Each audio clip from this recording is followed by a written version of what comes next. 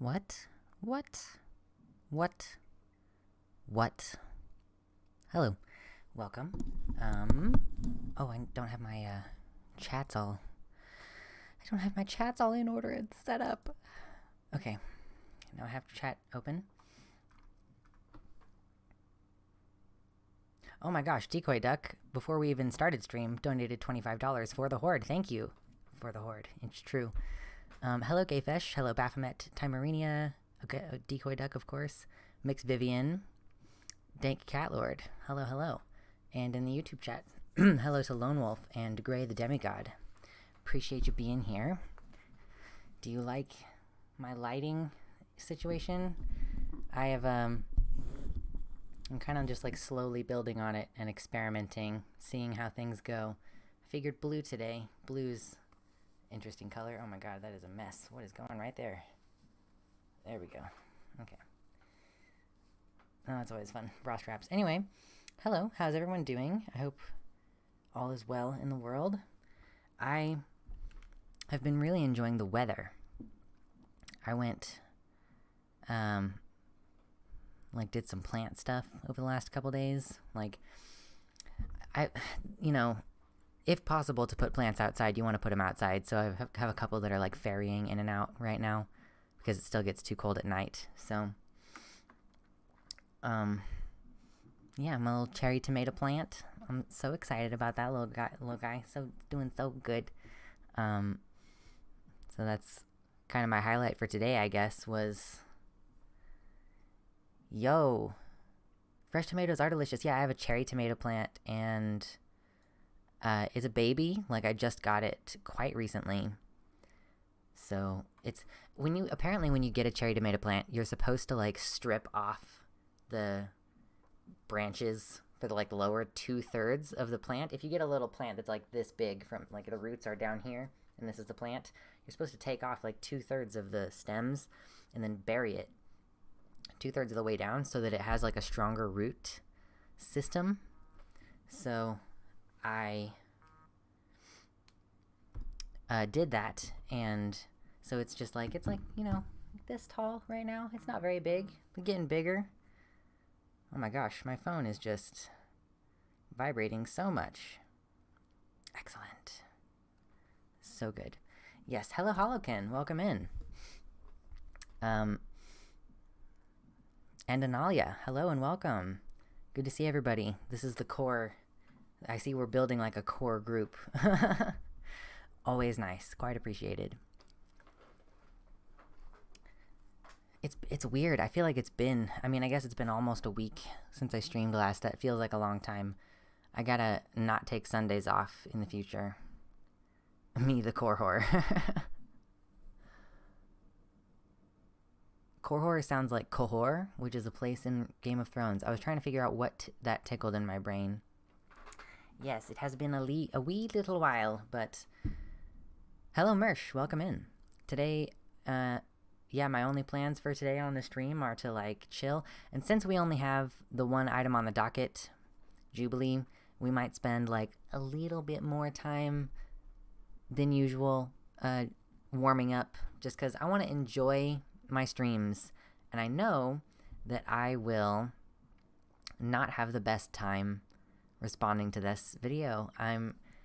Oh my god, it's so cringe. That's the problem with these things. Like, that's the issue that I have, is that they're so cringe trying to watch these things. So I'll do my best. I'll try to live through it. I have delicious dark beverage.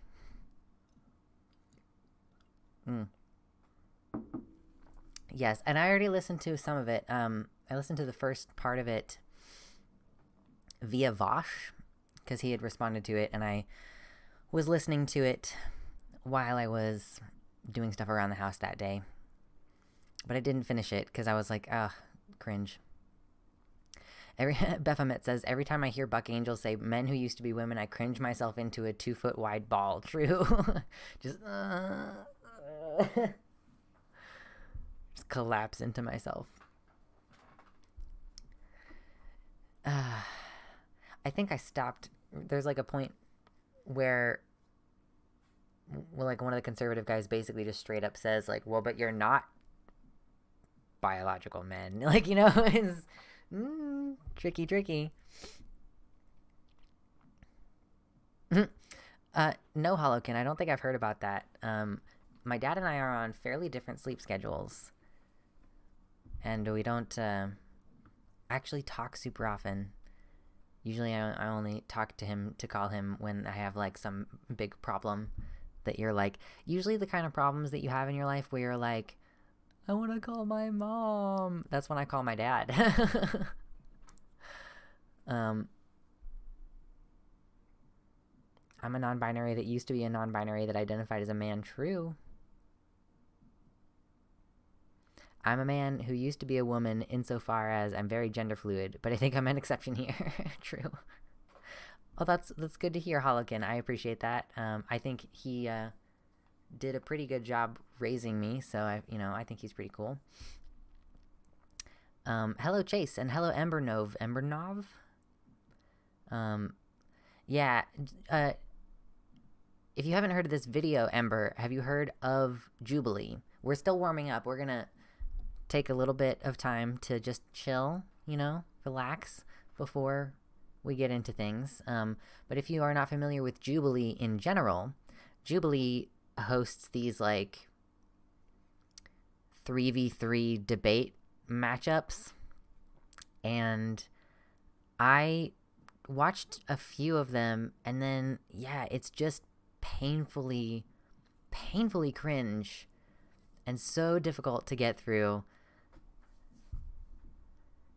DM is the inspiration for why I decided to do like the warm-up thing in the beginning. I'm kind of like just observing what other folks do. Like, I think that there's a little bit of wisdom to be taken from different places as far as like mode of operation. Not so much for like, obviously I'm me and I'm not trying to be any other streamers, but little stuff like having the like I'll put on horns or the flower crown or whatever if we get to a certain point in the stream. Stole that idea from Xander Hall because he's got the Shadow the Hedgehog onesie that he'll put on.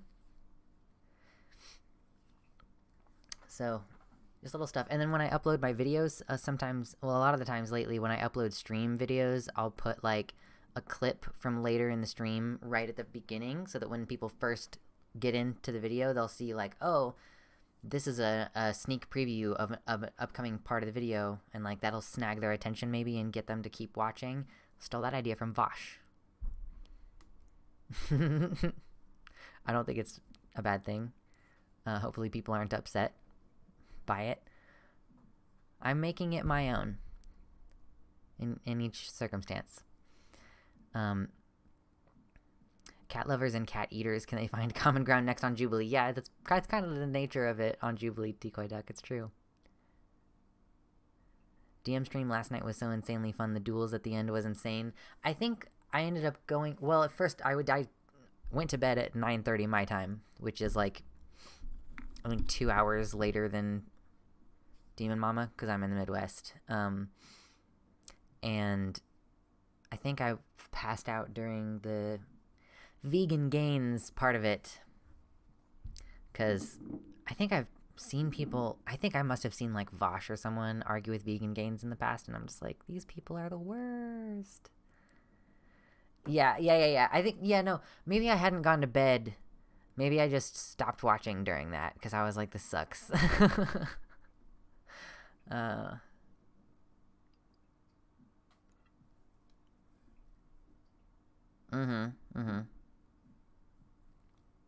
Her going over girl-defined videos the other day was actually just way too funny. I could see that being fun. I used to watch, that's kind of what, I used to watch Mr. Atheist, Jimmy Snow, when he was doing the, Mormon content right at the beginning. And then he started doing response to girl-defined and stuff. And, I don't really watch a lot of reaction content like that because there's so much, I'm so angry. How could you say this? And I get like that myself when I'm doing reaction content because that's what you're here for. Am I wrong? when you do reaction content, that's what you're here for. And it is usually stuff that's worth getting upset about, but it's also just like it's an energy that I don't want inside my body all the time, you know?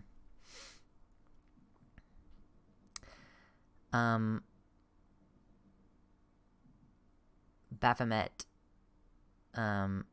says Vegan Gains is an actual sociopath, TBH. I feel bad about using that kind of pathologized language, but Vegan Gains' sense of ethics and morality is so insanely questionable and always has been. He certainly seems weird. Oh, plus his audience is super transphobic. Yeah, he just seems real weird. Hello, Jimmy Horner and Jason Nebular in the YouTube chat. And I see Ember popped in for a minute. Maybe, Ember, you moved to the website chat. Hello. Yes. Don't forget to like the stream, everybody, by the way. Since we're still in chill hangout time, we can like the stream to get things... Get the juices flowing, you know? Get the algorithmic juices flowing. The yoga that I did this morning, I try to do yoga at least once a day. I really am trying to do it twice a day, but I'm not successfully getting there. The one I did this morning was for blood flow. Oh, it was wonderful. Get the juices flowing, y'all. And we did some stuff that was like, oh yeah, I get the, like, activate that, like lymphatic node here, you know? Yeah, Holokin eviscerated that thumbs up. Hell yeah. We also hoard likes. We hoard likes on this channel. Thank you all. I actually ate 2 hot dogs because of that debate. Yes.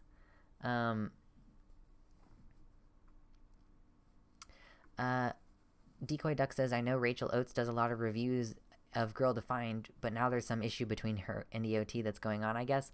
Decoy Duck, that is years old. Is it new? Like, is there a new thing that happened? I try to steer clear of Ethel, TBH, but I do know that they had, like, a huge thing that went down a few years ago where, like, Rachel Oates was friends with or affiliated with someone who was being accused of being transphobic because of some anti-trans women in sports YouTube videos, and Essence of Thought was, like, really hounding all these people and, like, you're responsible and you're responsible and you're responsible, and that was, like, a lot of harassment. And then Rachel Oates, like, maybe, like, she at least self-harmed, if not, like, had an attempt on her own life, and, like, it was a fucking mess. And then EOT was like, you can't distract from this situation with your white woman tears, after Rachel Oates posted a video of her, like, actively still wounded from harming herself. Like, you know, like, it was a problem. But something new has happened, I hear. Oh, so exciting. Wowie. Oh my god, wonderful. Ethel is a person who I just decided a couple years ago I needed to steer clear of. She's tried to come after me a little bit. Mostly I just want to exist separately from her. Like, I feel like I've already said everything I need to say about her. I'm sure that I'll continue talking about it, though. It's my nature. A lot of people apparently, like, just pushed by Vegan Gains to eat more meat. Oh my god, Zeph, have you tried Nitro Pepsi yet? I don't really drink soda. This is the first soda that I've had in, like, months and months.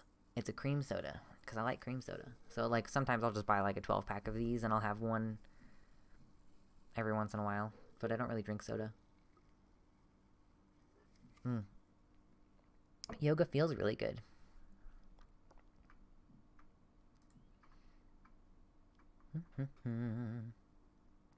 Yeah, it's really a shame that YouTube doesn't let you embed the like button. Like, at least in the hover over menu, like, if you could hover over the video and then it would be like, along with the button where it says, like, click to go to YouTube, if it was like the fucking thing, you know? Yes, that is how you affect people for the better, how you help them get better perspectives, by harassing them. Exactly.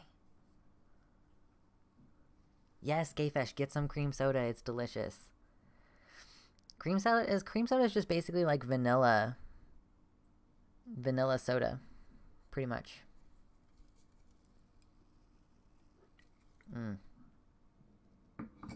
I'm off coffee right now, actually. Like, I'm totally off coffee because I've been just having like heart palpitations and like anxiety all the time. So I just quit coffee like about a week ago, really. That's what you may have seen me tweeting, like, is there any way that I can make tea work for me as a coffee drinker? Like, is there any way? And I tried to make tea work. Like, I was like, okay, if I go to Starbucks and I get like a chai latte and I don't love it, then there's no version of tea that is gonna that's gonna fill this void. So I just, yeah, also had weird interaction with the person at Starbucks, but I don't really want to go into it. Yeah, Mr. Vern in the YouTube chat, I think the only thing I could do would be to just drink decaf. But if I'm off coffee anyway, then I might as well just like save myself the money on buying it all the time. Listen, the coffee that I buy, like I buy like a pretty big container of coffee because I want it to last a little bit. And it's normally like the lowest price I can remember this canister being is like $14.99. You know, it's a hefty canister of coffee. It may have even been lower than that at previous times. That's just the lowest I can clearly, distinctly remember. The last time I went to try to buy some, that canister was fucking $22.99, which is insane. So if I'm just gonna, like, I might as well just not drink coffee, you know? I don't think my partner is ever gonna stop drinking coffee, so just buy it and keep it around.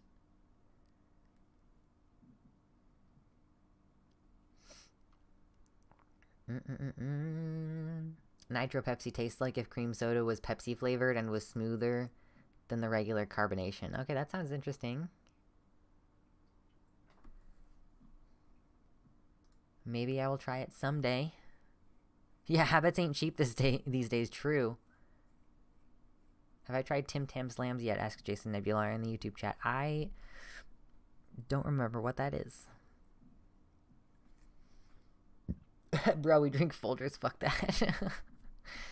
I mean, we're picky. We tried a lot of different coffees before we settled on. We usually not sponsored. Usually drink Dunkin' brand coffee grounds because it's just yummy.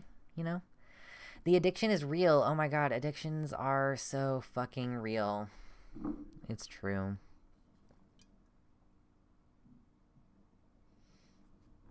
Yes, corporate greed inducing artificial inflation everywhere, says Holokin. My DQ's prices have been up through the roof, adding dollars to some items over the past 2 years. Yeah.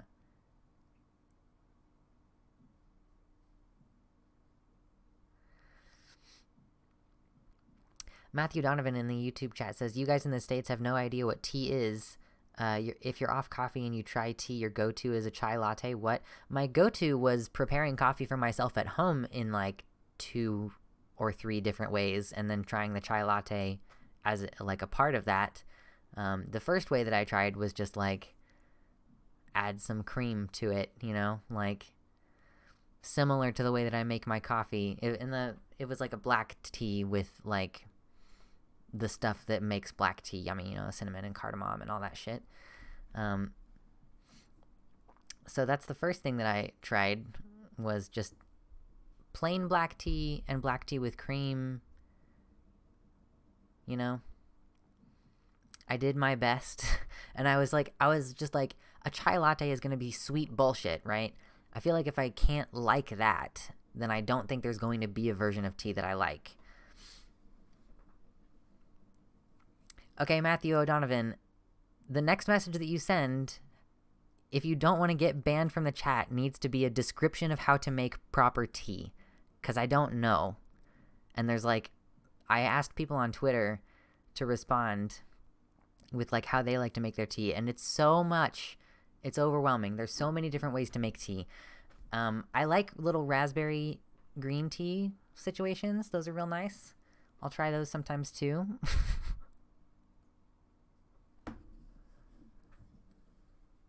Earl Grey tea with some lemon.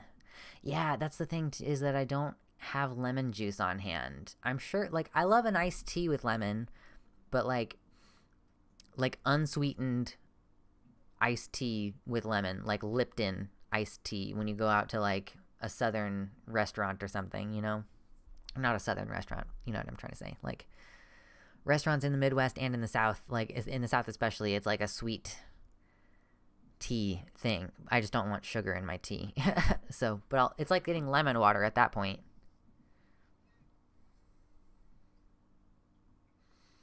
Freya in the YouTube chat says, I believe I've heard that Dunkin' coats their beans in flavored sugar before they're grounded. Maybe. I could see that.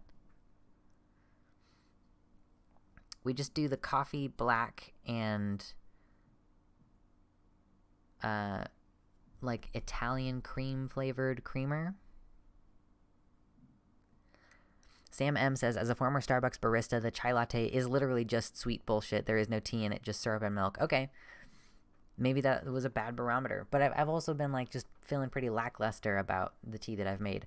Matthew O'Donovan comes back with Lions or Berries tea. Get a decent tea bag brand. None of this flavored stuff. Just tea bag, hot water, and milk. I just don't think that tastes good. I think my problem is that I need to zhuzh it to make it taste good. Maybe it is about like, because so the tea that I've tried most recently is this black tea that I just had on hand. I have not bought most of my tea. I've just ended up with tea. So this is a fine black tea, perfectly balanced with the sweet and savory spice flavors of cinnamon, cardamom, cloves, and ginger. And people who say you're transitioning off of coffee say that black tea with cinnamon and cardamom and shit is like the way to go to transition off of coffee and onto tea. That's what I've heard. So I tried that, and I was like, if I can't like this bridge material, then I don't know where I'm going to go from here. I never put milk into my tea. Yeah, I did try it that way.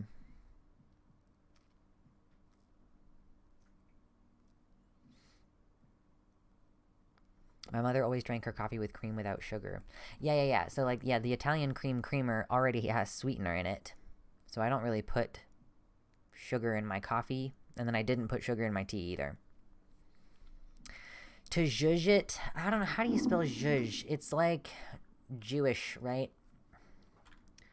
To zhuzh it up. Okay, so you spell it zhuzh. You spell it with Z's.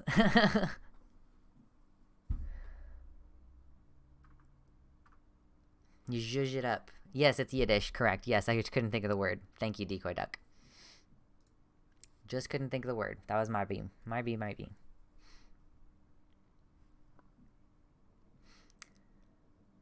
Sam says, if you're going to Starbucks, try the London Fog Latte with oat or soy milk. Okay, I might try that.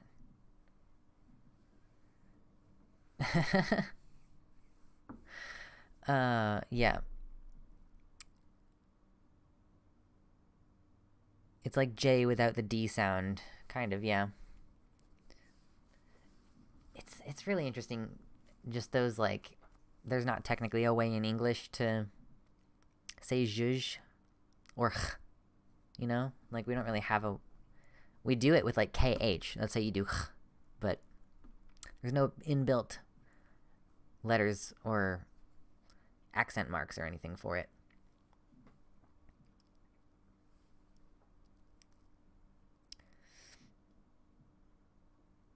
I'm from Argentina. We drink mate. Mate, is it mate or mate? It is a middle ground between coffee and tea.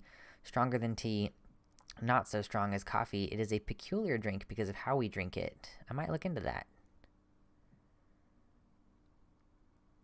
Yeah, you're right, Gayfesh. I've seen people talking about bringing on the fun characters for the THs. Like, there's actually two different characters that represent the two different TH sounds, the th and the th.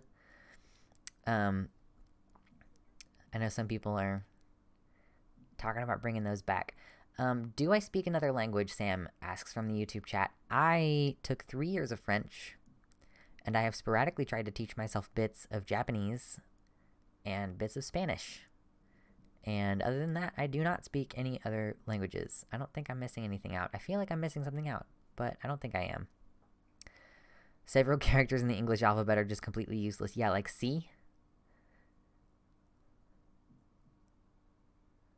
A mushroom-based coffee alternative. Yeah, I don't want to look into those coffee alternatives. I would rather just not drink something. Like, I would just rather not need to fill that void. I mean, it sucks. I'd like to have something to fill that void, but it just seems hard. Oh no.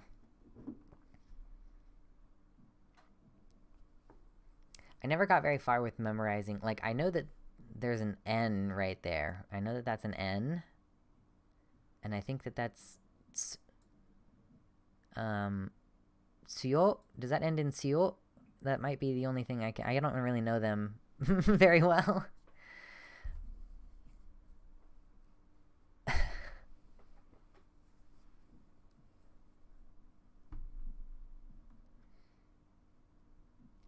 Is that what it is? That was the one thing that I was trying to do the last time. The last time I tried Duolingo. That's the only fucking thing Duolingo's good for, by the way. I just need to say. Oh my gosh, Jason Nebular, thank you for the $8 Australian. A Tim Tam is a chocolate biscuit. I don't know if they have them in America. Bite each end off and drink tea through it like a straw. I've seen people do that in YouTube videos. I've seen people do that. We have, I've been to like some international shops before that I could probably visit again and see if they have them. Or like the international section at the grocery store and stuff like that, you know? Twining's Russian caravan tea. Warm up the teapot first with boiled water, then add 2 teaspoons to the pot and fill with water. Wait 5 minutes to brew, then stir. Well, stir. Then it's good to know that Twining's is a good brand. Oh my gosh. It took that fucking long enough to show up on the screen. This is the brand that I've been drinking lately. Twining's chai tea. But yeah, I don't know if it's like, if you grew up drinking coffee instead of drinking tea, is that just going to be like a permanent thing? I don't know. But the only thing Duolingo is good for is like if you need to learn the symbols, right? Because one of the things when I was learning Japanese was like, so I had a game on my DS when I was younger, when I was like 13 or whatever. I had a DS game, and I remember stuff like it would have you like one of the like it's a whole bunch of mini games on your DS to play to learn a language. One of the games was like you have to put the words like the words are a bridge that a car has to go across, and you have to put them in grammatically correct order. So that's how you learn that the verb goes at the end of the sentence, for example. And formality, like you learned formalities that way, like whatever fucking game specifically that was. And then one time I was using Duolingo, and it was like trying to get me to say like good morning teacher, and I was like, I'm pretty sure you have to use the formal, but I also know that this hasn't taught me that yet. So I didn't use the formal, and I got the fucking question wrong, and I was like, this is terrible. Like, this is not working to teach Japanese to me. Like, I felt like it was really good, yeah, like for the vocab, or not for the vocab, some vocab for the katakana and stuff, that was good. But other than just memorizing those things, like I was annoyed. I was like, I already know like you have to know fundamentals about the language in order to learn it on Duolingo. Like Duolingo is a supplementary thing for if you've already taken a few years and you need to like brush up on it, you know? Ohayo gozaimasu, sensei. Yes, true.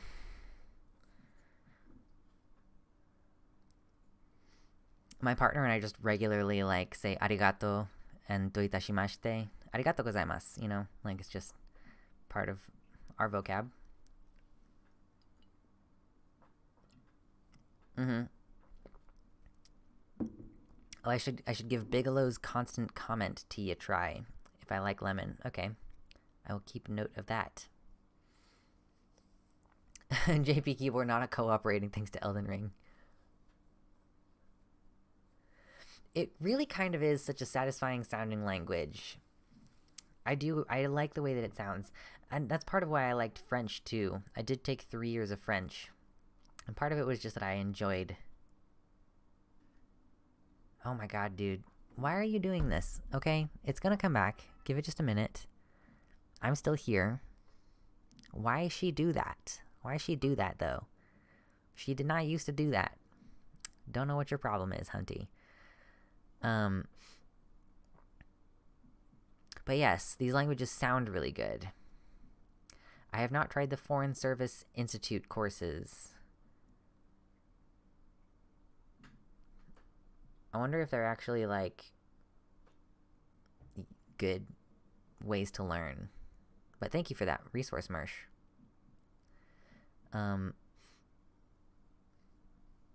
French I just can't agree on. I had way too many bad experiences learning it early on. Soured forever. Fair enough.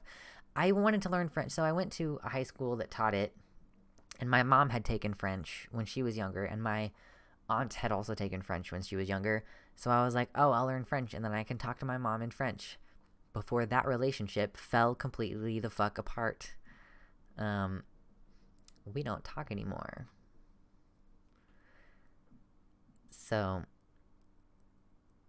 I enjoyed it, though. I enjoyed learning French, and I enjoy knowing it. I feel like it would have been better if I had learned Spanish, but there's a decent amount of crossover. They're fucking Romance languages. It's not that difficult. They're more similar to each other than English is to any of them. So, like, once you learn one Romance language, it's fucking not difficult to learn the next one, you know? That's why Esperanto works. I like some Japanese ASMR videos for that very reason. No idea what's being said, but it's fun to listen to. True.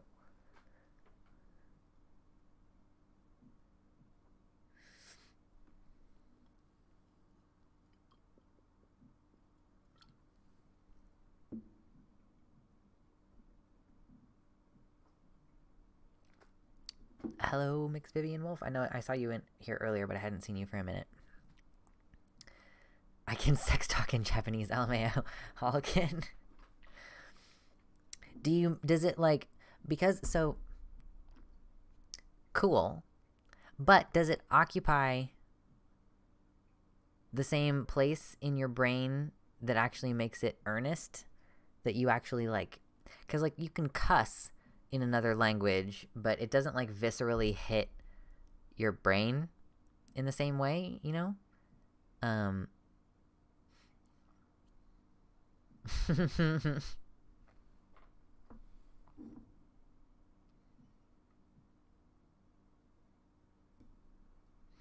did, yes, Mersh, at one point say thank you very much in Japanese. Arigato gozaimasu is thank you very much. Or thank you to a person of higher rank. And then do itashimashite is you're welcome. But so because of the fact that I've taught myself a little bit of these other languages and I have, like, a respect for other languages, you will sometimes find that, like, oh, I'll be like, oh, I love this game that I used to play on the Wii, and now I have it on my computer, but it doesn't really work. It's called Okami. And you'll be like, someone else will be like, oh, I love Okami. And I'm like, yeah, Okami is a great game. Because over the O is an elongating punctuation.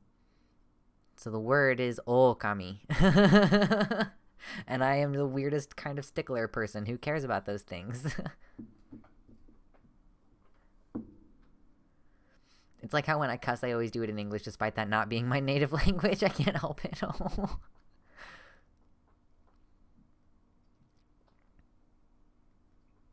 De nada is the same in Portuguese and Spanish, but pronounced differently just for difficulty. True.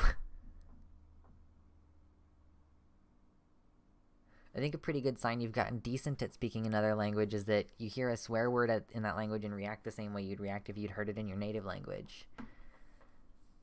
I don't have, like, yeah, I don't know. I mean, when I hear a Spanish-speaking person call somebody a puta, I'm just like, Well, maybe because I would just have a pretty neutral reaction to somebody being like, "You fucking bitch." I'm like, okay, that's like not that shocking of language, so. I love to say mierda, yeah. Yeah, so somebody said earlier, like, I don't like French because I don't like speaking it. I do find it kind of annoying. Like, Dank Catlord just says, I love to say mierda. Mierda. And, like, it's French, the same word is merde. And it's like, can I just not have to do this shit? Merde. Like, why? Mierda. Much better. Much more satisfying. Japanese keyboard on phone sucks, though. Yeah, that's the difficult thing, too.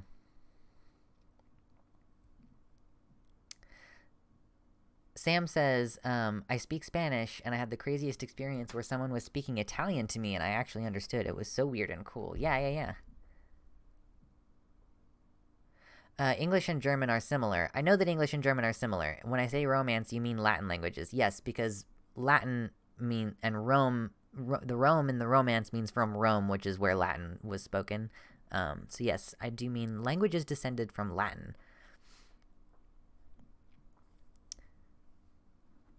Gayfesh says, oh man, because I speak Russian, nothing drives me more nuts than people using Cyrillic characters to spell English words, but using the wrong letters. Yeah. I have a friend whose first language is Russian, even though they are not Russian, who has made similar things. That's interesting, Gayfesh. When you watch coverage, like, something that my friend has pointed out is, like, I don't have to wait for the translators when I'm watching coverage of Ukraine, you know?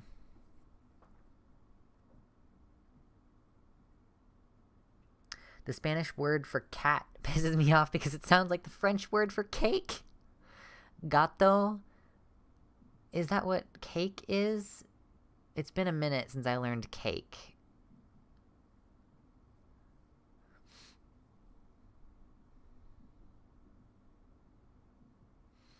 Yeah, I don't know much about Russian, y'all. That's an area that I'm not familiar. Why backward letter not make same sound as forward letter true?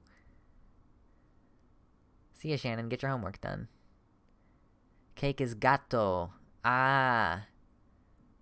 Yes. Okay. Thank you, Caesar. So gato or gato.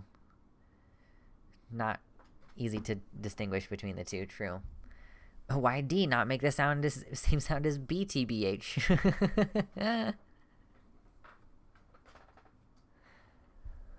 Oh, true.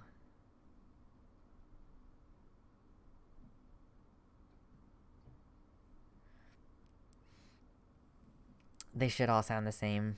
It's true. I feel like I have to at least, I have to finish this drink and then go open another one. And then we'll fucking be ready to do the annoying for the part of the stream. I keep having these little red bumps on my nose. My skin is just all kinds of dry and jacked up right now. Imagine if BPDQ all just made the same sound and it was just like all of them together. It's true.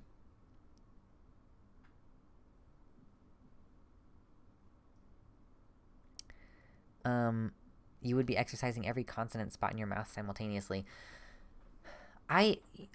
Speaking of, exercising multiple different consonant spots in the mouth at the same time, I feel like I may have talked about this on stream once briefly, but you've got the word dragon, and someone was tweeting at some point like, oh, my little child asked why dragon isn't spelled with a J, and I had an existential crisis. And it's because the sound that you're making is a diphthong. D happens way in the front of your mouth. R, the reason that you have, children take such a long time to get R is because it requires a lot of tightening of the muscles in the back of the mouth, a tightening of the tongue in the back of the mouth. So dragon involves moving from the front of the mouth to the back of the mouth, and it's one, motion, right? So yeah, it's like dragon. It's like Holocan puts DZHRAGON. it's a hybrid sound, you know? Drapes.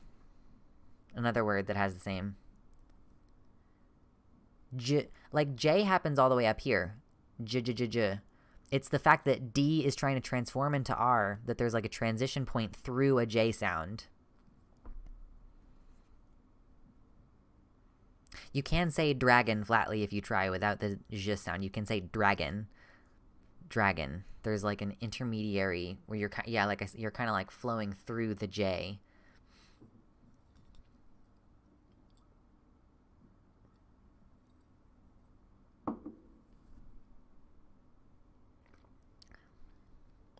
But I think J is distinct from the J. Like we've already talked about the J today. Yeah, who's gonna pronounce dragon like that? Dragon. Shannon asks, speaking of languages, what would Luxander's dragon shout be? I'm not sure what a dragon shout is. I don't think I'm not familiar with the lore. Thank you, Shannon, for the compliments. I'm not sure where you left me the long affirming message, but I'll find it, probably. Dragon.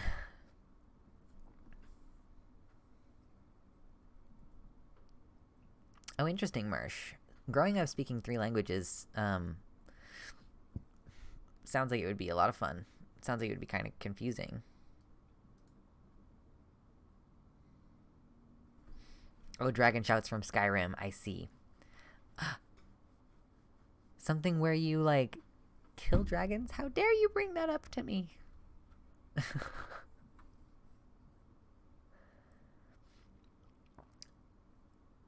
Yeah, hey Blue Spectra, hey, welcome to you all. It is a fun little convo. We're kind of at the tail end of warming up before we do fucking Jubilee.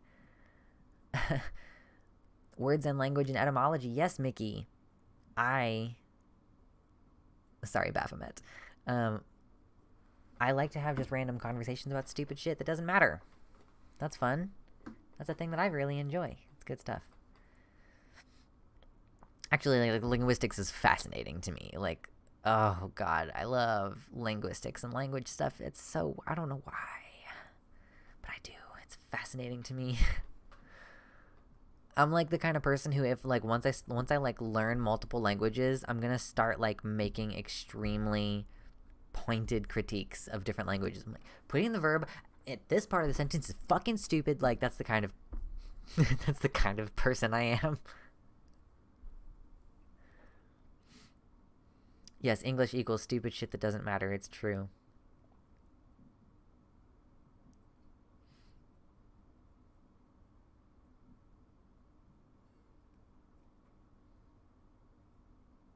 I think since I started learning Japanese, I've been pronouncing less of those in-between consonant sounds. I can see that being the case. Like, Japanese is a very precise language.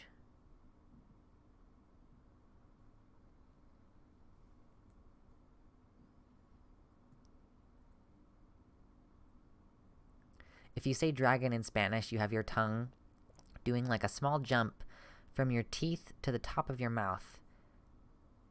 It is how you explained in English, but with a hop. Interesting. Are you rolling the R? Dragon? Dragon. I don't know. I'm like, is that the actual word? That would not surprise me. Quarbarian in the YouTube chat says, if you say in drag repeatedly, it becomes dragon because dragons are queer AF. True.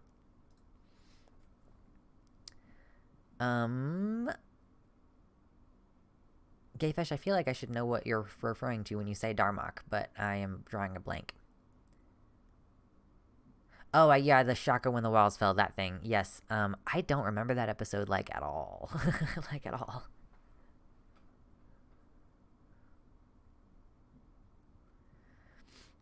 This one channel called Biblaradion does conlang. I have followed a channel called conlang at one point. It was fucking off, like, unhinged.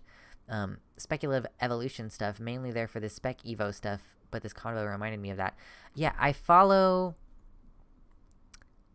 I follow this one dude who is an expert in Old Norse, and I follow this other dude who's an expert in Old English. They actually did one episode together. We're doing something stupid first before we do the stream. We're gonna do something that doesn't fucking matter at all, and we're gonna watch this Old Norse and Old English professors.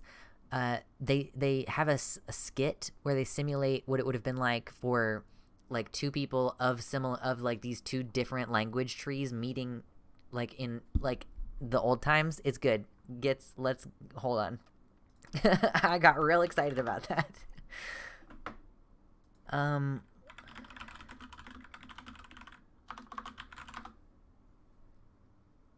Yes. I found it. Hold on. Oh wait, no, that's not right. Oh, yeah, I think it starts with the skit, and then there's, like, a whole conversation that they have afterward. So... Yeah. This is the shit that I love to get up to. Oh, thank you for letting me be so weird.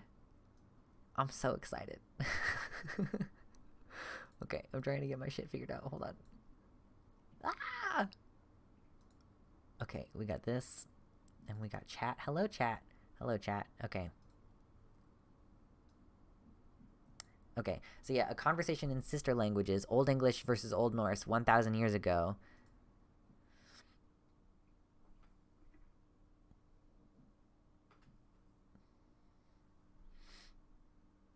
Yes, Simon Roper, University of Central Lancashire, is speaking a late Mercian dialect of Old English appropriate to the East Midlands of England. So they narrowed this down to, like, what dialect would have been spoken in these regions if these two people crossed paths. You think I'm a fucking nerd. This is god tier level nerd shit.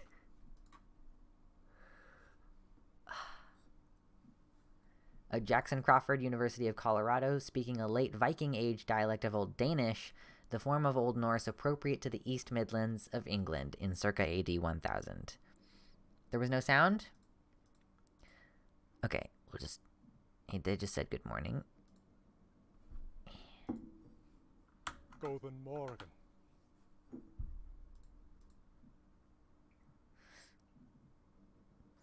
Guten Morgen, Nechibor. Guten Morgen. Not to Audun from Snottingham. Like, aren't you from Nottingham? Harald fra Derabu. Ernir A. Säpewish. Oh, yeah, hold on. He's like this hidden behind me. I'll read it to you. I just don't want to interrupt the actual, like, you can hear it so much. He's responding, that I am. You can use thu, informal of you. Is the day unlucky? So one of the things that they address in here is,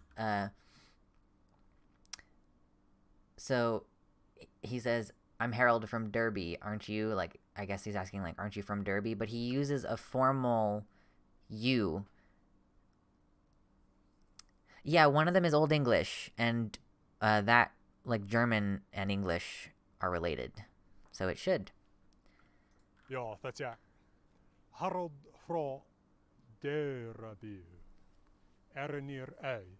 Säpewish. So one of the things that he's clarifying here is that he's like, you don't have to be familiar with me. You can just be casual. It's fine. And then the last thing he asks, is the day unlucky? Because they're hunters crossing each other's paths. Hannes. Jag så hört en jag miste hans. He says, on Thursday, I saw 4 roe deer, does and calves. They're talking about the game that they've seen. Des öskar jag mer. Du sa du ej idag. Nej, hur säkert botan idag. He says, no, today I saw only 1 doe. Var såg du Hanna? On Sam Stadaby. He says, on the riverbank by the ford. Sam Forde. Hannes väl alltid Jorvik. Hersted nu on that. This guy said, where'd you see her? I saw her on that riverbank by the fjord. She must be in York already. They're adding humor to this skit. She must be in York already. Alltid Jorvik. And then he says, already roasted on the Lord's spit. Helst det noen tar spittet that's frown. Dat is orla. Jag söker fram. Det gråter bara som full upp I tära brygge. Baras. Hold on. I gotta get this off of here real quick. And then, this is pretty cool. Beirar. What är beirar? Gråt. Okay, yeah. So, this is fun. Det gråter bara som full upp I tära brygge. He said baras. Grete baras, which is like the big boars. It says it up here in the corner. I know you can't see it. I'm sorry. The big boars are often by the bridge. And then this guy is like baras, berar. What are berar? Like what word is that? Baras. Beirar. What är beirar? Gråt. He says great bristly beats. Eoforas. Bristly där. Overas. Eoforas. Jovrar. Ja, du säkert satt. Go the way. So they found a conjugate, like they found a cognate. Ja, inte. He's like, okay, and you have a good day and good weather to you. God weather. Good weather. Och tryggvar. Orvar. I think the second guy, Jackson Crawford, is like a little bit too formal in his delivery, like he doesn't speak like a person would be speaking in like a flow. He's a little bit stilted when he speaks the languages, but that's fine. But I love that. And like they go into a whole like if you're interested in, they have an hour-long conversation after that little minute 30 skit. If you all are interested in that, like they discuss in detail like those things. Oh, I guess here we can look at the entire script really quick just to see, like, it's just cool that they included those things. Like, these people would have been near each other. They're talking about hunting. They have humor together. There is he doesn't know the first word for boar, but then there's another word for boar that there is a similar word that he can be like, oh, I know what that is. Okay, cool. Like, and then go on with the conversation. So, like, that's just extreme level nerd shit. Just extreme level stuff that I really like quite a bit.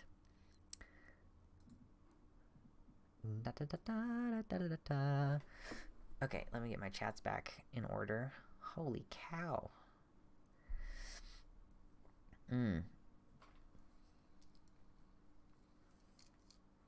God for good is the same in Swedish. Interesting. Yes, it's funny how familiar fragments of it sound. Welcome, Beefy Kent, to the website. Chat, I see that you are new here. Welcome.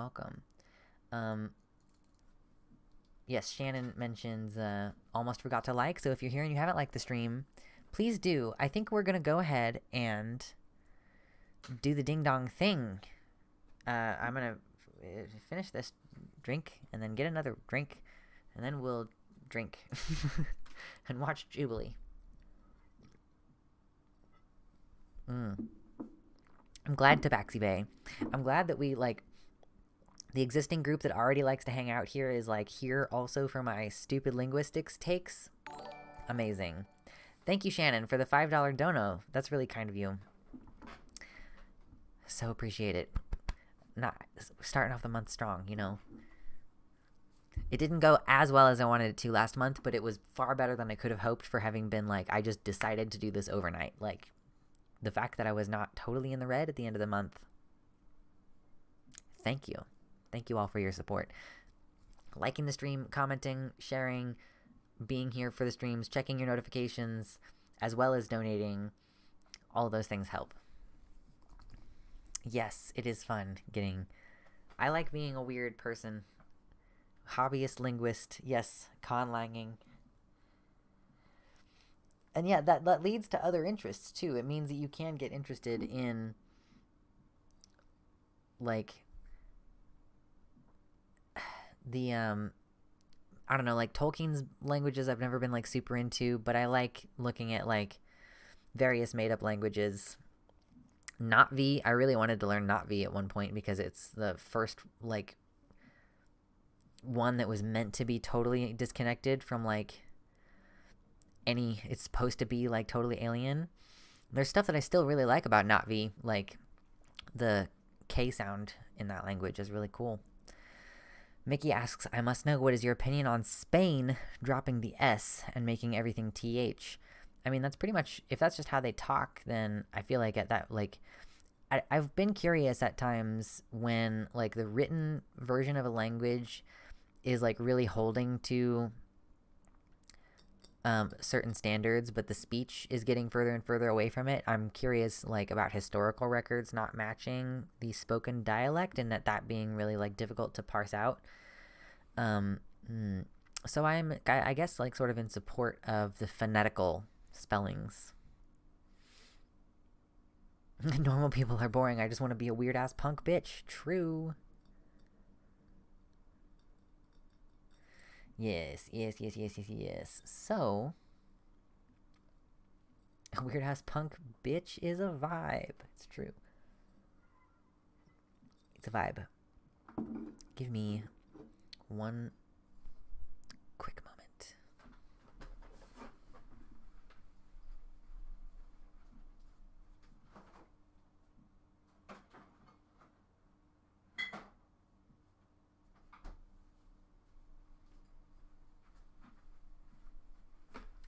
I have one more after this one.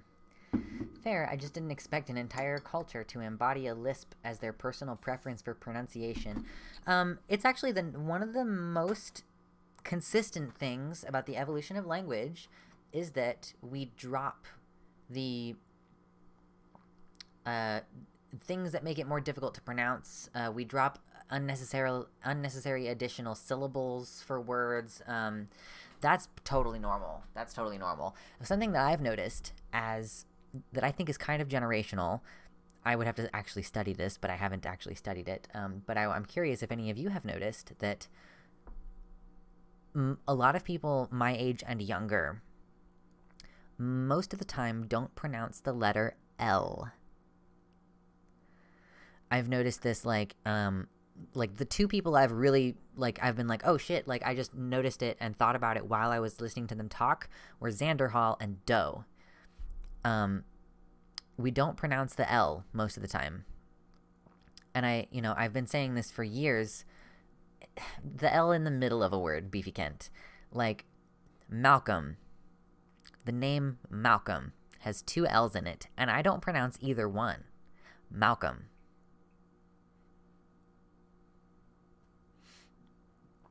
In the middle of most words that there's an L in the middle, you have this, like, vowel form that shapes around the L.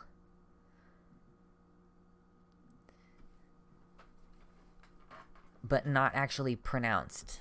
Malcolm. Yeah. I'm 28, by the way. But it just seems like I'm kind of witnessing...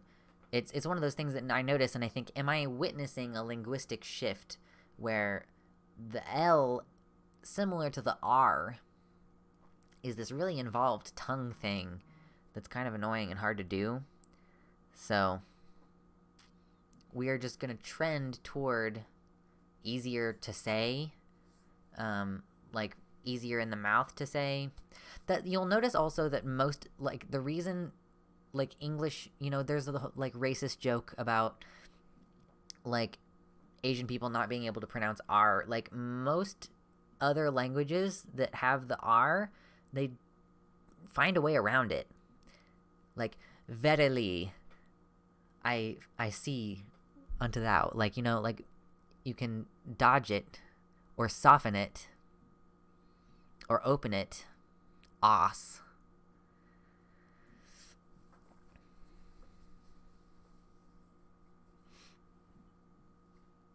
Currently designing a constructed script where you draw an arc, and the opposite side of the arc are 2 points of articulation for your consonant, and there's an accent that tells you how to articulate it. Interesting. I don't pronounce my L's, and I turn all double T's into a D sound. Yeah, that's another thing. One time, someone who was English second language, or maybe even English more than second language, I said, oh, the water. And he was like, the water? And I was like, oh, yeah, it's spelled with a T, but you just say like water. English is very lazy.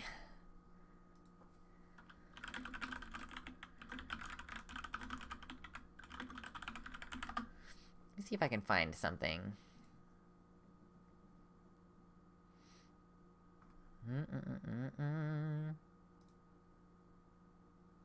I saw something at one point that was like,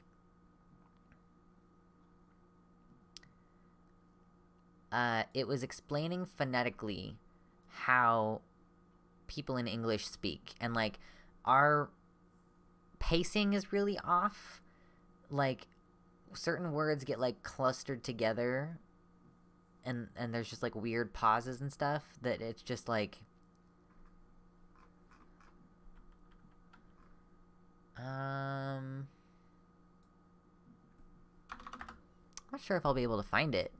It was one of those like one-off things that I've only seen once and then never came back around. Maybe others have seen it though. Unless you're in Philly, then it's water. Yeah, water.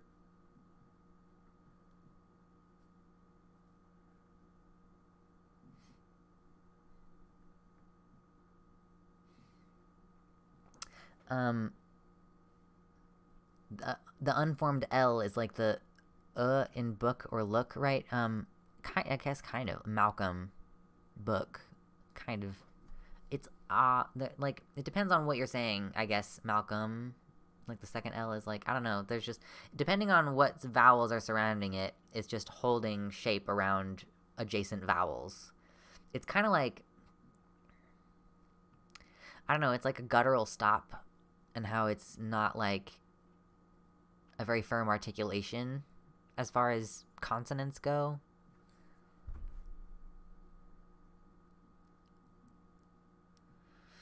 Yeah, my coworker pointed out that British English could be easier for Japanese speakers because fewer R's pronounced. Probably.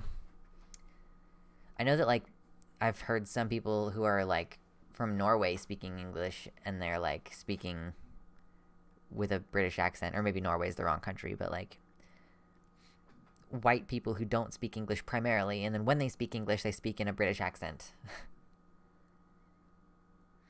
Now I'm just looking at words and seeing if I pronounce certain bits. Yeah, I think about the way that I talk a lot, I guess. North Americans tend to speak a little bit more quickly than other English speakers. It's true. And even we within our country have different speeds. People from New York talk very fast, and people from Louisiana talk real slow. Fun fact, Australian English is the laziest. Our accent comes from being as lazy as possible with vocal movements, which is why our actors are often really good at imitating other accents. Interesting. I would think it would be the other way around. Like, I would think that doing an Australian accent would be easier than an Aussie doing any other accent because it requires more enunciation.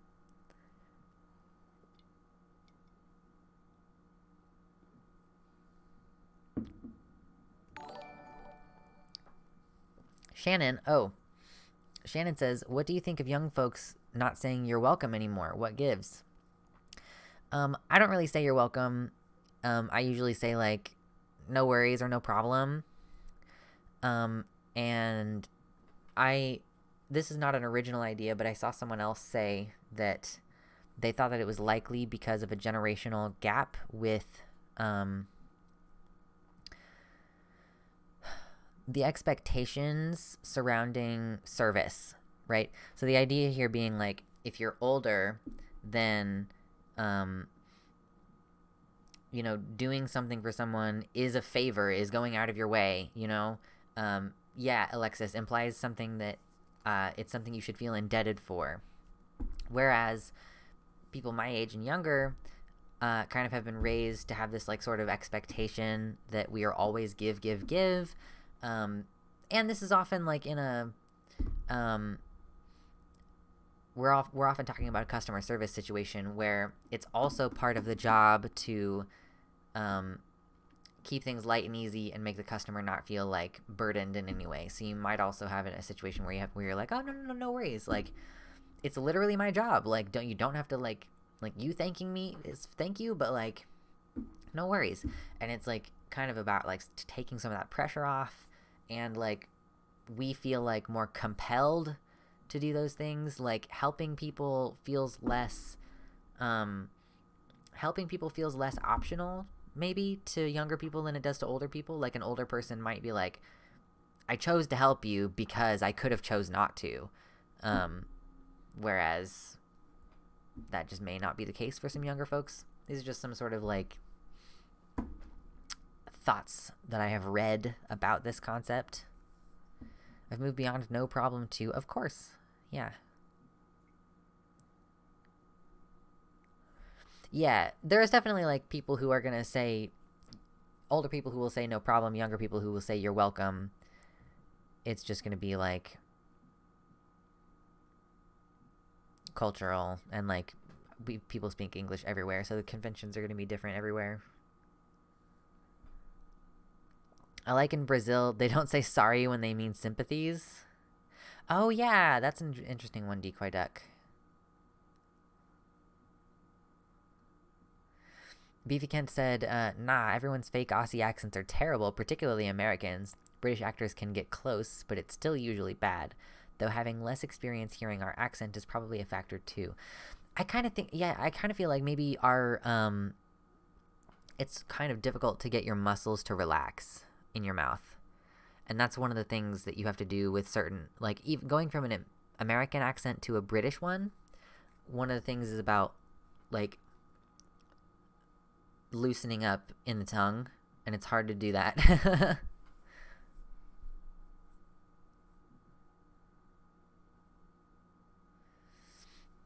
I've always thought of it like, I like helping you, and I feel good helping you, so you should not feel bad. Yeah, that's part of it too, Alexis.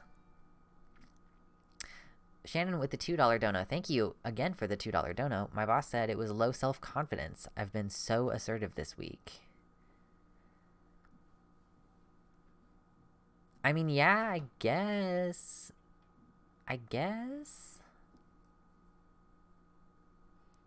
goes along with that, like, I was expected to do it versus, like, well, I didn't have to, you know.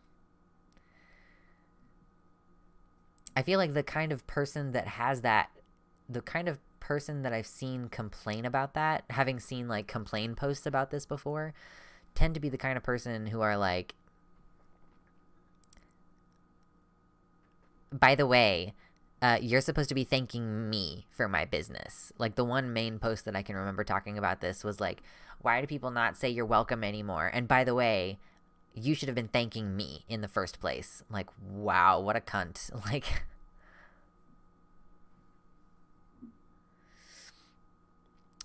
Beefy Kent says it's because we don't have to unlearn anything to impersonate an accent, and everyone else does to impersonate ours. Yeah, I can see that. Sometimes I mix Australian and British accents even as a British person. Sometimes it takes me a minute to process and be able to tell.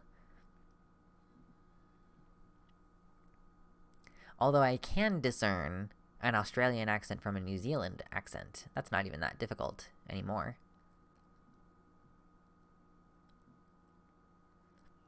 Yeah, Mersh, I bet there would be probably, like, little things, like, you would probably pronounce your D's a little bit differently, I would bet. I bet that's one of the things that really stuck out. You're welcome kind of just feels really formal and also expectant of stuff to me. Yes. True. Okay.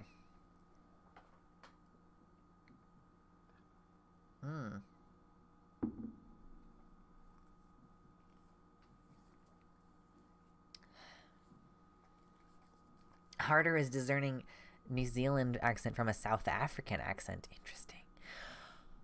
I guess you're kind of right. I've not really heard South African accents very often, except for Trevor Noah.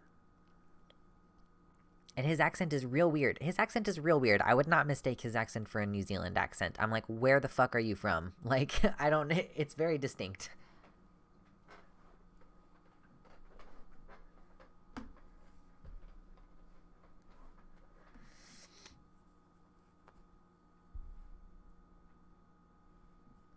I just guess that the person is Australian if they're a certain level of cool when I cannot distinguish between UK and Australian accents.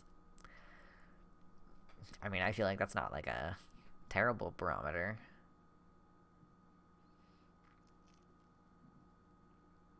Oh no. Corbarian in the YouTube chat says, I used to say no problem, but my aunt taught me to say my pleasure, so it doesn't suggest it could have been a burden to your helping, but now people think I worked at Chick-fil-A. Rip.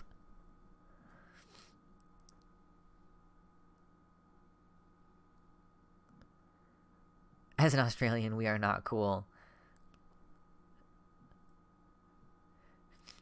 I don't think cunt is an easy way to tell between Aussies and Brits. Brits say cunt too, yeah. I think that Aussies say it way more loosely.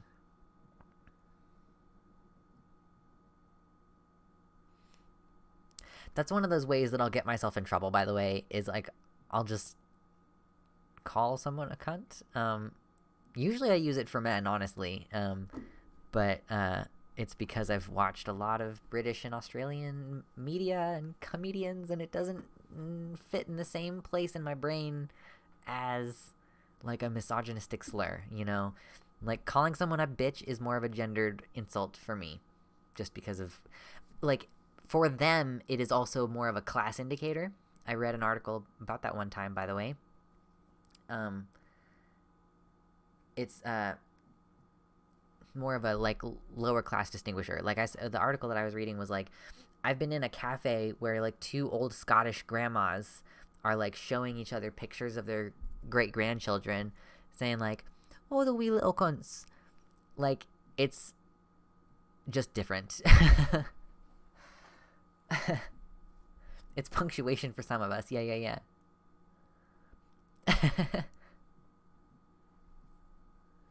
Thank you, Holokin. I might check my Discord later tonight.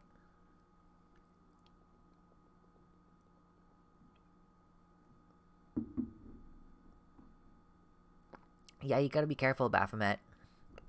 Being in the South.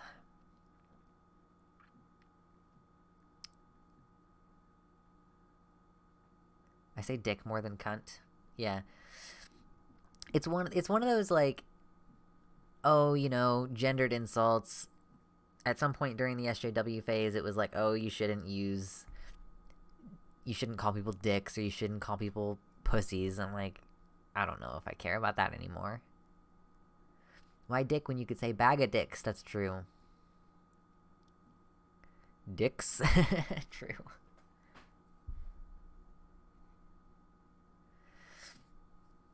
Oh gosh. I don't know what specific law is happening in Tennessee, Baphomet, but I am sorry to hear that. Yes, good that you're staying alive and well. I mean, yeah, like, cunt is also, like, it's got multiple phonetic. Do you remember that there was an old Dane Cook skit where he was like, the word fuck is so satisfying. You got the f and the and the ka. It was a whole skit leading up to that. But cunt also has the same sort of, like, it's got the k and the and the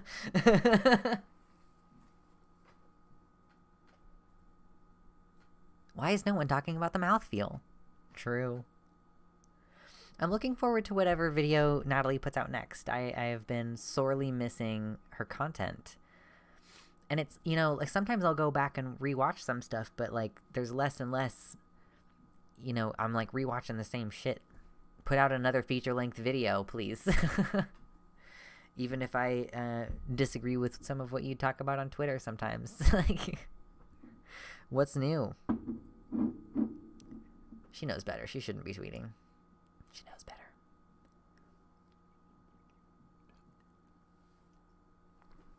Cunt has a very special mouthfeel in both senses.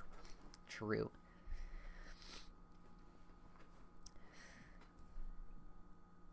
We're gonna have a new philosophy tube video this month, though. I think she said she was aiming to have it out April 22. So, just a few weeks off from more philosophy tube. I like the structure and aesthetic. Yeah. I tried to rewatch some Lindsay Ellis videos recently, and I just got real sad. I was like, oh, I can't watch this. I am sad.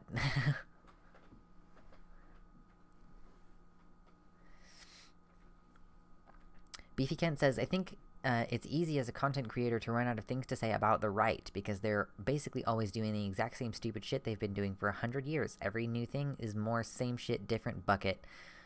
True. I agree. What I will say, Beefy Kent, is that, first of all, I think it could be good to reinforce consistency. Like, if you say your opinion multiple times, then you have, like, it's hard to say, like, oh, I don't know what this person's opinion is about this. Like, well, they've said it, like, 3 times. But the other thing that I think is useful about it is that, like, not everybody's gonna watch. Like, someone could be here in my stream today, and we could talk, we could end up talking about something that we talked about last week, but somebody is here today that they weren't here last week. So, you know, I may have tread the ground before, but they hadn't heard the argument before. So, unfortunately, there's always new people being born into the world who haven't heard the argument.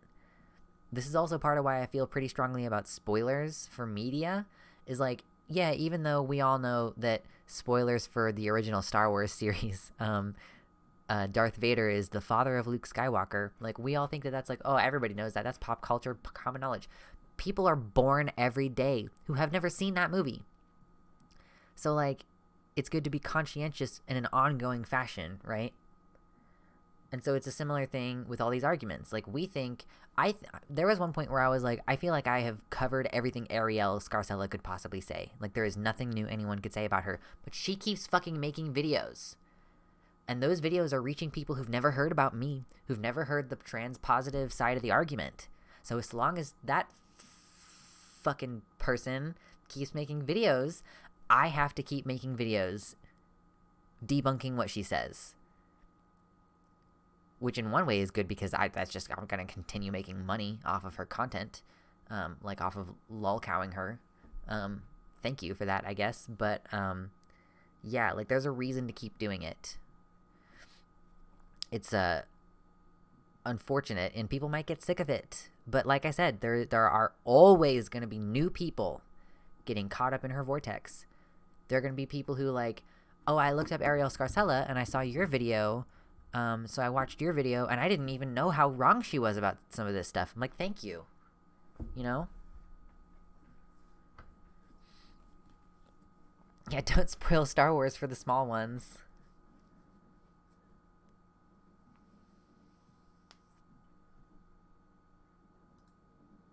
What are you doing?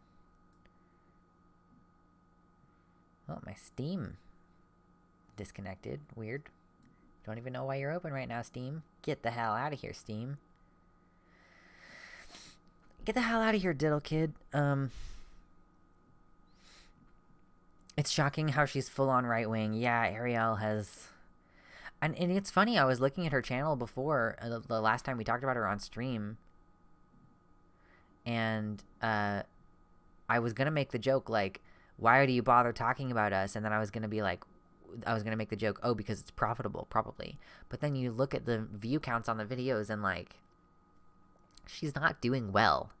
She's, like, doing better than me, but she's not doing well. It's not going well. She is a little bit obsessed.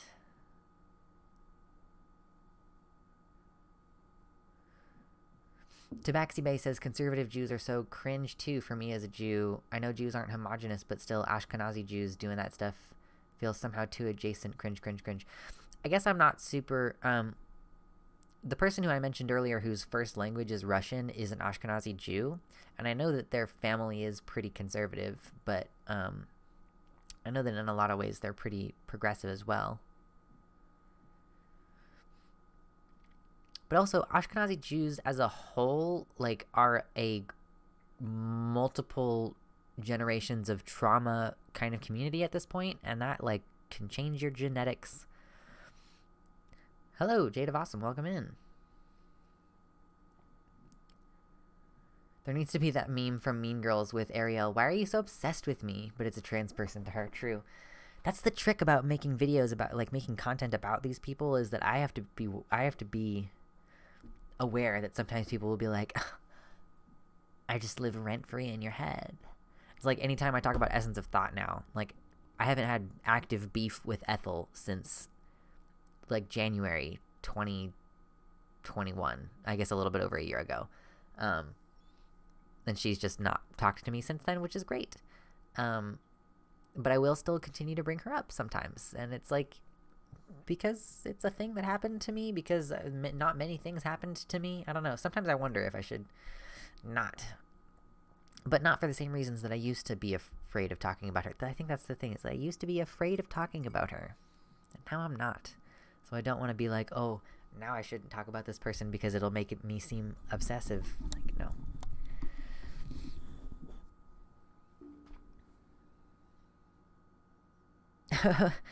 I think Wallaby in the YouTube chat earlier was alluding to how to tell the difference between a Brit or an Aussie by asking if they like Vegemite or Marmite. True.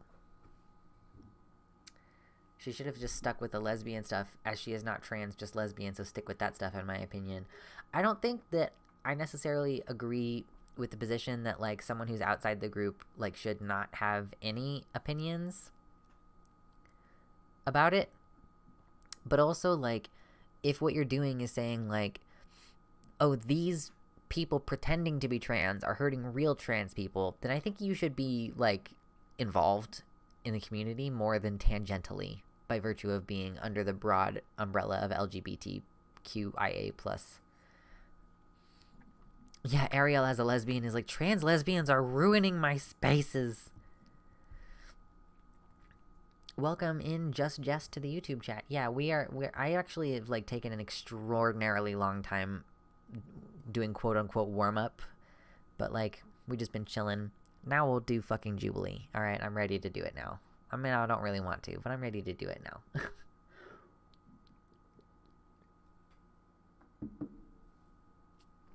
Good night, Analia. Have a good one. Yeah. So, I'm considering setting up a third monitor. Yes, I'm lucky in that I have an extra monitor, but I don't know if I have the desk space. That's kind of the problem that I'm running into. Sorry, I'm just kind of trying to get my windows moved around. The issue is that I want my Streamlabs and my chat and stuff to be here so that I can be at this angle on the camera when I'm talking to you, right? But this is also my primary monitor, so when I'm ready to watch something, I have to move you over here. And then you're over here.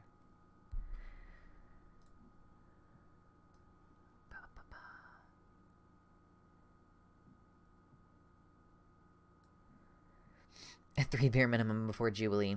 Well, my tolerance is pretty low right now, so I'll be like at right about 1. Because the one I had before was like half full from yesterday. Jade of Awesome says, as a trans man, I get sick of her, quote, we lost another lesbian, and, quote, long lost lesbian sister rhetoric. Yes. It's pretty shit. I think the last time I responded to her, she almost immediately posted another video about, like, oh, should trans men be topless? I was like, fuck. I shouldn't have just responded to her because it's gonna, like, you can't do 2 in a row. Even if the second, like, the thing is that the second one would have done better than the original first one. That's why I'm complaining. But you can't do 2, because then the second one is going to do shit. Like, if you post about the same subject twice in a row, people are not going to be as interested the second time. Like, ask anyone who's ever done a series that says part 1, part 2, part 3. Part 1 gets the most views, and then diminishing returns each time.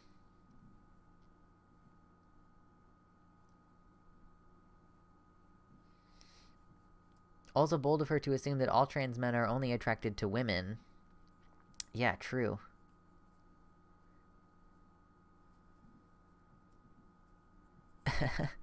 It's quite cringe. Are you ready to cringe even harder, Baphomet? Are you ready to cringe even harder? Are you prepared? I'm not. Cringe time. I think in series like that, it's the first one gets X amount of views and the next one drops to half of that. Yeah, no, it's like it's diminishing returns. I'm worried that I may strain my face. Yeah. It's going to be... We're going to try. Let's look at the segments, because, like, I think I don't even remember how far. I don't know. I wasn't watching this actual video. But what are the chapters? Where masculinity is disappearing in America. And then we'll have... There is a right and wrong way to be a man. Like, again, if anybody hasn't watched Jubilee, middle ground is a social experiment that brings humans with opposing beliefs together. These discussions may contain viewpoints that are a result of misinformation. Remember to seek out the experts and to be critical of your own biases while forming an opinion. Please see the humanity in each participant, and as always, we encourage empathy. Yeah, it's... Don't worry, you all. Like, I am here to channel it through you, okay? I'm here to channel it through to you. The cringe. Together we can make it. Yeah, I used to watch a few of these too, Chase. It's been a while, though. So then we'll talk about having male privilege. So this is, I think it's 3 transgender men and 3 conservative cisgender men is this breakdown. Biology determines gender is another segment. And then this next segment, children should be allowed to transition. I'm sure that I'm going to be fucking enraged by that part. I grew up with a positive father figure. Yikes. And I don't show his emotion as much as I'd like. That's kind of an interesting section that I'm looking forward to. Yeah, Beefy Kent. I listened to it through Vosh, but I don't remember a lot of the deets. So we're just gonna get started. Social experiment that brings humans with opposing beliefs together. These discussions may contain viewpoints that are the result of misinformation. Remember to seek out experts and to be critical of your own biases while forming an opinion. Please see the humanity in each participant, and as always, we encourage empathy. Let me make sure this is at the correct high quality. Yes, high quality. Thank you. This video contains discussion of sensitive topics that may be upsetting to some viewers. Please be advised.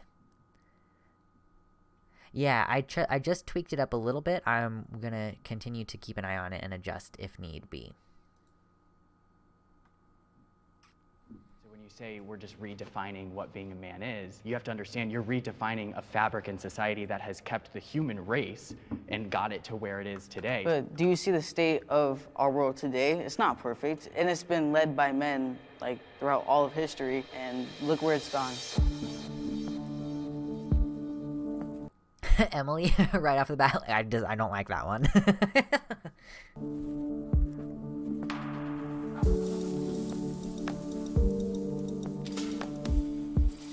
Step forward if you agree with the... Okay, so it's 4v4. They always start with this setup. Step forward if you agree with the prompt. So they're going to make a statement, and then the people who agree with the statement are going to walk forward. Or whatever. Usually is how they go. The gay conservative guy is so immensely frustrating to listen to. Yeah. It looks like a pair of prom photos. It kind of does. All right. The prompt. Masculinity is disappearing in America.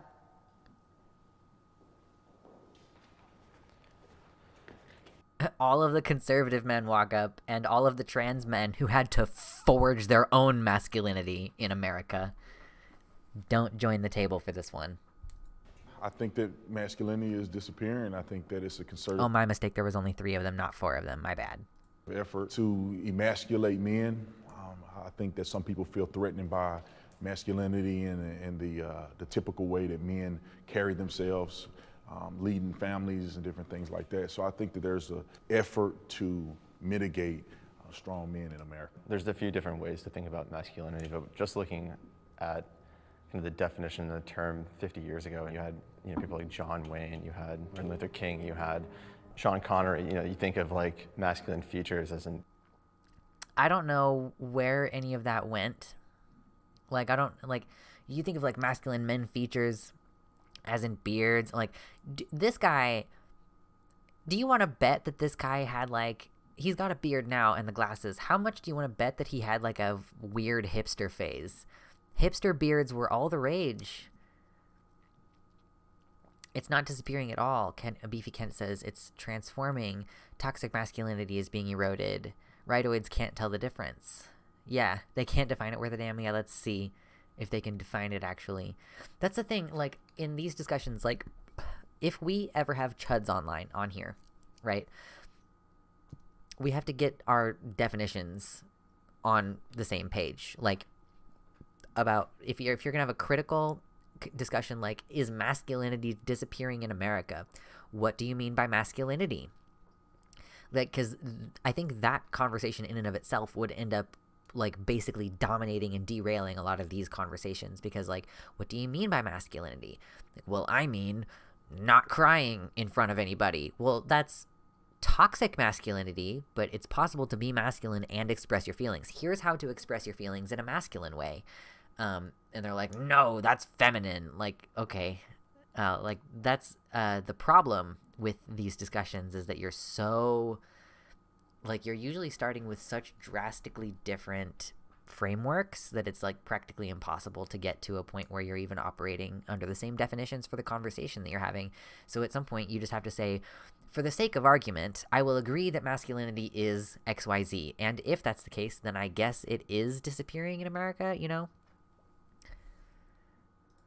Beards, hairy chest, big muscles. Hairy chest, big muscles. Brave. Think stoic. Yep, think stoic. Think not sharing their emotions.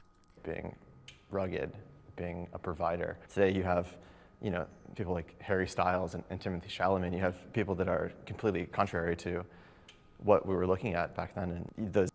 But I bet these are the same. He would be pretty pissed off if you were like, okay, well, what if there's an equal exchange where Timothy Chalamet can wear a dress and, like, some butch lesbian earns the right to wear pants.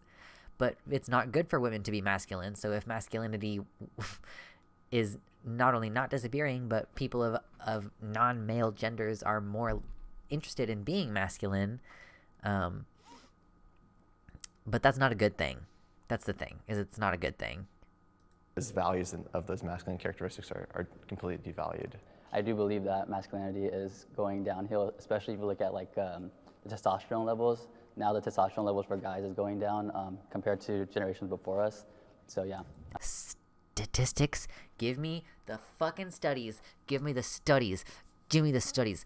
How often do you think we were testing people's blood testosterone level 100 years ago, when you could still, like, pretty frequently die from infections? Like, oh yeah, let me just do, like, a shot that I didn't need and lose some of my blood, when in a period in the country where, like, most people are, I guess literally 100 years ago would have been the roaring 20s, but many periods in America people have been, like, undernourished, you know, and, like, so you're not gonna give up your blood and risk an infection to get your blood testosterone levels checked. It's, like, not even possible to know these things in those long-term averages, I don't think. Zeph must see the receipts. It's true, I need the receipts. I agree. Hi, I'm Gilbert. I'm 20. Yeah, and claiming that masculinity as a social construct directly relating to testosterone levels. True. 24 years old, and I'm a conservative man. With my beliefs and having a trans man as my friend, we don't really talk about politics. Someone being trans doesn't make me like them any less of a person. As far as pronouns, when referring to my friend, I don't really use the pronouns that... You're not that person's friend.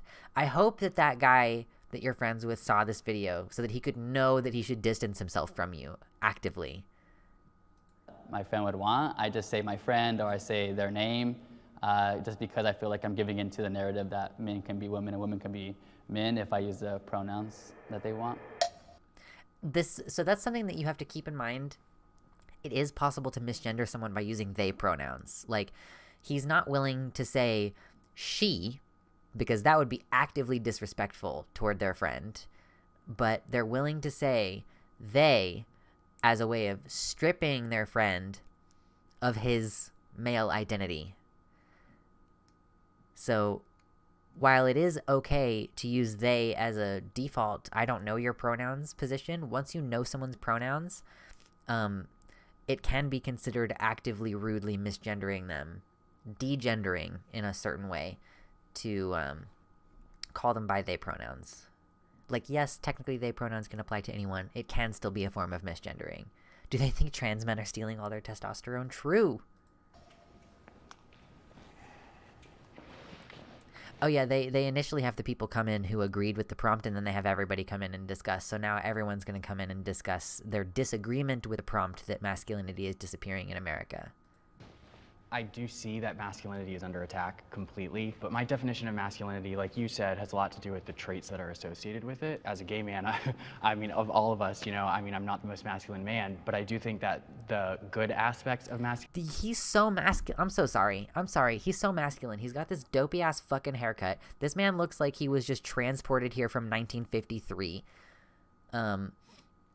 He's got the brow ridge. He's got the chiseled jawline. He's wearing the nice shirt. He's got a really nice, like, shoulder slope thing going on here. He's a very masculine man. The only thing that's not masculine about him is, like, presumably he's a bottom. I don't know. Masculinity are definitely under attack, but I don't think that it's disappearing. It's just being channeled in different ways. It depends on how you look at it, because a lot of the traits can also be embodied in women. And Thank you. Oh, my God. Thank you. Thank you. Thank you. I love this. The black dude's like, I know some strong women, you know? Femininity. So when we look at masculinity, I think that we have to also look at what is the actual definition of femininity and masculinity. And if we're defining masculinity by being stoic or muscles or body parts, then is it really masculinity? A lot of times when you guys spoke about masculinity,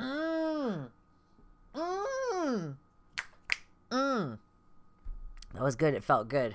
you associate it with men being manly, but I think more women are embracing their masculinity. Masculinity is still there. I mean, just... I'm so glad that they talked about this because I said the same thing. Yes. Okay. Other genders are using it. Being courageous, being powerful, more women are standing in their power, which is again associated with masculine, but it's not specific to just men. Women are no longer submissive, they're dominant.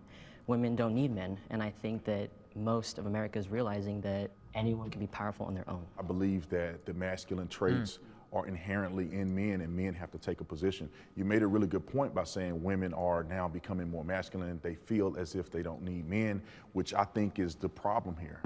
I think that the way we've been designed... You can't argue this. You cannot argue this point.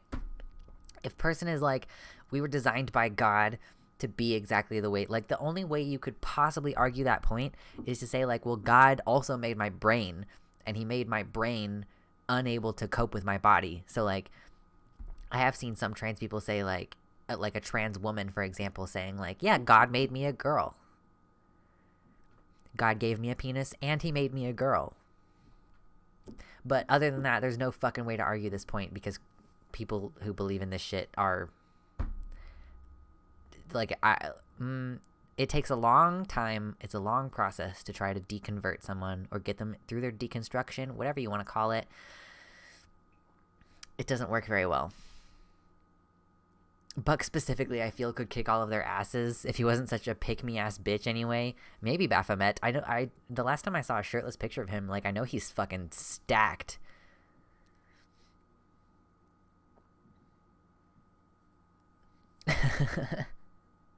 True. By God, in my opinion, is that men are to lead, men are to be strong, men are to be brave. Men have to take their rightful position. The way our country... Their rightful position as at the top of the hierarchy, only, I mean, technically second to God, but like, really like the top of the hierarchy. That's where men's place is. Men's place. Has been structured to this point have been because of strong men who have taken a stand, who have fought wars. Now I feel like it's getting so lopsided that our families are degrading. People don't know where they're at in this country. Now in 2022, masculinity is being redefined. Okay, that's Buck Angel talking right now, by the way. And I think what happens is people get upset with... Even with... We're going to take a moment. We're going to have to pause for a moment. Remember how Buck Angel's bit part in Natalie Wynn's video cancellation got everybody so upset, okay? I don't ever think about how he sounds in that clip. The thing that I think about is how he doesn't understand the clip that he's reading, and so when he reads it out, it sounds all fucky and dumb, like the pace, like the emphasis is all weird, because he just does not understand the words that he's saying. But I got so distracted by that in the midst of all the other discussions about it that I forget that he has big time Tiesler voice. Like, It's wild.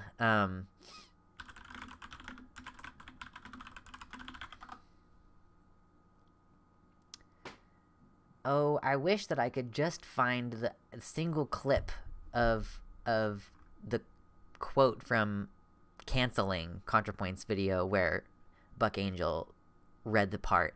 I don't think the clip exists independently, at least not on YouTube. But he just clearly don't understand the words that he be reading. I don't know if anybody else really picked up on that when they were watching it, but it was cringy to me.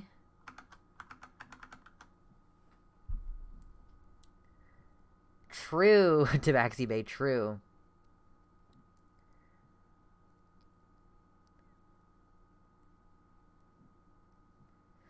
Yep. When things start to change.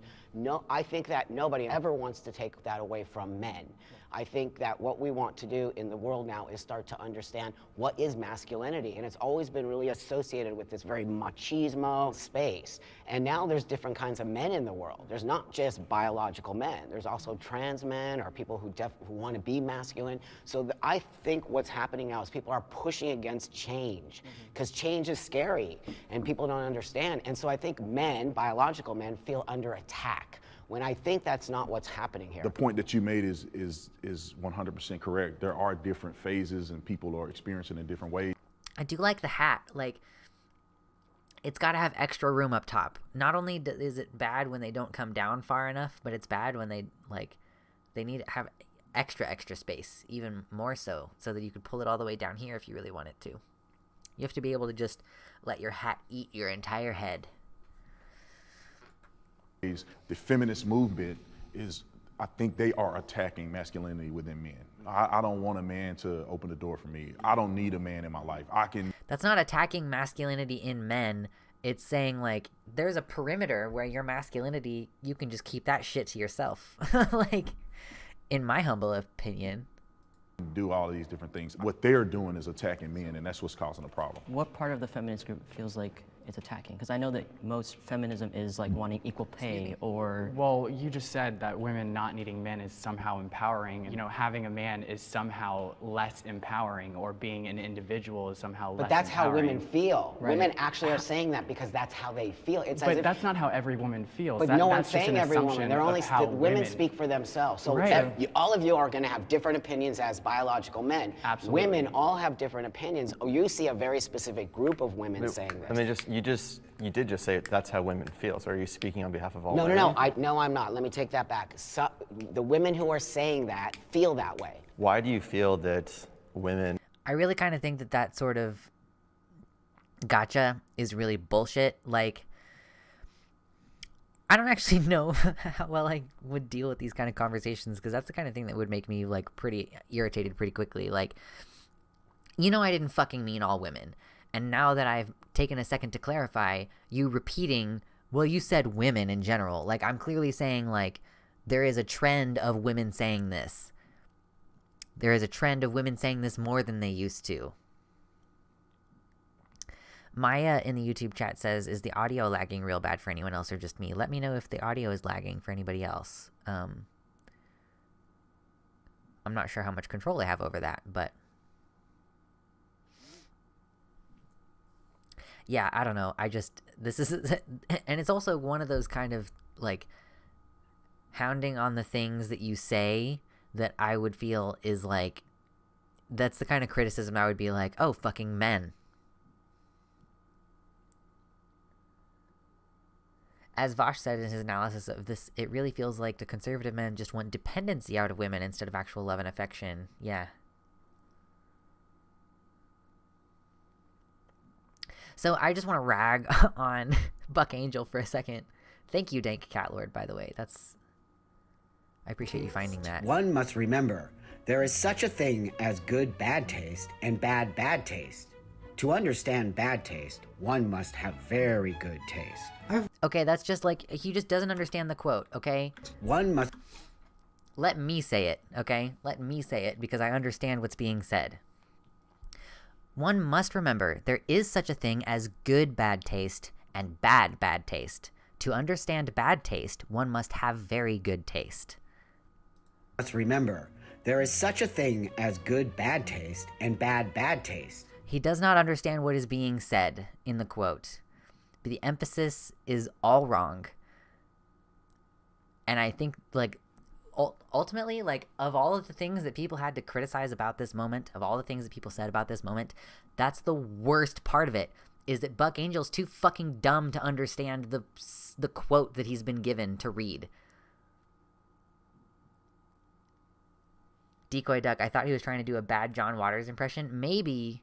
Send your resume to Natalie. I mean, if she wanted voiceover work, I would do it. You know, I would absolutely do.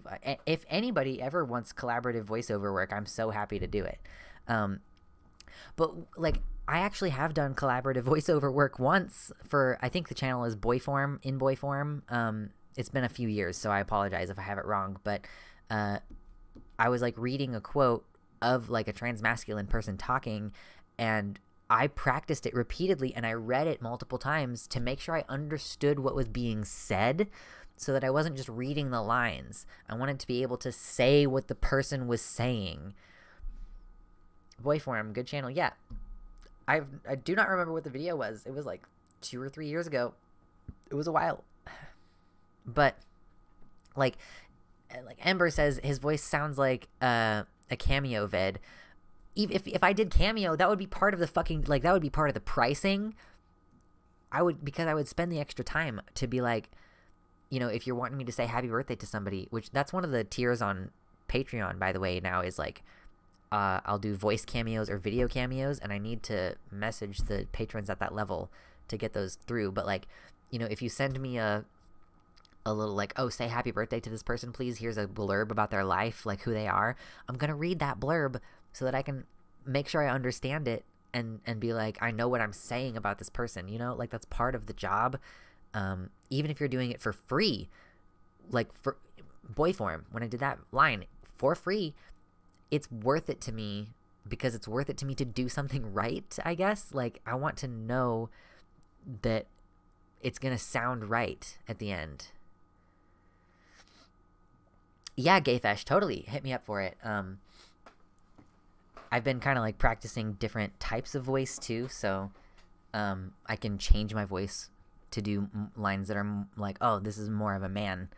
I don't know if I can do girl voices. I have not really tried, but I would be happy to do voiceover work. I think it's a lot of fun.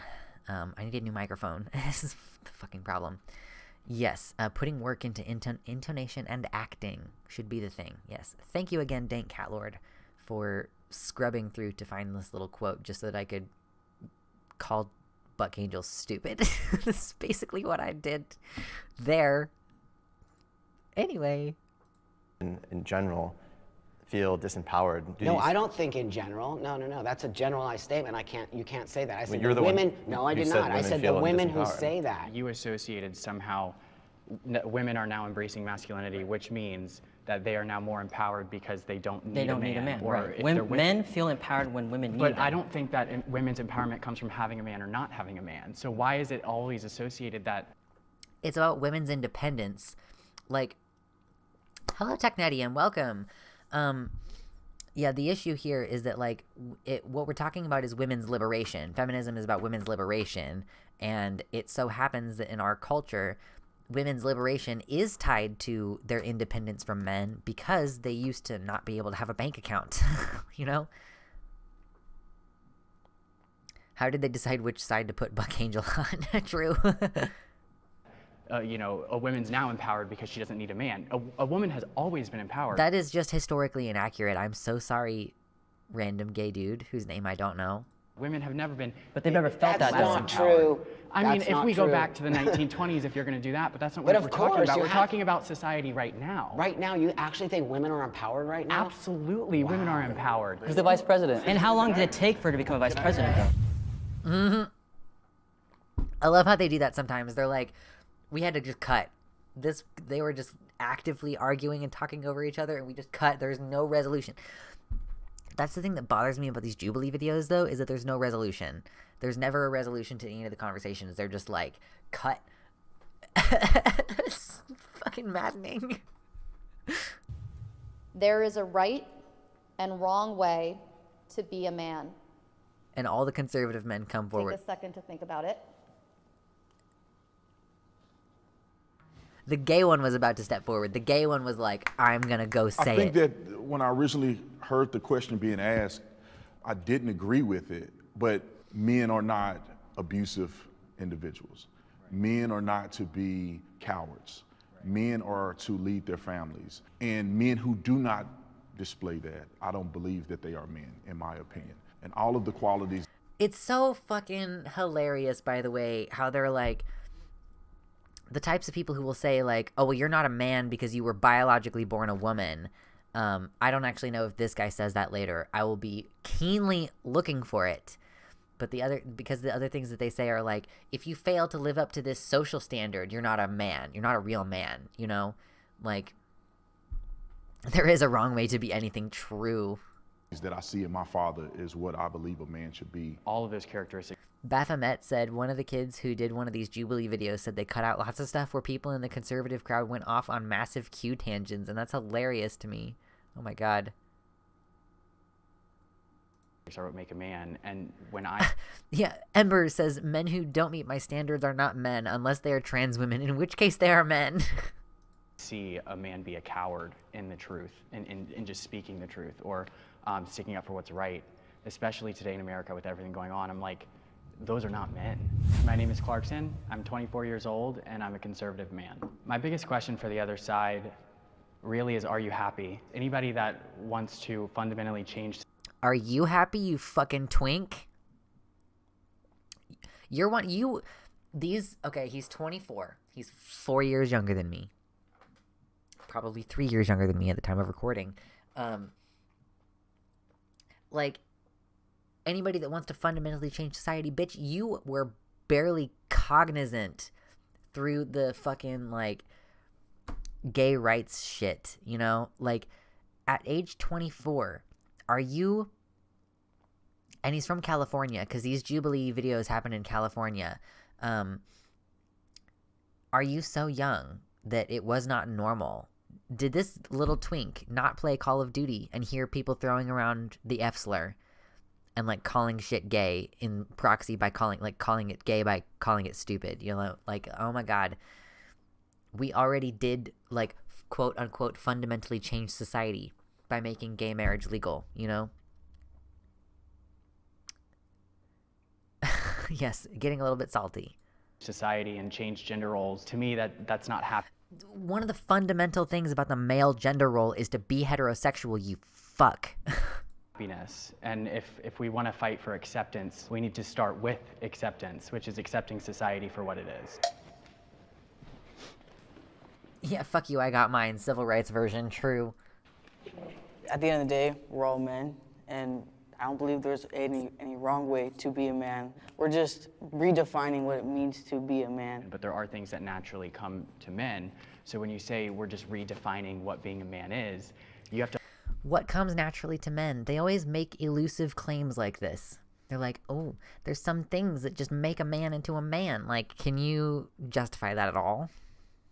Understand, you're redefining a fabric in society that has kept the human race and got it to where it is today.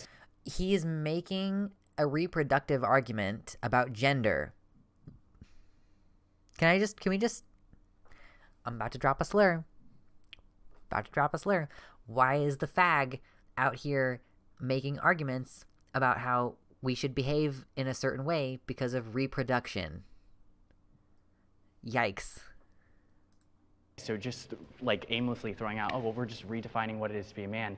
That's not just like a light subject that we should be talking about. But why do you think it has to stay the same? Yeah. Why do we need to have the same thing for hundreds and hundreds of years? Do you not see the state of... It's not the same thing. It's just keeping the same qualities. But do you see the state of our world today? It's not perfect. It's been led by men like throughout all of history, and look where it's gone.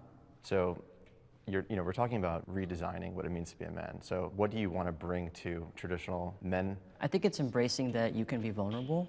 I think that a lot of... I love this. Thank you to this person whose name I haven't caught yet. This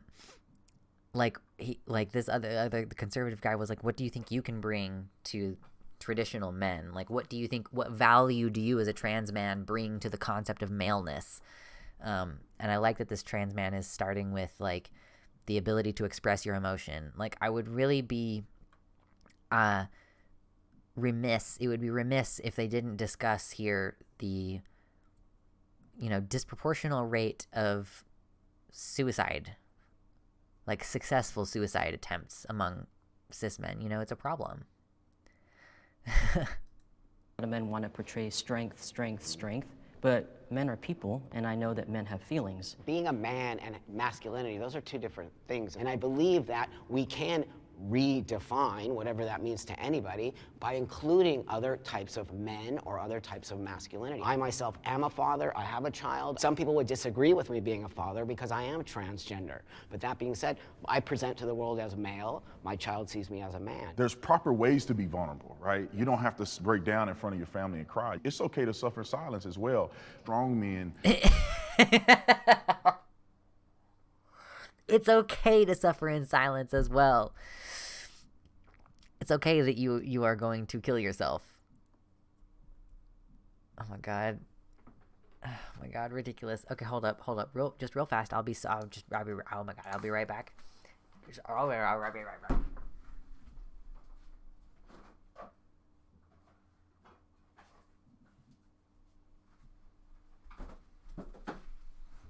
I'm having more fun with this than I was expecting to.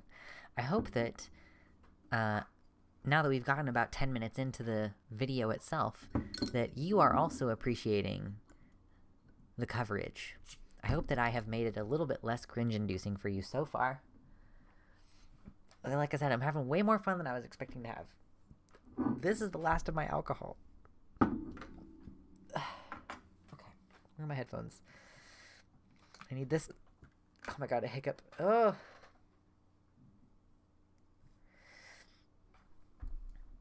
I believe exude the qualities that you guys are referring to. I think the problem is overcorrection, right? Some people believe that men need to cry and lay on the ground and be feminine like women. My name is Brandon. Oh my god, we're just not going to talk about that. Yes, Technetium says, like the stream to show appreciation. Please like the stream if you haven't already. I'm having a great time. I hope you're having a good time. Somehow we have fewer viewers in here than we did when we were actually just talking about fucking linguistics, but okay.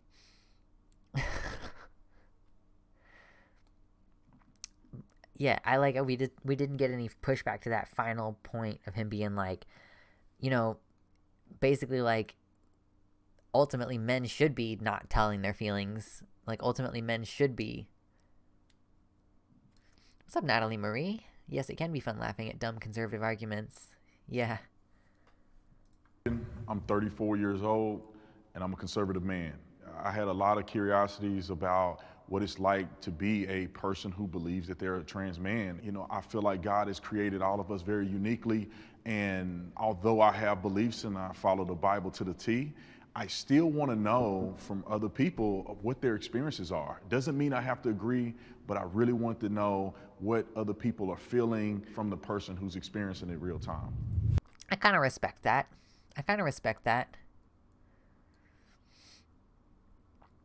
I would have come to terms with me being a man sooner if, quote, men should suffer in silence wasn't so normalized. True, Baphomet. I didn't quite have that difficulty because I'm not a man. Like, I actually at first thought I was a trans man, and then after a few months, I was like, oh no, I'm non-binary. But yeah, those concepts can prevent people from coming out, Even though, like, to be totally honest, like, I'm the kind of person who, when I am off of testosterone, like, I cry so easily. It's technically, like, it's a stereotype or whatever, but I cry so easily. It's much easier for me to keep a lid on it when I'm on T. Welcome back, Amersh. You can't agree or disagree with other people's experiences. They just experience them, though. True. Yeah, who is she in the YouTube chat? Says people who believe that they are trans. Why doesn't he just say trans people, LOL? Because he believes that it's a delusion.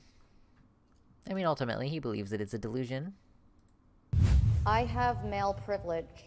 All the trans men are going to come forward. Oh, no, except for the one. Okay. Oh, sit over here.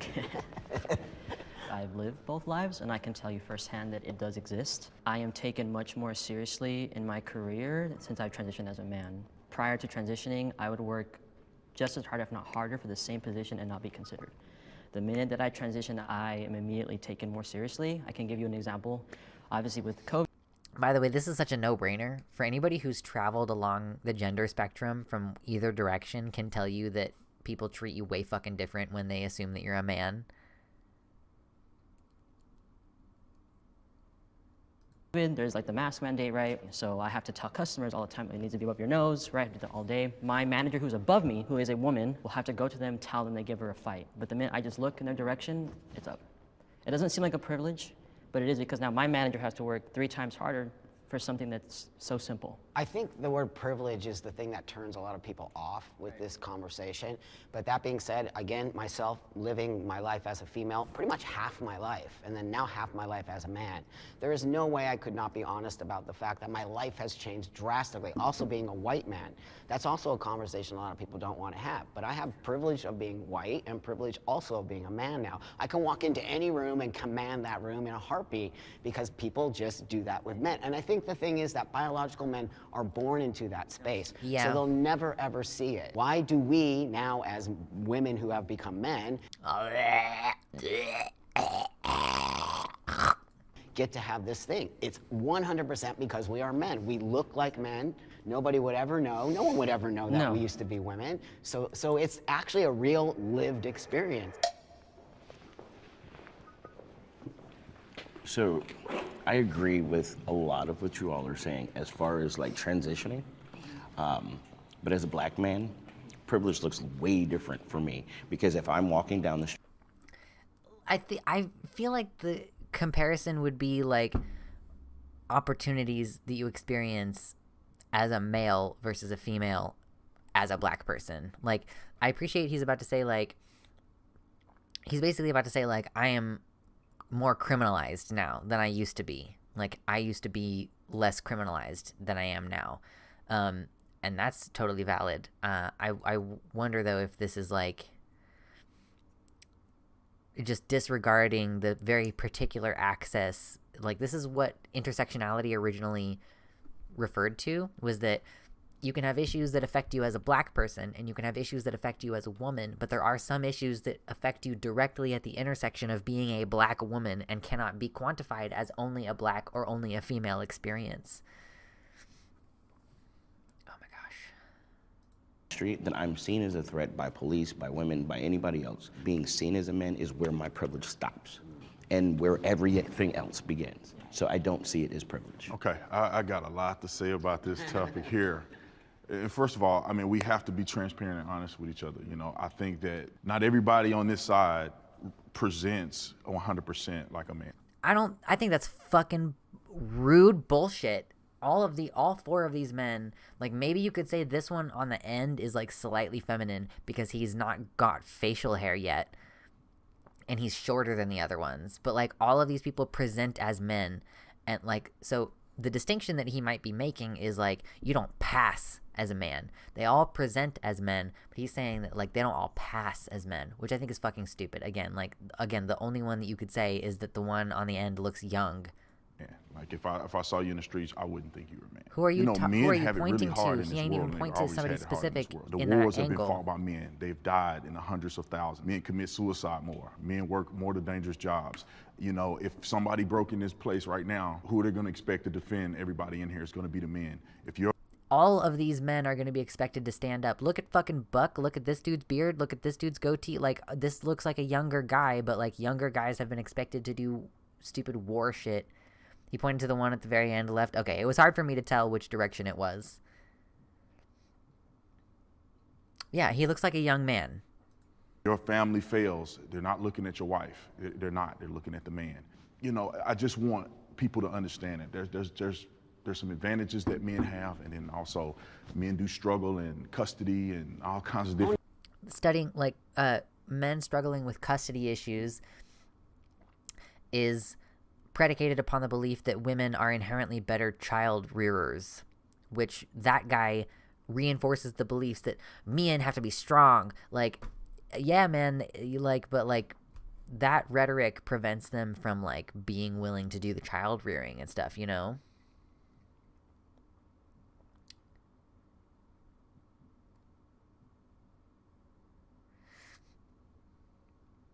Yeah, male disposability does not erase male privilege, and using that as a smokescreen for criticism is bullshit. Most of the trans men look more masked than the cis men. What the fuck is he on about? Yeah. Yes, the attempt rates are roughly similar. It sort of depends, but roughly similar attempt rates for suicide between the demographics of men and women. Men tend to choose methods that are more effective. So even if attempt rates are rather similar, male success rates are higher. Women are more likely to do something like take a bunch of pills and overdose but not die, whereas men are more likely to shoot themselves. So that's one of the things. I have to run to the bathroom. I need the bathroom song! It's fine. I'm just gonna have to run to the bathroom because I have had some beer. So we'll be back momentarily. I promise. It'll only be a moment. One of these days, I'm gonna, like, step away to do something, and it's actually gonna take a while, and I'm gonna put on one of my own videos and make you watch one of my own videos. Won't that be cringe?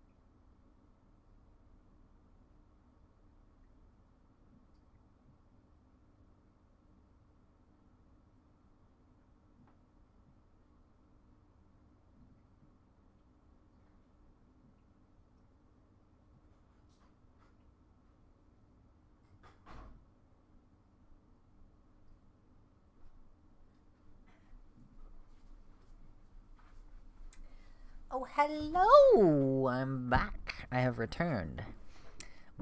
Hello, my horties. Thank you for not going away. I appreciate that. If you're here and you haven't yet liked the stream, please hit like on the stream.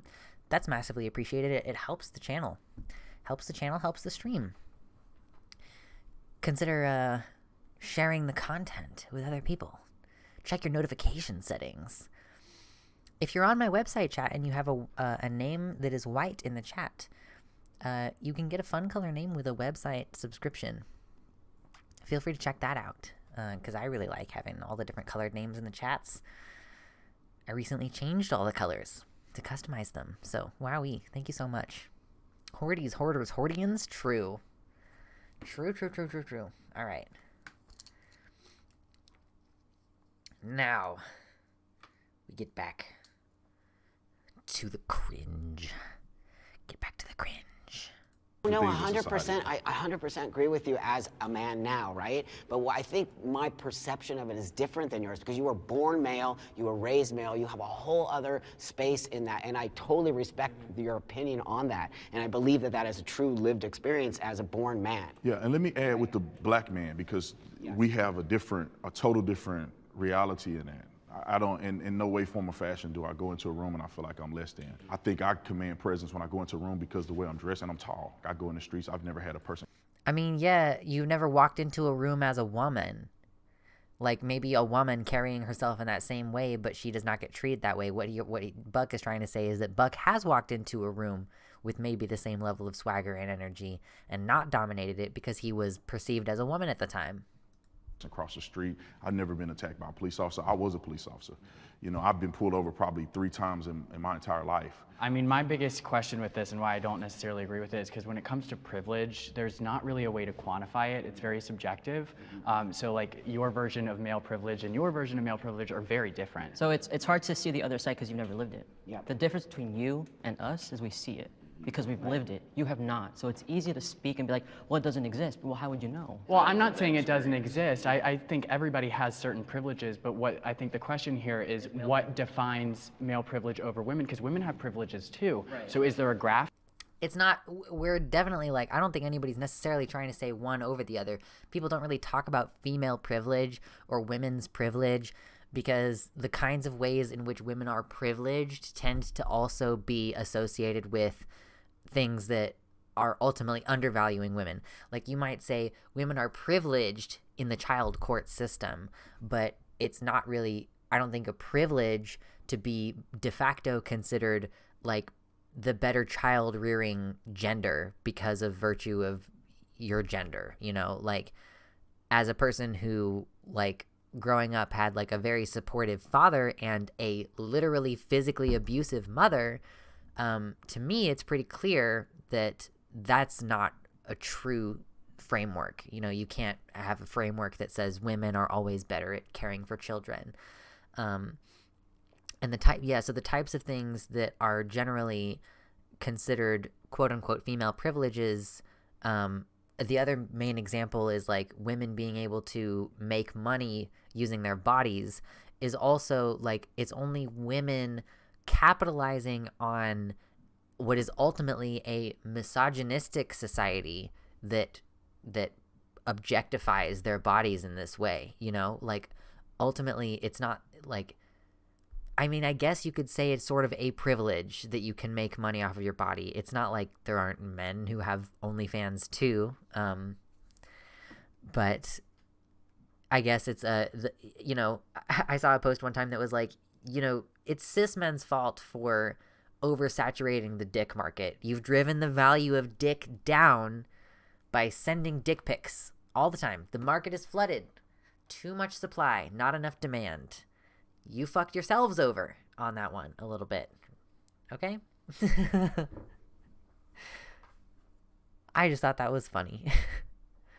But I don't know what original point I was going for, so let's continue. That you guys are calculating to make men have... Oh, yeah, it's just different privileges, and, like, male privilege is just a different thing. Women are much more likely to be homeless. Interesting. Would women calling dudes creeps in order to get away with bad behavior female privilege? Maybe. I'm not sure. Gayfesh says, I don't think I fully agree, though, because, like, feet pics are also incredibly plentiful, and people will shell out mondo bucks for feet pics still. That's true. I wonder if that's because people who have foot fetishes, like, maybe want pics from certain people. I was wondering about that recently, because one of the things that you have to think about as a creator is, like, oh, I'm wearing cute socks today, but if I show off the cute socks, I have to show them off like this. Like, you have to only see, like, the part that's on my leg. Because the feet pics you have to pay for, which is like a joke initially, but then you're like, what is the market for feet pics like? Like, what do people buy feet pics for? Like, there's like probably a pretty small group of people who find me sexually attractive, and then even within that group of people, an even smaller percentage of them who may have a foot fetish. So like, tapping into a pretty niche market there, you know? It's one of those things you have to think about. Listen, I need to make money.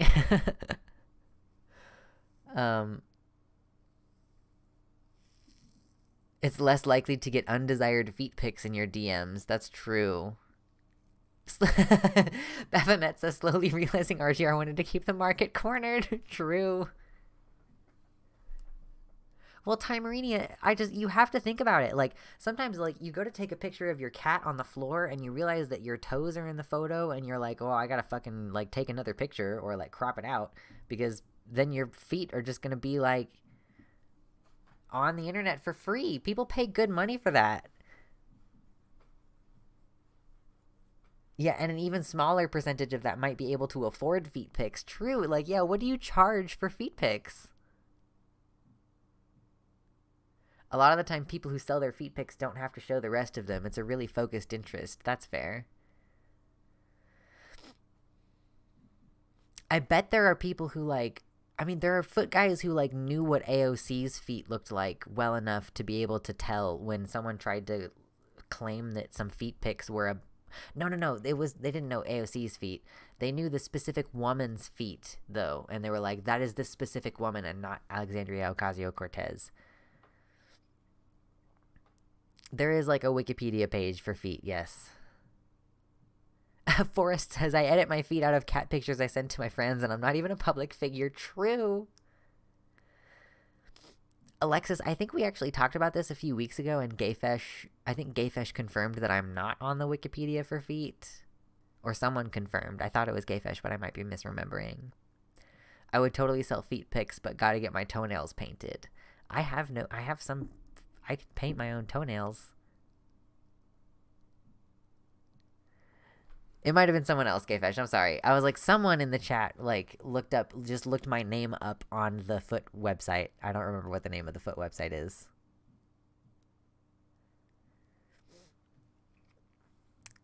It is one of those, like, dirty secret type, open secret things. Open secret, dirty secret. Yes, WikiFeet. Yes, thank you. Feet freak you out, Alexis? Yeah, they don't freak me out. They're not like my favorite, but they don't freak me out. Foot fetish is common, but I haven't met that many foot fetishists. I don't think they talk about it. Yeah, I don't think they want to admit it. Anyway. More than women or what? The privilege is not acknowledging what you have that comes so easy. So do you think that your fear, because you live both sides, right. Do you think your fear is something that you have in your mind, or you think it's No. a reality? Because No. let me say this: you never really changed as a person. You're the same person Right, that you exactly. were. So you have the same physical capabilities that you did when you were a woman. Incorrect. Hormones have changed the physical capabilities a lot. No. You don't? My strength is entirely different after Well, taking what hormones. percentage would you say? More than 100%. I Okay, weighed so, like but you still 100 pounds, but now I weigh still like you're still 133. not probably as strong as me. But it's not about strength. It's, Yeah, this dude, I think this is one thing that Vosh pointed out, is that this dude is like 6.5 feet tall. And this little Hispanic guy, this little like Mexican whatever guy is like 5'6" or something. Like there's a whole foot of difference between these two guys. Of course they're going to be like different levels of strength. That doesn't have to do with them being trans. It's that women are targeted. Men are not targeted. I mean, maybe sometimes. I'm not saying it's never going to happen. They're targeted by other men. Most of the Right. homicides But women occur are in this targeted country are by other homicides men. I think women have less of a safe space. That's I what I'm disagree. talking about. Men don't have a safe space. If you go to certain But I'm talking cities, about a they specific, get murdered by okay, but other I'm not men talking about certain cities. more I'm so talking than about women. everyday life. Yeah, every day. Not I think certain that's a cities. blanket Have statement. you been attacked as a woman? I have. I have been pressurized. I've been raped. I've been attacked. I can go on and on and on. I was homeless, living in the streets, raped all the time. It happens. It's a real thing. Yeah. I didn't see the guys on the street getting raped, but you But go. men do get raped. 100%. But the experience of it. Do you get catcalled down the street? Like, I mean, women say things to me. When I was But a do you police feel officer, do you feel threatened? You feel empowered though, right? No, I don't feel empowered. I feel that's But do you feel? This Christian man thinks it's disgusting. Of course. Yeah. He's a cop. You're right, Gayfesh. Yeah, I know. He used to be a cop. He said it earlier in the video. Scared? Do you feel threatened when a woman catcalls you? No, I don't. And Okay, I don't feel threatened if a man Right. try to challenge Because you have me. that male privilege. Right. As a woman, What if, it's a what if a man was whistling at you when you were walking down the street? I've had it happen to me. I had gay men whistle to me. Then but how does that make you feel? I don't care. Okay, cool. I mean, as long as you don't touch me, we cool. Right. I know you may think I'm attractive. Right, That's fine. That's cool. I get it. I think women will say the same thing as long as you're not like. It's fine. That's cool. I get it. Like, fair enough, dude. You know that you're slick looking or whatever. Like, congratulations.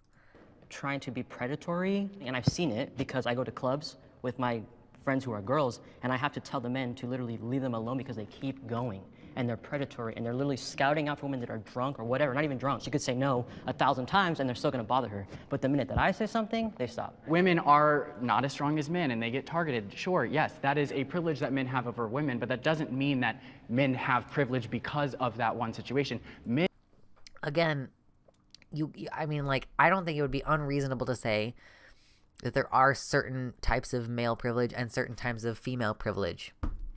I still think that female privilege tends to reinforce and fall into line with sexist stereotypes that ultimately harm both genders of like the popular flavors. But yeah, this guy is like really hung up on the idea that male privilege means like inherently, like that it's just inherently about being better than or whatever. Oh, is he really? He's on the Daily Wire? Oh, rip, Natalie. Thank you for telling me, but rip. Men commit suicide way more than women do. Because if we're going to go that route, trans men commit suicide twice the rate. But that's not I think what's important here. He's like, if you want to go there, son, like, we will. Is to distinguish the fact that, yes, no one is negating the fact that women can get preyed on. You know, there's situations where this happens, right? Like, no one's going to deny that. But we're also just trying to say that it's not like a one-sided coin here, where there's like men are just, you know, we just have it good and we can do whatever we want. I do not believe that's true. We can't even be the next Supreme Court justice because you know, it's like. But you know, again, I live as a man, so I see the difference now. Yeah. When I said I have privilege and I walk into a room, of course, but then there's other things that are expected of me now as a man that I would never knew were expected. So of would me. you guys agree that there's such thing as female privilege? Oh, sure, 100%. I think that, I mean, it's just like, you might as well just say like, yeah, there are ways in which you can be privileged both directions. My wife has privilege because she has me.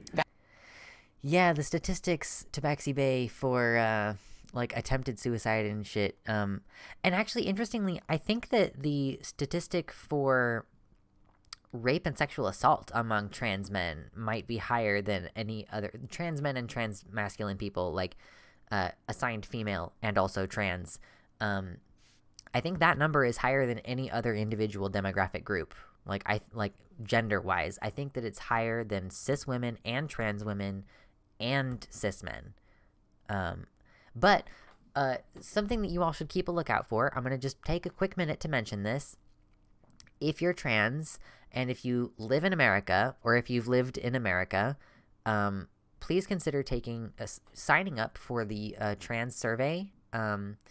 It is I participated in 2015, and now they have another one set up that it's called the U.S. Trans Survey. I'm gonna pull up a link. Hold on.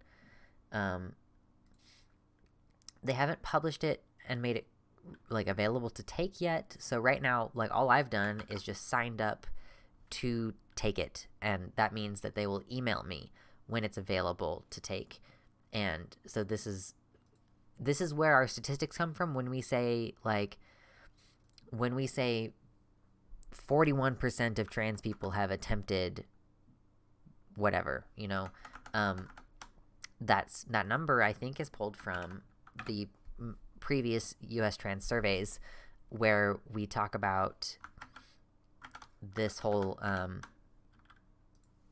like all of our different experiences of, have we been homeless, have we been bullied on the basis of being trans, have we been raped, like all these different things, self-reported, of course. And it's really valuable, and if you're interested, if you're in the demo that is applicable to, consider signing up so that you're aware when it comes available. I'm sure I'll talk about it when I take it. I considered taking it like in a video or on stream or whatever, but I'm not sure. Yeah, it's been a while, like since the last one came out. Some of you may not have even been out as trans the last time we had one of these, so it might be your first opportunity to contribute to the statistics. True. So consider checking that out. That's right. So she don't have to worry about her Right safety on. because I'm there. I don't believe that as a man, it's like, you know, there's marketing for women-owned brands. I can't be the next Supreme Court justice. Like, women are very much more empowered today, which I think is, I don't have no problem with it. I mean, like, good for you. But I think that the man I probably have privilege because I'm, 6 foot 210. Like, no one's picking on me when I walk down the street. You know, I used to live in Chicago, and I used to walk home all the time at night. But like, Was that smart? Probably not, but I felt a little safe because, you know, I'm not 5 foot 100 pounds. I'm Max, I'm 29, and I'm a conservative man. In today's society, women and men can be whatever they want and be as successful or strong or as big of a leader as they choose. So I'm just wondering, in a society that is so seemingly level, more level than ever before, why are we transitioning to different genders to find, and what are we looking for? 'Cause brains are weird, dude. It doesn't have anything to do with wanting more or less privilege, you fucking weirdo. What a psychotic concept of what gender transition means. Biology determines gender. Oh, interesting. Oh, please make a brains argument. Oh, no, it's Buck. I thought it was the black dude. No. Sex and gender, people try to argue that they're different, but sex and gender actually go hand to hand. And our biology, being a man, comes down to every fiber within our body. So whether that be DNA, chromosomes, testosterone levels, bone density, there's a whole bunch of different factors that go into it, and it all I'm so intelligent and informed. Look at me in my red tie. has to do with biology. So That dude is gonna look at this man. Look at this man. Hold up. Can you excuse me? He's wearing a blue suit with a red tie and an American flag on his pin. This little fuck is gonna try to be a politician. Put it on your fucking stopwatch. So biology, I 100% believe in biology. Today we talk about biology being a social construct. I disagree with that as a transgender person. I was born biologically female. I always acknowledge that, and today I live as a male. Now that being said, sex and gender, they are trying to separate those things. Gender can be, I've chosen my gender. As you see, nobody would, I think, probably understand that I used to be a female. Now, many people do, like you just said, believe that sex and gender are one thing and you can never change those. I'm not trying to change anything. I'm trying to show the world that this is how I feel by presenting the outside. But I think denying biology is where we get into a lot of problems. So if you want to be, you know, seen as an...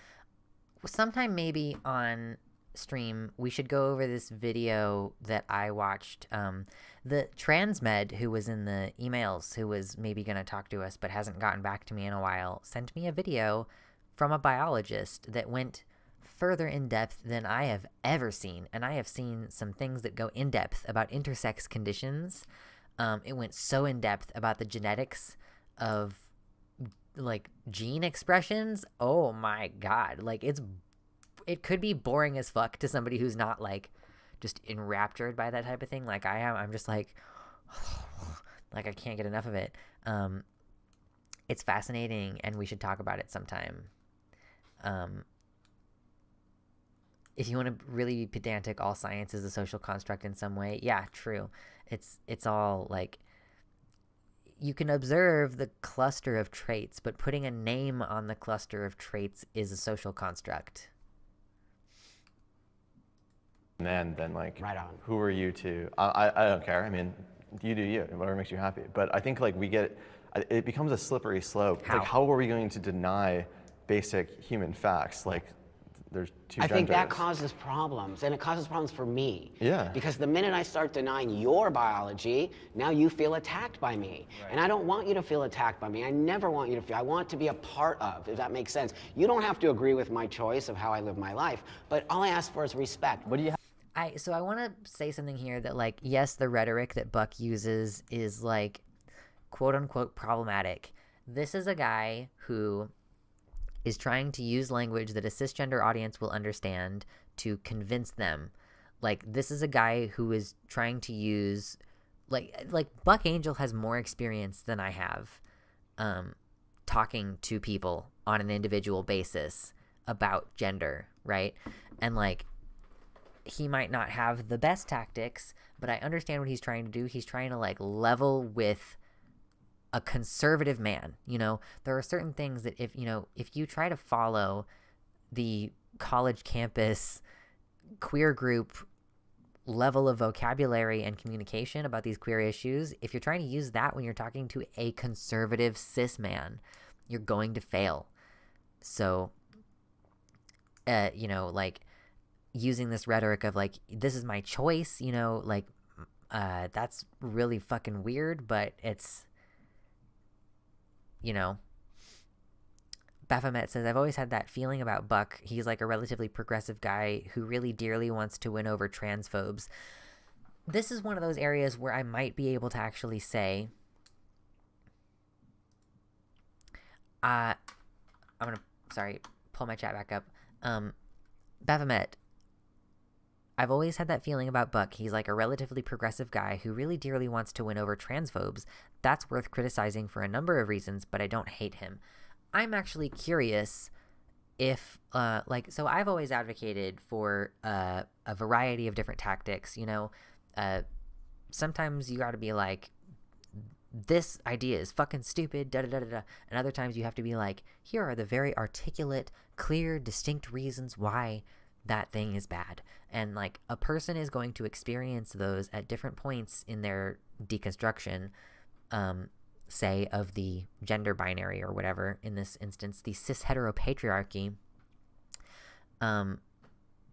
They're going to use like different things in different times of their process, and they're gonna maybe they're gonna run up against the firebrand at the wrong time, and they're gonna entrench themselves a little bit further, and it's not always a clear linear direction where people just get more progressive over time, right?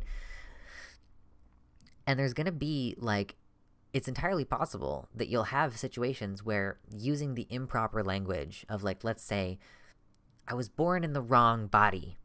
You know, we might understand that that's weird, kind of esoteric, doesn't really mean that much of anything. But some people are going to viscerally understand that on a level that they won't understand, even a biological description that trans people get a wash of hormones to their brain at a different time than they're developing their genitals. So maybe their brain has a different idea of what their genitals should look like. These things are all going to be different to different people. So I do think that it's in one regard, I can't criticize Buck for using this less than perfect language, because that might be the initial inkling that someone needs to being oh, well, okay, I'm open to the idea of trans people in this one context now. Now that it's, for example, the distinction between dysphoria and euphoria, trans people who are suicidal before they come out and transition, you know, it's not perfect because it's not encompassing everybody by a long shot, but that might be the initial thing that gets someone to understand. For some people, it's because this is a crippling, disabling disorder that causes suicidal ideation and dysfunction in their life, right? And then maybe later on you can say additionally, some people are just happier. They've opened the window in one circumstance, you know? So it's not perfect, but I think it's okay to use rhetoric sometimes for the purpose of effect, basically. Effect and affect, both. You have on your driver license and your birth certificate. Right, Did you great, change it to great. male or did you change it to? So that being said, I transitioned to live as a man 29 years ago. So that was way before you see any of this stuff. And I had to acknowledge my biology, right? That being said, my license, I travel the world. It has to say male. Can you imagine if I showed up at the airport, they're like, female? Dude, there's something going on here. But I actually got my birth certificate changed to male. I was the first person to do that here in Los Angeles. But that being said, I kind of think that it might have been a mistake to do that now. Look. Cringe. Oh wait, no, hold on. I forgot to switch over. I'm sorry. Forgot to switch over. I gotta pull my chat back up. Whoop. Okay.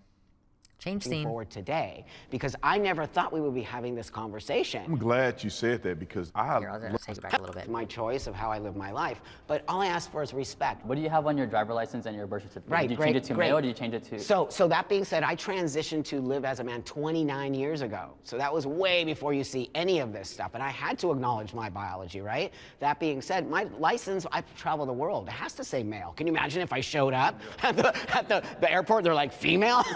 Dude, there's something going on here. But I actually got my Look at that. Look at that moment. Look at all these guys. Look at him laughing. This redhead, this ginger beard conservative guy, this guy's laughing. The gay dude's smiling.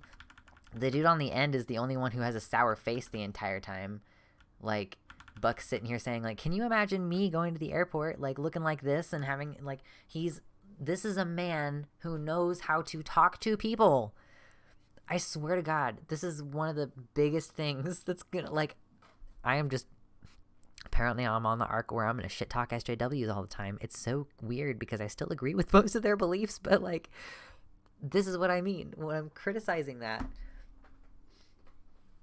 I guess it might have been a little bit of an uncomfy laugh, Baphomet, but I think Buck, this is one of those tactical things about being assigned female and socialized as a woman, is that it's happened more than once in this video that Buck has been, like, using this casual connection and, like, smiling and laughing and using his body language to change the feel of the room, like using this incredible emotional intelligence of being socialized as female for most of his life and the affect of male appearance to connect and relax and change the room. I've done that shit. It's fucking masterclass social engineering. Like, it's so good. Honestly, I know that Buck has said some anti-non-binary shit or whatever. Like, yes, he has outdated views in addition to having an outdated way of speaking to people. But if any of these four guys have even the slightest feeling of a difference toward trans men after this, like, then Buck did a little bit of good in the world, right? Like, I think that that's still valuable. Stuff, and I had to acknowledge my biology, right? That being said, my license, I travel the world. It has to say male. Can you imagine if I showed up at the airport, they're like, female? Dude, there's something going on here. But I actually got my birth certificate changed to male. I was the first person to do that here in Los Angeles. But that being said, I kind of think that it might have been a mistake to do that now, looking forward today, because I never thought we would be having this conversation. I'm glad you said that, because I love that people can express themselves. We live in America. It doesn't matter what I believe, what my religion is. I love that people can live their best life. I'll never, ever in my life protest or try to go against a person who wants to identify. The problem is when you begin to try to change language and you begin to try to change reality, and then therefore it changes on the children, and all of that becomes problematic. If a person says, okay, I acknowledge I'm born as a man or a woman, but I want to identify as this, cool, I respect that. And even if I didn't want to see it that way, I really don't like how emphatically Buck is nodding his head through this. Like, I think that's a little bit too much. I will say that's a little bit too much. Yeah, not the children argument, but the children. And some people may be a little more ambiguous. I wouldn't never disrespect you. I'll call you by your name. That's right. Whatever name that you want to be associated with, I'll do that. And I think if everybody in the country can get on that same page, I think we'll see less division. I've noticed in a lot of the trans individuals that I've met. Note that he explicitly said, I'll call you by the name that you want to be called. He's like, the not saying the quiet part is him saying, but I won't call you by male pronouns, even with that fucking beard. Excuse me. The older generation who had it a lot harder in society to be accepted is a lot more willing to have the conversation. We didn't have social media. I didn't have cell phones. I didn't have computers when I transitioned. This is how you build bridges. I'm Buck. I'm 59 years old, and I'm a trans man. Because I'm an elder trans man now, and there's a much newer generation, there's a definite space where I have a different way of being than the younger generation, and why I tend to call myself a transsexual man. And I believe in biology, I believe in binary, so. One thing, yeah, he's 59. One thing that I do want to just comment on very briefly, I guess, is that, you know, I woke up this morning, I think, and I was, like, looking on Twitter, and it was like, oh, some post about, like, how radical the term sex change and transsexual were. And I was like, actually, it would be kind of a big dick power move if I were to join the legion of people who identify as a non-binary transsexual. Because, like, I remember the journey that we've gone through, and I've generally tended to agree with the sort of quote-unquote mainstream opinion on this, like, gender being separate from sex, you know, like, oh, we have this separate thing for sex and this separate thing for gender. The problem for me with that framework now is that I believe that gender, yes, is a psychological and neurological function, but the brain is biological. Like, the brain is biological. So anything that happens in your brain is a biological function. Therefore, gender is biological. Therefore, gender is sex. Therefore, the brain is an organ of sex, an organ that informs sex at the very minimum. So to me now, like, and also additionally on top of that, the belief that, really the acknowledgement that the categorization of sex is predicated on about 5 different factors, and that if you can change enough of them, then you have functionally changed the category that you exist within, right? That I think that trans people, like, I think that people can change their sex. Like, I've said for years, and it's interesting that I only started thinking about this transsexual thing recently, because I've said for years and years and years and years, because I started testosterone in 2015, that, you know, I was assigned female, but I don't think that I could reasonably say on a general basis, like, I don't think I could honestly describe myself as female and feel like that's fitting the whole story. Even though right now I am off T and, like, I am having periods and, like, that kind of shit as far as I can tell. Like, I just feel like enough of things about my body have changed and the way that I exist in the world is different, that I don't even think it would be honest. Like, that's what it comes down to, is I don't think it would be honest for me to say my sex is female. I don't think it's really correct to say my sex is male either. I have speculated in the past the question of, like, do trans people sort of render ourselves intersex by transitioning? Like, it's just a speculation. It's tricky for me to say these things because I want to also disclaim, like, I'm not saying that someone who transitions, you know, only certain attributes is therefore not male or whatever. Like, you know, if I say, like, I have transitioned into being physically non-binary, I'm not saying that a trans man who has only done hormones has also transitioned into being non-binary instead of male. Like, it is all kind of, like, also dependent on how you label the experience. Yeah, Tabaxi Bay, female is different than assigned female at birth.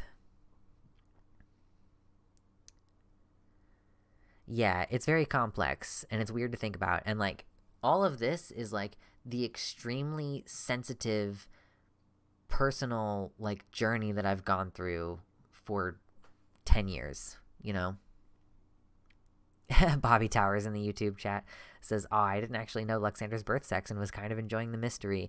Yeah, I will talk about it sometimes. It's relevant sometimes, so unfortunate. But I do appreciate that some people just cannot tell. That's you didn't know that the goal was that until you got there, kind of situation, you know? Anyway. It really does not necessarily align with a new... Ooh, okay, so Victoria makes this point before I'll take this back about 10 seconds, and we'll see what that is. Is transness itself inherently intersex, like pre-transitioning? Like, if, like, I'm assuming you're saying, like, if you had not yet taken any steps to change your physiology, I feel like it could be considered that. One intersex activist that I've watched some videos from said, like, for example, that PCOS could be considered an intersex condition. Like, it's a difference of sex development. So if we think that, like, the body naturally producing a quote-unquote incorrect balance of hormones could be an intersex condition, you know, that does directly affect fertility and stuff still too. But, like, could there be an argument that, you know, if you basically have a phantom organ situation happening with your sexed organs, is that not just an intersex condition? And I kind of believe that it is, but I know that some intersex people who were coercively assigned a gender or surgically altered at birth without consent, like, take issue. So that's why I try to be very sensitive around this subject, and I don't try to say, like, because I'm trans, I am intersex. I usually just say, like, depending on how you define the term, I do think it could fall under a definition of intersex. And that it might even be a little bit easier to process if you think about it that way. Hey, Ludivine, what's up?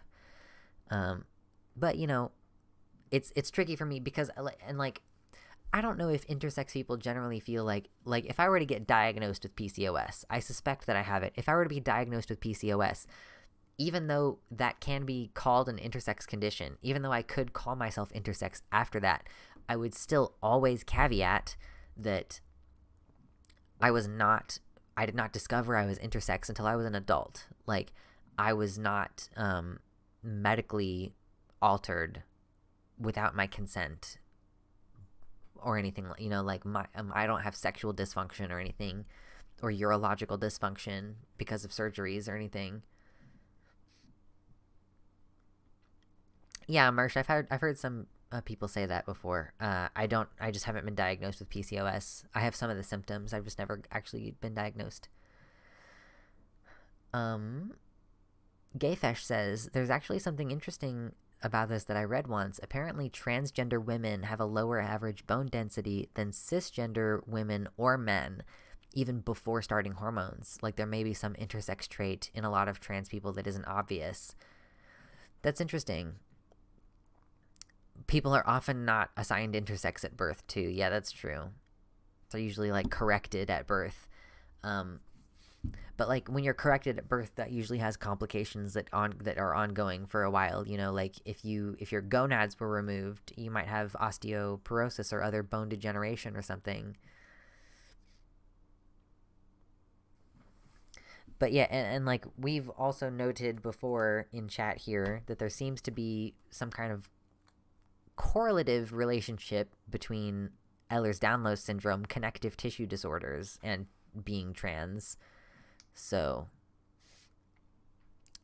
it's possible that there is something genetic here that we're just not sure about. Chronic Scene says, I wish non-binary transition was talked about more in research. I found out about mixed genital set from you. I recently found out about nullification when I found out there are non-binary trans meds. Yeah, I think the Johns Hopkins website has a section on their website that's like, here's all the different kinds of surgeries that we do, and nullification is on the list, and that's how I discovered nullification surgery, when I was just like, what are the different surgeries that Johns Hopkins provides? Because that's who I was initially. I was kind of looking at them for bottom surgery, but I think whoever I end up going with for bottom surgery is going to be like whoever has the best neurosurgeon team, and I think that might be Crane. Although I would have to go back and double check my research on that. But like, for me, the most important aspect is sensation. So my priority for what surgical team I choose is gonna be like a priority on like who is the most experienced microsurgeon.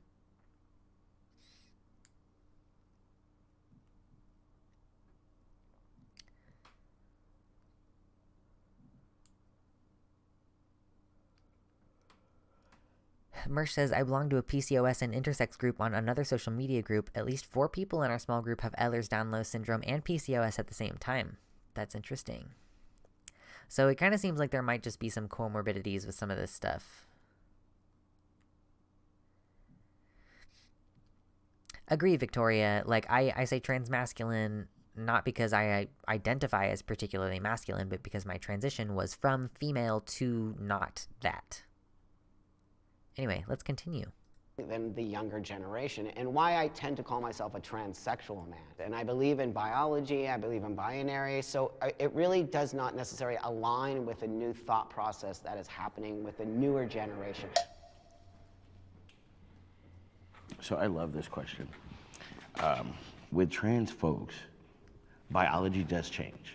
Our bone density does change. Our muscle structure does change. Our testosterone levels do change. So biologically, we do change. Anatomically, now that's where surgeries come into play. So when we're... This is a distinction that this guy and Buck later makes in this video between biologically this sex or that sex versus anatomically this sex or that sex. So I think anatomical, like, as far as I can tell, specifically only refers to sexed organs. So it may refer to top surgery, but I think primarily it's referring to genitals. Anatomically, I grew boobs. True.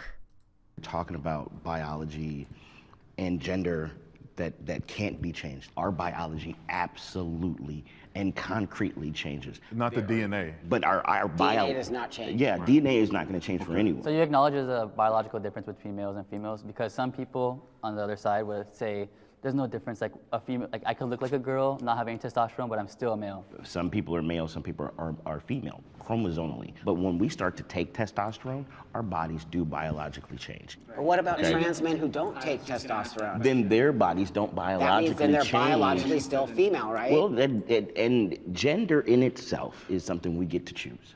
Okay, That's right. Just like you said. Well, in your right? in your life, you get to choose. Not That's you don't right. get to choose it for the world, but you get to choose. No, I get to choose my gender. This is a frustrating point that frequently comes up, is like, your personal choice doesn't mean anything about me, but like, no, it does. Like, you could say like, oh, well, you can go by a different name if you choose, but I don't have to call you that. Like, no, you don't really have to call me that, but like, we understand it's disrespectful.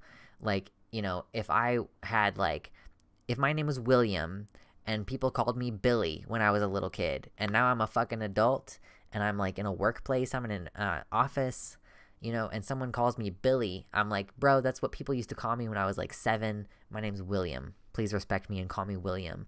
Like, calling that person Billy repeatedly would be understood to be a form of continual harassment, like workplace harassment, right, at a certain point. So I don't agree with this rhetoric that they're using of like, I get to choose my gender, the text that's on the screen right now, for example. But like, what I'm trying to say is like, you choose your pronouns. You don't choose your gender, but you choose your pronouns, and that's one of the means by which you express your gender. And so if you like, you can't choose your pronouns differently than choosing your name. Like, they all require the people around you to use that. But the problem is that we have this predicated idea that pronouns refer explicitly to a biological something, and that ultimately what it refers to would be the anatomical sex. Like, you know, I don't know if any of these conservative men agree with this distinction between biological male and anatomical male, but ultimately it's always referring down to that, the original anatomy, really, or the original biology, really. Because I've been on testosterone for 10 years, okay, going on 11 years. But there's some anatomy that will never change. That's right. Right? I mean, you still have ovaries. You still have, Yes. you know, the female reproductive system. You said that you had a child. Yes, I've given birth. I no longer have female reproductive organs. Right, but you had that. You will never get male productive organs. Now, when you think about it, the male and female productive organs are similar, and they're nearly the same. They're different. Right. They're different in size. Even if, okay, biologically, and they're different in functionality too. Not necessarily, because the testes and the ovaries are very much similar. One is an egg, one is a fertilizer, But and we that's can the never, difference. but I never can produce sperm. You're absolutely ever, right. ever. You're absolutely right. We don't actually know that. I think that's like a conceptual limitation. I think it's entirely possible to grow testes that could be born from your own biological material and then implanted. We have stem cell research has come quite a long way. We have like organ scaffolding, stem cell organs being built on top of organ scaffolding. I don't think it's at all outside the realm of possibility that someday people could produce gametes that they couldn't produce with their original organs that they were born with, you know? Or like, the thing that will ultimately drive this research is people who have lost their testicles in an accident. Like, we will learn how to grow testicles to give that man his testicles back. That's why we have phalloplasty. The reason we have phalloplasty is because men, like cis men, lose their dicks in war or in fucking farming accidents, and they want a sensate result that can do all the things that their original penis could do. Obviously, it's not going to be exactly the same. But my point is, the reason that those surgeries even exist is because cis people need those surgeries, you know? There are cisgender women who are born without uteruses, and it's because of those kind of people that you will end up with, like, as Gayfest just said, we're probably going to see in my lifetime transgender women giving birth. Like, a uterus grown. When I say scaffolding, when I say stem cell scaffolding, what I'm referring to is that like there are videos that I've seen. It's been a while, but you can look it up. Like literally a scaffold, like a framework, like a hollow Swiss cheese looking framework of an organ. And then you put stem cells on there and some related cells. Like you're trying to build a fucking liver. You put some liver cells next to it, and then they just build a liver around the scaffolding. And you can do that using stem cells from your own body. And that creates an organ that has your own DNA, which means that you don't have to be on fucking immunosuppressant drugs for your entire life. Like, I don't know if anybody, like, people always bitch about lower surgeries and like, oh, surgeries for trans men are so antiquated, you know, like why can't we just have like transplanted penises from like dead people or something? Like, you know, the reason is because do you want to be on fucking immunosuppressant drugs for the rest of your life? Have fun with COVID. Have fun with the common cold. Enjoy that. Enjoy being on immunosuppressant drugs. Enjoy your immune system forever trying to expel the most precious organ on your body. Presumably. It was probably pretty expensive. Absurd. Childish. And they can never produce ova. And you guys are saying that gender is like a social construct. Is that what you're saying too, that you could change it? But also, if you want to be technical about it, age is a social construct, your ethnicity and race is a social construct, and I'm Hispanic. Oh my god, I'm so annoyed. I'm gonna have to let it go though, because I'm already going long on this stream. I can't say I'm Chinese because I like Chinese food. I could bleach my skin all I want. I could wear Chinese clothes. No, race Chinese. is not. How is ethnicity going to be a construct? There's all social constructs. So we all agree on it. how exactly? If you look up, is race a social construct? Ethnicity a social construct? Is time a social construct? Right. Everything's a social construct if you want to think about it that way. But we have set truths and we can't change those truths. If you want to say you're a trans man, that means you're a biological female that thinks that you're a male. I am a biological male. I'm an anatomically. See, Anatomically, he's gonna have I'm version still of it than, right. And I think it's really important that we understand we're all gonna have it's different anatomic, views. okay? Yeah. Because biologically, I have shifted, okay? Trans meaning going from one to the next. Biologically and all these things, I know that there's importance for you guys, but meeting me or seeing me, you would never know. So why is it important? Well, no, because just I'm just say curious. if I was a woman, just say if I was a woman and I wanted to date you, what are you? Oh my god, this is so cringe. You gonna tell me? I would tell you that I'm trans. What do you No, mean? no, I'm saying you can't tell me that you're a man. I mean, I'm still a man. No, but you I'm a gotta tell transgender me. man. You gotta tell me that you were born a woman. You have to. I mean, I don't have to. Well, because if I go down, if I see Right. you in your pants, right, I'm gonna see something different, and that will be true. This people just don't know. You can just have bottom surgery. You could have a whole penis and you didn't used to have one. Rip. Troubling to me Right, if I had an expectation. But again, this is like leading off the topic, but I mean, to answer your question, if you must know, I do tell the person that I'm talking to or interested that I'm transgender. I don't think that you need it to, you don't need a penis to be a man. And I know that you may disagree, which is fine, like I get it, but I don't want one. Now, I have a question for all of you. Do your penises... I'm curious if he means I don't want one or if he means I don't want to go through the trouble to get the results that you are capable of getting right now. Because I understand that. I've been thinking about it recently myself. I'm like, I want to have a penis, but I don't know if it's fair to say that I want to have bottom surgery. Like, I don't think anybody really wants you to have bottom surgery. Like, I don't think anybody wants to have bottom surgery, I should say. You want to have the end result. And you're willing to go through what it takes to get that end result. But it's not like anybody really wants to go through like a traumatizing surgery. Most of us wish that we had just been like born without this problem. But Make you men? Yes, Well, it's part of our, Like, it's no, part of that what makes is- me a man, is yes. that what makes Well, you I a man? said being a man's ingrained within every part of your body. So our cells, our penis too.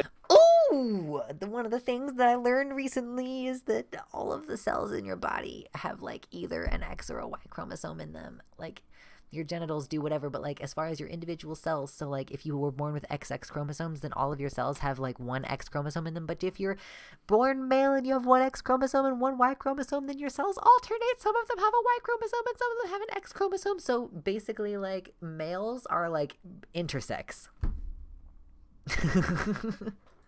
But if you had to look at the difference between us and between you, now would that difference be the lack of a penis? If we were naked. Okay. I mean, if we're gonna minimize being a man to that particular anatomy, we didn't minimize. No. I'm asking the question. Okay. If we minimize it, because this is where we're going, is anatomy, right? Because that's where we've gotten. Our basic biology. Okay. Yeah. So if we get there, so do your penises make you more men than us?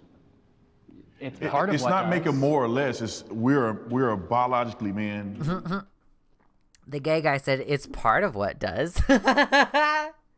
You're not men for other reasons too. You're not a biological man. It's not a spectrum, so it's not a question that we can answer, because you're saying on the spectrum, would this make us more of a man than you? But no, it's because we are a man and you guys aren't. Well, we're different. So we're not men. Is exactly what you just said. In my view, you guys are appropriating the gender, and you are living as a man, but biologically you are not a man. So to me, it's not, you can't say, okay, well, does that make us more of a man? That's not even a question to ask, because you're not a biological man. When it comes down to just conflating man and males. Blue Spectra, I don't know how the chromosomes work in cats, but Blue Spectra, I would love to watch the video. I don't know if you were here when I mentioned it earlier. I would love to watch this video that I watched recently that really broke down some of the genetics, like some of the various possibilities for intersex people. He did not even go into chromosomal anomalies. He stuck with XX and XY individuals, all the different like a half an hour video. And one of the things that I thought that he said was that, like, most of the cells in your body don't need both an X and a Y chromosome. They just need, like, one of the ones on that pairing. So in males, since you have an X chromosome and a Y chromosome, some of your cells only have an X chromosome and no Y, and some of your cells have a Y and no X, just throughout your whole body. But if you have two X chromosomes, then each cell would have an X chromosome, although it might be the different of the two X chromosomes, right?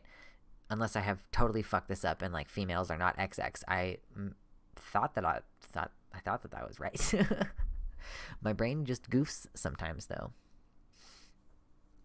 But I would love to watch that video with you all on stream sometime. This video is taking a long time to go over, so probably not today. asking questions that make me start to change what the truth is and what the truth isn't, putting it on a spectrum when it's an objective truth, that's where I draw the line. What's the biggest problem with what he said? It doesn't make what you feel any different. The biological truth is the truth, and why can't that be the truth? And you also say, but I feel like on the inside that I'm a man and I'm going to present that way. The argument, because you're still, like, saying, like, sometimes, like, you say you're a man, but really on my standard you're not a man. Like, that's ultimately what you're saying. Is that people try to invalidate who we are with that. I'm not saying that you guys are doing that, but a lot of society in the world does that. Well, biologically you're female. What hurts trans people that people don't realize what they're doing is it's very harmful. You got to be aware of what you're saying and what you're putting out there. You know what I mean? Like, yeah, no, 100%. I would, and that's why I think we all agree. We would never try to offend you or anything like that. To be honest, if I saw any one of you in the streets, I don't care. It's not going to bother me that you want to. Right. I would know unless I pulled your pants down or something. Right. Why do you feel like you have to present the way you do? You know, facial hair. Could you right. be a man without having facial hair? I mean, yeah. Because you feel like you're a man. I'm in the early stages of testosterone. I haven't hit 1 year yet. But personally for me, you know, I crave, you know, having a full-on beard like these fine gentlemen and you guys are. Like, I crave it, you know, like. But I do believe, like, not having, like, this little small peach fuzz I have going on, it does make me feel more dysphoric. It makes me, like, feel like, oh, this is how I presented before transitioning. Do you feel like it's something that has gone wrong at birth? Like, you know, you're born and you say, well, genetics and evolution says this. Why do I feel like this, yeah, yet I mean, I have I this? think questioning it was something that I always wondered, because sometimes when people say, like, oh, like, it was a choice, which I hear a lot on the other side all the time, like, it was a choice. I was legit born this way. Like, I could remember from, I think, 4 or 5 years old where, like, I didn't feel like a girl, you know what I mean? And I I can't tell you why that happened. It was just my path in this life, and it's something that I honored. And you know, one thing that like sometimes people don't. I know it's not everybody's experience, so it's not something that people bring up. When I bring this up, I am being a mouthpiece for other people's experience. That's something that I guess I do semi-frequently, is because I've spent such a long time within the community, like, absorbing the knowledge of other people's experience and, like, just believing that it's true, that I can then reflect it later. That, like, oh my god, I'm so sorry. My brain just goofed real hard. 5 years. Oh, yeah. Knowing from a really young age. Channeling what I know from what other people have said. It's not just that you know from the age of, like, 4 or 5. It's that, like, at age 4 or 5, or maybe, like, 8 or something, you're like, when am I gonna grow a penis? Or, like, you ask, like, am I going to get breasts? And your mom says yes, and then you start fucking bawling and melting down. Like, that's not my personal experience, but I've heard it from other people, and that's, like, what knowing that you're trans at a young age means for some people. Like, again, that's, like, the extreme examples that we are drawing to, like, to elucidate why you would want to do that, right? Like, that is a deep thing. It started a lot earlier, you know?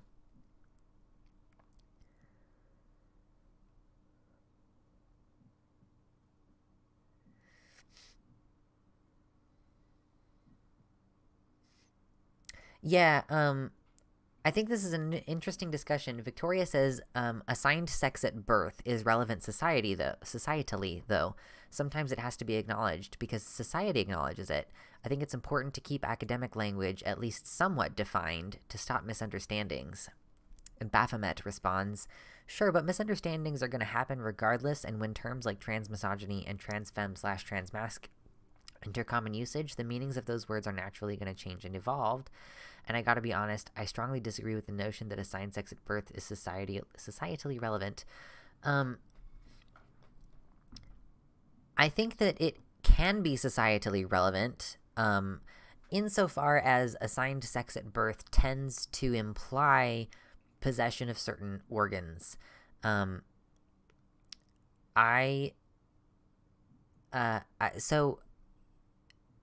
in the sense that, like, if you possess a uterus, there are certain types of laws that are only going to affect you. There are certain accesses and rights that are only going to affect you. And we tend to associate assigned female at birth, or, like, female, with possessing a uterus. So in that way, societally, your assigned sex is important. Abortion is a very important thing politically, right?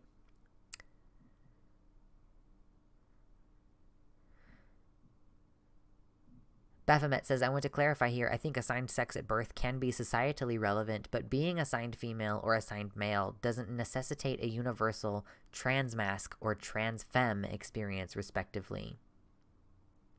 I agree with that. Yes. Most people don't really need to know what sex people were assigned at birth. Yeah, that's true. So it is of societal relevance, societal importance, but societal meaning in that sense, like political, like the structure of the law and the healthcare. It's not really of significant relevance in many interpersonal situations. Victoria says, IMO people are going to act towards me in a certain way when they know my assigned sex, regardless of my passing status. Yeah, I mean, I think that's true in the sense that, like, if you were totally passing, Victoria, you have a feminine name. Victoria, if you were passing as a woman, and then someone found out that you were assigned male, and their treatment of you changes differently when they think you're a cis woman versus when they find out you're actually a trans woman, then assigned sex is of interpersonal societal importance in that manner.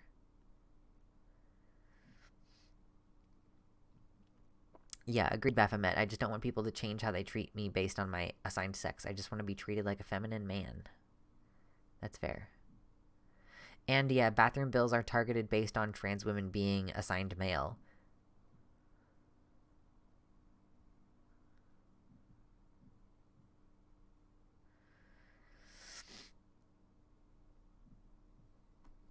Yes, okay, I'm gonna continue this video now.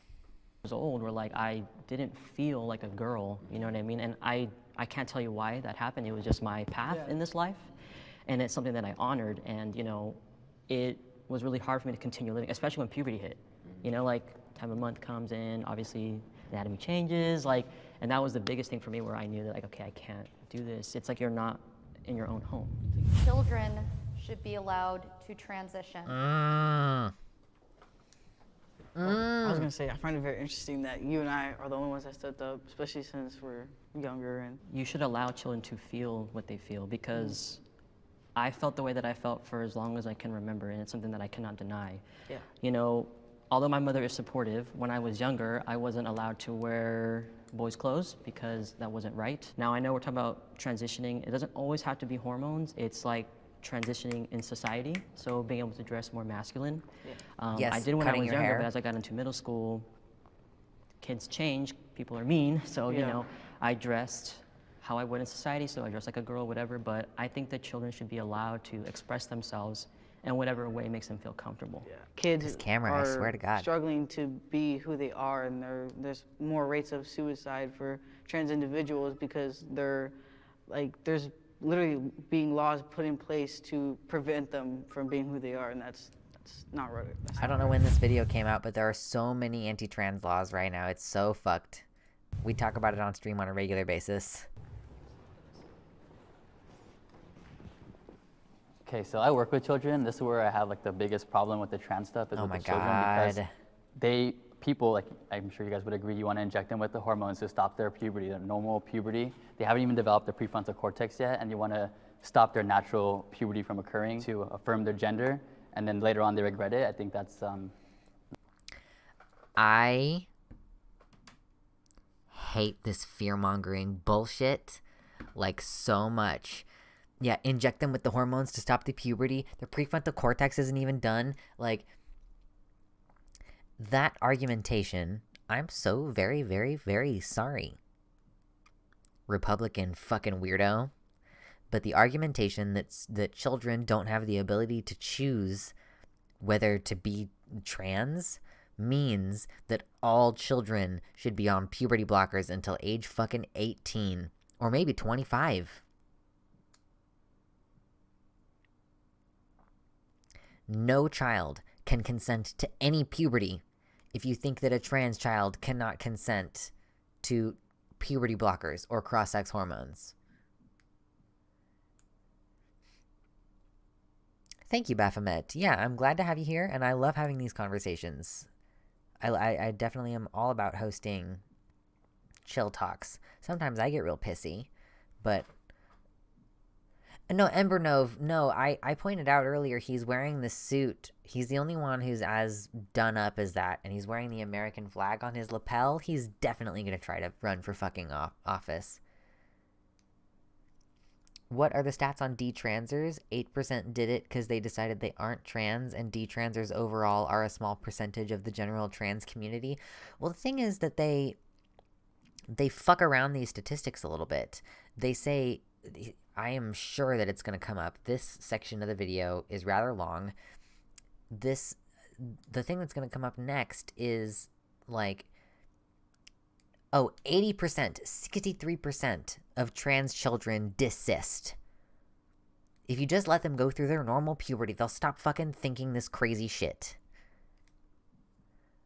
When in reality, those statistics reflect, for example, of all of the children that were brought in for questioning their gender, because they were questioning their gender to discuss it with a professional, 80% ended up not being persistent in like a gender dysphoric definition, like diagnostic definition, which means the system is working as intended. On the other hand, another one of these studies that people point to, not everyone in the study who started it continued keeping contact through the study, and those people who dropped out of the study were counted as desisters. They were counted as detransitioners in the study. Ela Devine says, I don't know if I'm behind. Your prefrontal cortex isn't finished until you turn 25. But by that argument, no one should transition until they're older than 25. Exactly. That's the argument. Ember says, I detransitioned, quote unquote, and I'm glad that I transitioned in the first place, so fuck all these people saying kids will regret it later. I appreciate that perspective. Isn't there no harm if they take the puberty blocker and then go through the puberty they would have gone through anyway? Yes, Alexis, that's the other thing about the puberty blockers situation, is that you take the puberty blockers and then you can just stop taking them at any time and you'll resume puberty as nature intended or whatever, or you implement cross-sex hormones.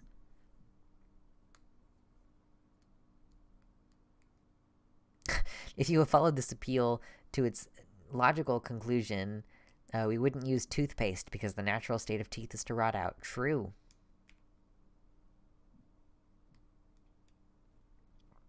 Yes, Elevine points out, we have been giving kids puberty blockers since the 80s for precocious puberty, to treat children who begin puberty early, quote unquote early, when their bodies naturally want to start puberty when they're 8 years old, and we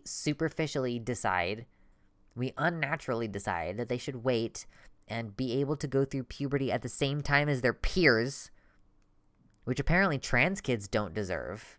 That's something that bothers me quite a bit, is that you can be on blockers.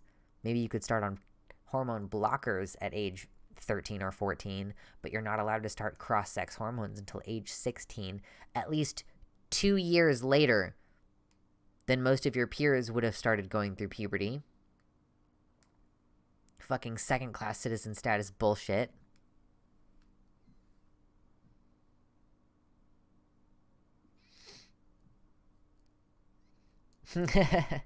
No worries, Baphomet.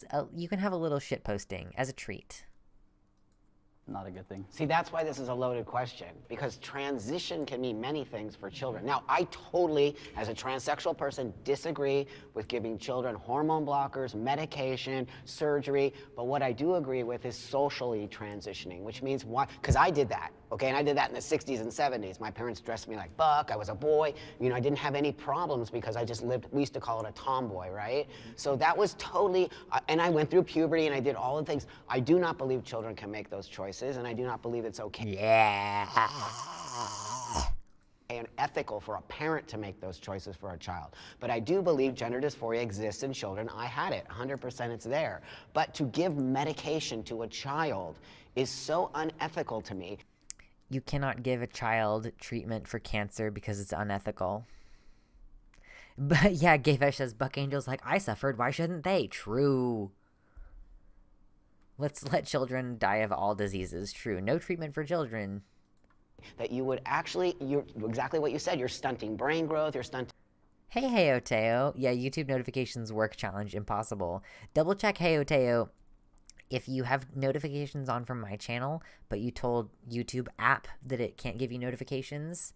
You might have to double check that. And double check that you have all notifications turned on and not, like, customized notifications or whatever setting it tries to get you to do, because it'll just decide not to tell you sometimes. All of these things, they don't have enough research on it. So I'm in agreement with transitioning medically for children is not okay for me, but I... Ela Devine, with the $10 dono, thank you so much, says, speaking of transitioning, I really liked these pictures I took. I'm so pretty. Oh yeah, these are some good photos. Some good solid photos. I love this corset, or bodice, or whatever you'd call it. Very nice. Very good stuff. I still get Vosh notifications, though. That's the only ones that work consistently. It must be his CIA connections. True. Vosh and your fucking CIA connections. Did we talk about how I have a bodice over here? Is it over here? It's not over here right now. I have a bodice. I haven't worn it on the stream so far. I don't think. It genuinely creates cleavage where there may not have been cleavage in the past.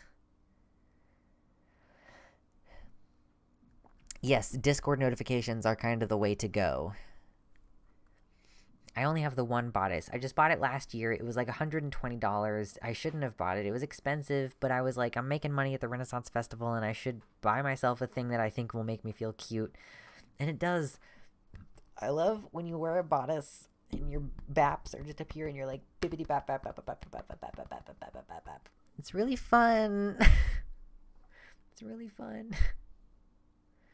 When I hit subscribe, I actually get Vush's submenu and not yours. It's all for my website. All the pictures and stuff are still Vosh's. But if you subscribe, if you're in my website still, if it says luxander.net and you're working on the subscribe shit, like, it's not gonna send it to Vosh. Yeah, sorry about that. There's a lot of stuff that I don't really understand about the website, and I need to get some art commissioned so that I have, like, icons for those different segments, because, like, you'll notice that, like, there's a picture of, like, Vosh's little icon, and I just don't have those kind of photos, so I don't have those pictures. Corset Story, they have 4-for-1 sales all the time. That's pretty cool. I don't know, like, I'm a really sensitive body.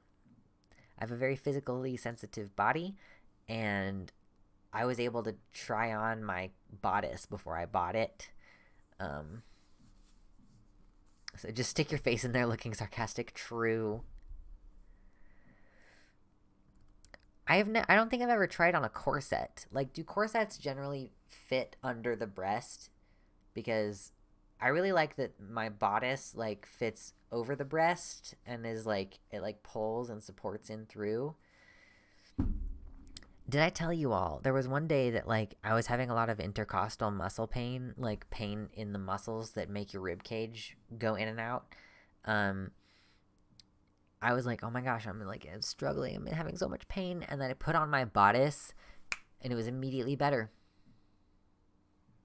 Because I was able to relax my muscles, and the bodice was holding my rib cage in place so that I wouldn't, because I always engage these muscles to, like, hold my rib cage together, you know? But then when you put the bodice on, you're just like, something else is holding your ribs, and you can just, like, relax. And it feels good. Just personal opinion on bodices being pretty based.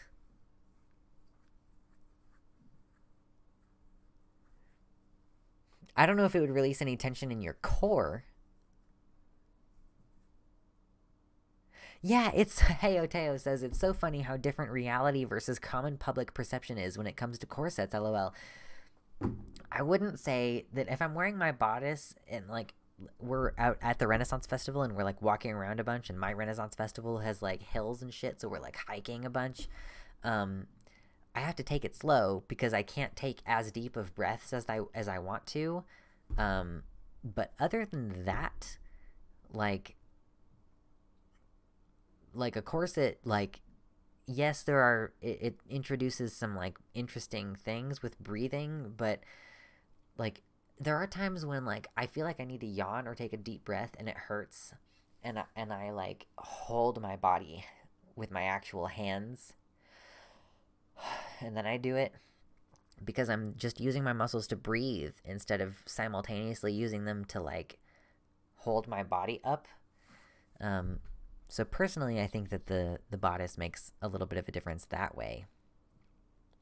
Oh my gosh, I've been drinking so much beer and I need to pee again, and I'm going to be right back. I'm just going to pee again. Just real quick. BRB.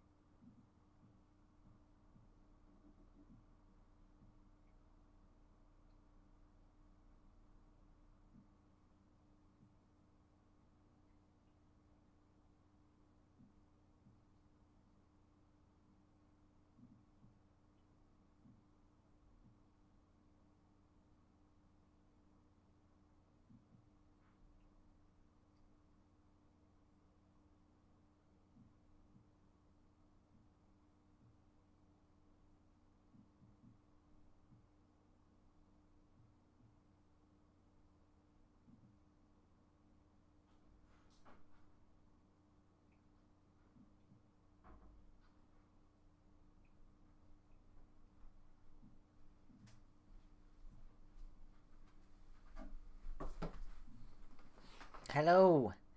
I am back. Timerania says, no room to put more food. Corset to squish. Oh yeah, that's tricky. That's tricky. Elidavine says, other interesting benefit of corsets, if you struggle with healthy eating portion control, a corset will physically make it impossible for you to overeat. If you struggle to eat, though, says Timerania, you might also, that might be something to be concerned about. Yeah. Generally, I'm not a person who's ever struggled with an eating disorder, but I have a great deal of sympathy for people who do, and I consider it a pretty important social issue to attempt to navigate, like, in an appropriate manner, you know? So, like, perhaps, you know, if you, you know, like, for example, working at the Renaissance Festival, wearing a corset or a bodice all day, like, yeah, you cannot stuff your face. But you also can't, like, sit and drive a car.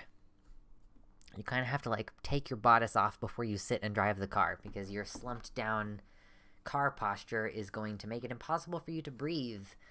You know, that's one thing to be aware of as well. But yeah, like, definitely don't use a body-forming piece of clothing to restrict your eating any further than, like, strictly necessary, you know?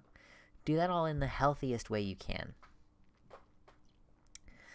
Ela Devine says, when I was a kid, we had a hard time getting food, so now I overeat as, like, a trauma-formed behavior. Yeah, that is definitely something that I've heard of before. What's up, Gina? Welcome. It's been a minute. By the way, everybody, if you haven't hit like on the stream, please hit like on the stream. I much appreciate it.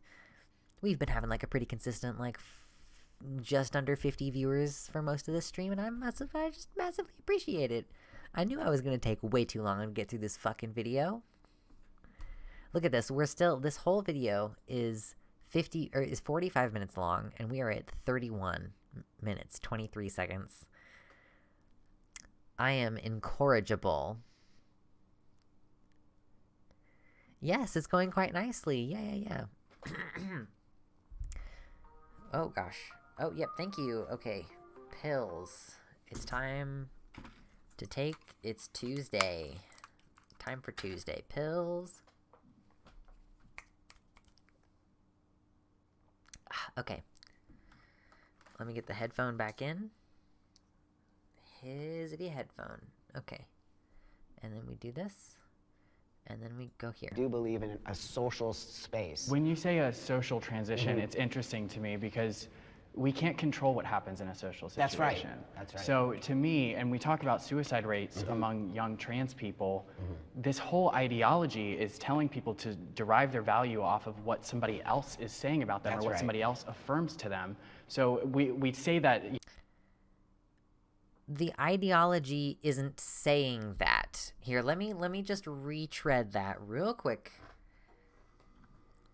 Somebody said towards the beginning that this guy was the worst. I agree. He's the worst, and I fucking hate him. People, this whole ideology is telling people to derive their value off of what somebody else says about them. That's not the ideology is saying. It's that people who experience misgendering experience a high degree of suffering as a direct result, as a causal result of the misgendering. Like, when the misgendering stops, the mental health issues resolve, more or less, to normative levels for other circumstances notwithstanding. And yes, unfortunately, it does rely on other people's validation. That's why, like, one of my therapists who specialized in treating borderline personality disorder noted that many of her patients with borderline personality disorder were also trans, because borderline can be caused by an environment of invalidation and neglect, and trans people are kind of inherently invalidated in their personhood on such a profound level that they can develop borderline personality disorder symptoms as a direct result of that treatment. So, like, we know that there is a possible link here. Like, there is a possible link here. Yeah, plus lots of autistic people, says Ela Devine. Yeah. And I know some people have claimed that, like, some autistic people are misdiagnosed with borderline personality disorder. I haven't looked into that personally, but I think it's interesting. He's saying just ignore it, 5-head. Yeah, true. Yeah, Tabaxi Bay, as far as I know, there's no research about it. I just, like, my therapist, who had been a therapist for, like, more than 20 years, who originally specialized in, like, DBT, borderline personality, happened to find that she ended up with many transgender patients in the course of treating borderline.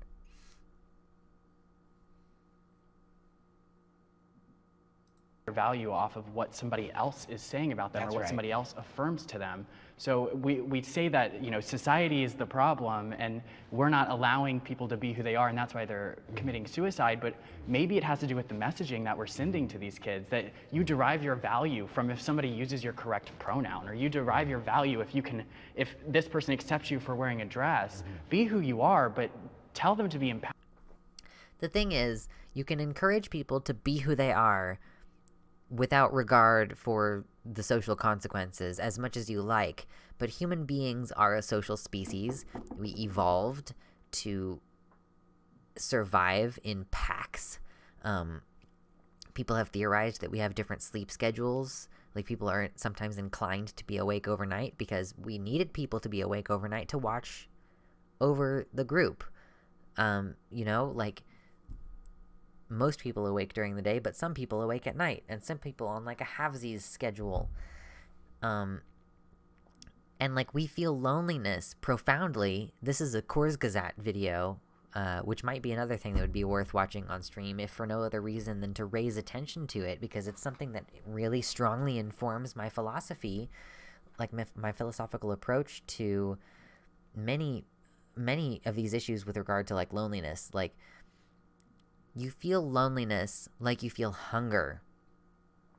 You know, hunger is your body telling you that you need food, and loneliness is your body telling you that you need social connection.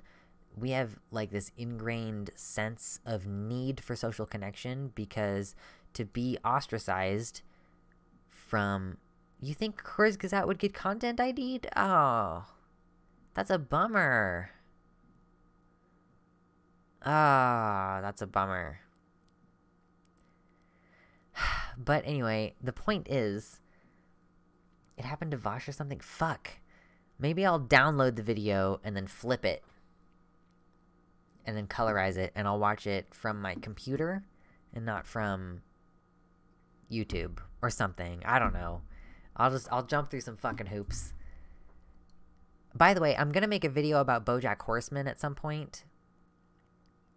That is, I'm assuming, is gonna also require me to, like, find a way to, like, come into possession of the content and then alter it for the purpose. Because the whole video, like, the video is mostly not gonna have me in it. Video is mostly gonna be content from the show. Examples, you know, video playing over as I talk about the show, and then example content to illustrate the point that I just made or whatever. It's a good show. You should watch BoJack Horseman if you're ready to get your heart broken. It's a really difficult material to grapple with. It's really difficult material. The video that I'm going to make is illustrating point by point diagnostically how BoJack Horseman has borderline personality disorder. Like, I've had other videos recommended to me about how, like, oh, BoJack is an alcoholic, or BoJack is has depression. Like, no, bitch. He has depression and alcoholism as symptoms of borderline personality disorder. I haven't looked over my script in a minute, but he might be 9 for 9. There are 9 diagnostic criteria. You need 5 of the 9 in order to get a diagnosis of borderline personality disorder. I'm pretty sure he's 9 for 9 with flesh material out of the show. Thank you, Tabaxi Bay. I need to get to working on the script again. It's been a long time since I actually worked on the script. But Spoilers.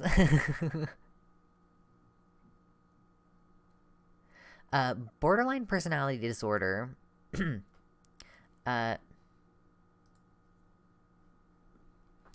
I just wanted to switch over here a little bit because I might as well.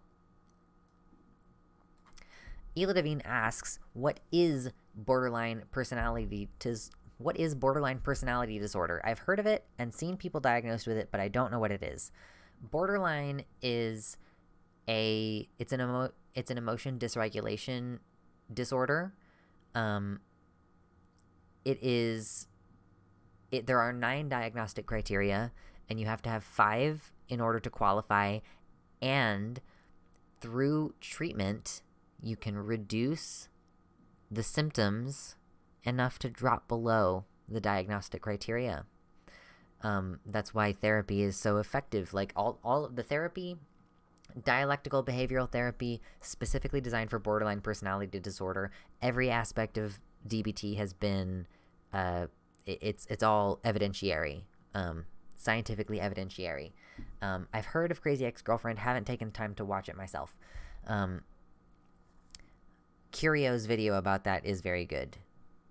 I will say that. But so you get borderline personality disorder from some combination of a natural sensitivity, like a natural propensity to experience emotions in a heightened sense compared to the average, combined with like some kind of environmental effect, like invalidation of your emotions or neglect or like some kind of ignoring of your significant emotional states. And these kind of synthesize into what kind of ultimately is a behavioral disorder. We say borderline personality disorder. Personality disorder is kind of a weird way to say it, but it's a behavioral disorder, and the treatment is skills-based. And it's like, oh, if you're feeling a certain type of way, here's how you assess if that feeling is in proportion to or in line with the facts. And then if it is or is not, here are different ways that you can address how to get your response to be in proportion, or what to do if your response is in proportion. It's a broad therapy program, frankly. But borderline personality disorder is ultimately like some of the key symptoms are like inappropriate expressions of anger, or like frantic attempts to prevent relationship separation, or transient paranoid ideation, transient paranoia induced by stress. Stress-induced paranoid ideation.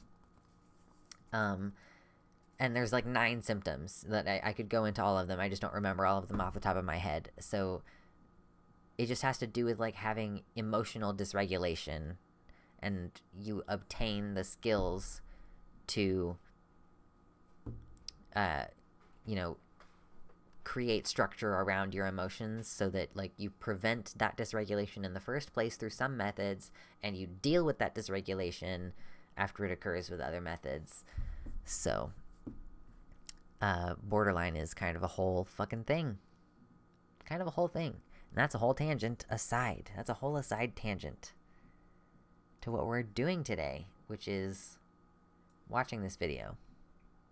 Empowered about it and not get that empowerment from somebody else. I feel like that's really kind of inconsiderate to say that someone would take their life because what someone else says. To somebody, that is important. To somebody, I have friends who, their family does not use the correct pronouns when they've transitioned, and they live in the same household. This person struggles with depression and anxiety. Could you imagine living in an environment like that where you're no longer validated? That's coming from your own parents. But if you base your validation off of other people, this is a hard truth, but if your sole validation No, you definitely have to do it. Listen, I could give people, a shit what everyone thinks about me. I do what I want.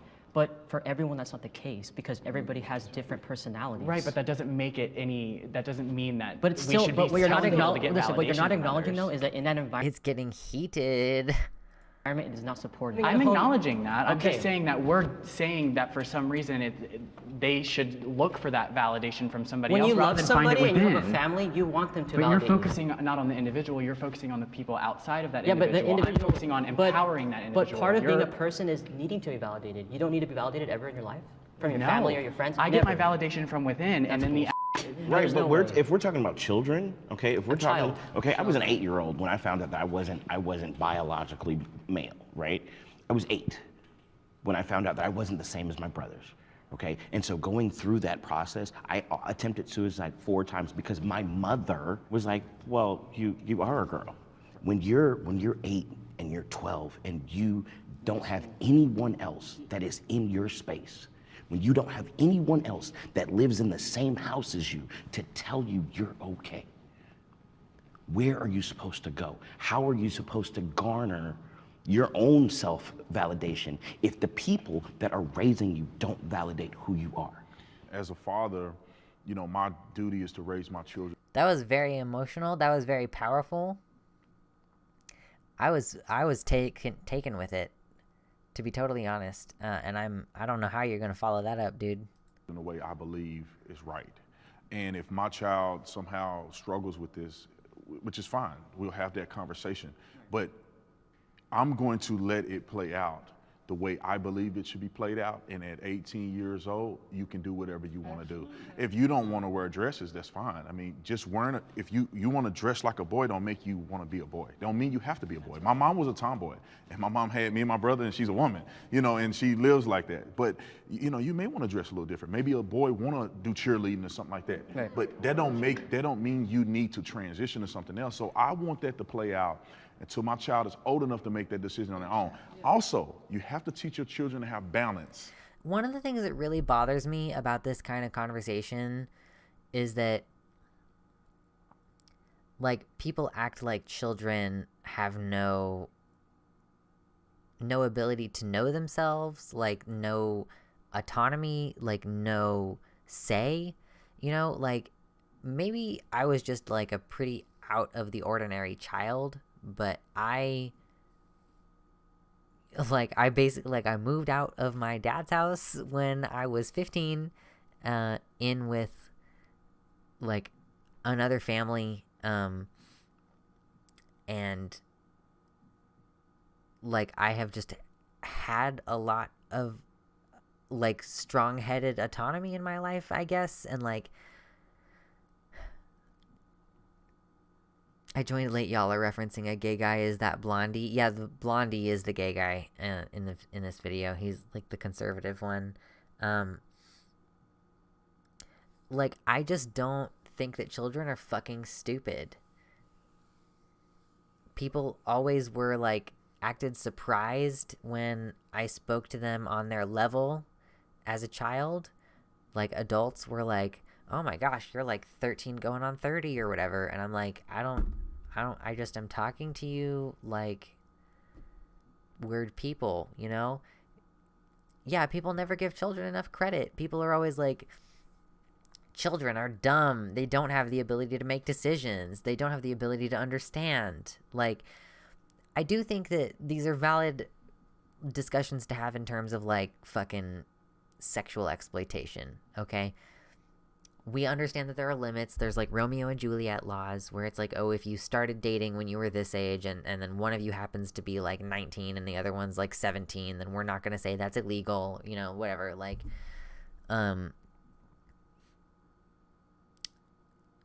that's one regard in which I think that, like, I understand we're trying to protect children, right? On the whole, though, I think this, unfortunately, is a little bit of a slippery slope into, like, this way where we use children as this overall cudgel. I've even considered, like, should I stop saying children? Should I start saying young people? Some of the activists that I've been most moved by in the past have been ones that I've noticed tend to say things like young people, the young people of this nation, for example, because saying children is sort of like disembodying them a little bit, you know? They aren't as developed as adults, so they can be exploited, yes, but they're not as far from adults as people treat them, they can make a lot of decisions for themselves that we don't allow. Yeah, like, I'm 28. It's been 10 years since I turned 18, and I remember what it was like to be a child. Like, there are several distinct points. Like, I remember certain times around when I was, like, 8, and then I've gotten certain times around when I was, like, 11, you know, and, like, maybe there's not, like, a whole lot of detail in between or whatever, like, just for example. But I remember being a child, and I know that, like, I had opinions about how I was treated. I had gender dysphoria once I got to be, like, 14. And it's wild to me. Like, I think that people forget, or were other people just, like, really dumb when they were kids? Like, was I just uniquely advanced that when I think in retrospect, like, I feel like I can connect to that person? I feel like we're intellectually on a similar level. When other people look back at their child self, do they feel that that person was just, like, a total fucking blubbering idiot who didn't know anything? Like, I remember being that person in so many different ways, in so many different memories. And I know what it felt like to be mistreated, and I know what it felt like to not be taken seriously. And that really mattered to me, you know? Like, I could tell when people were being shitty.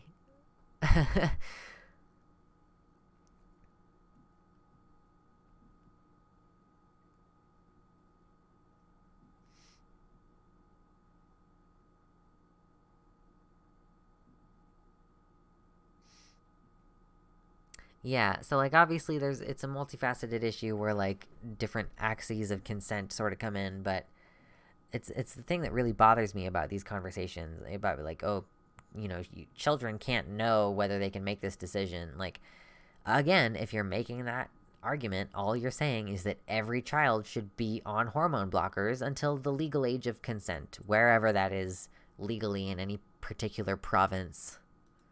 Because if you just want mommy and daddy to acquiesce to everything you want, that's not reality. Yeah. You have to understand that mom and dad may not see me this way.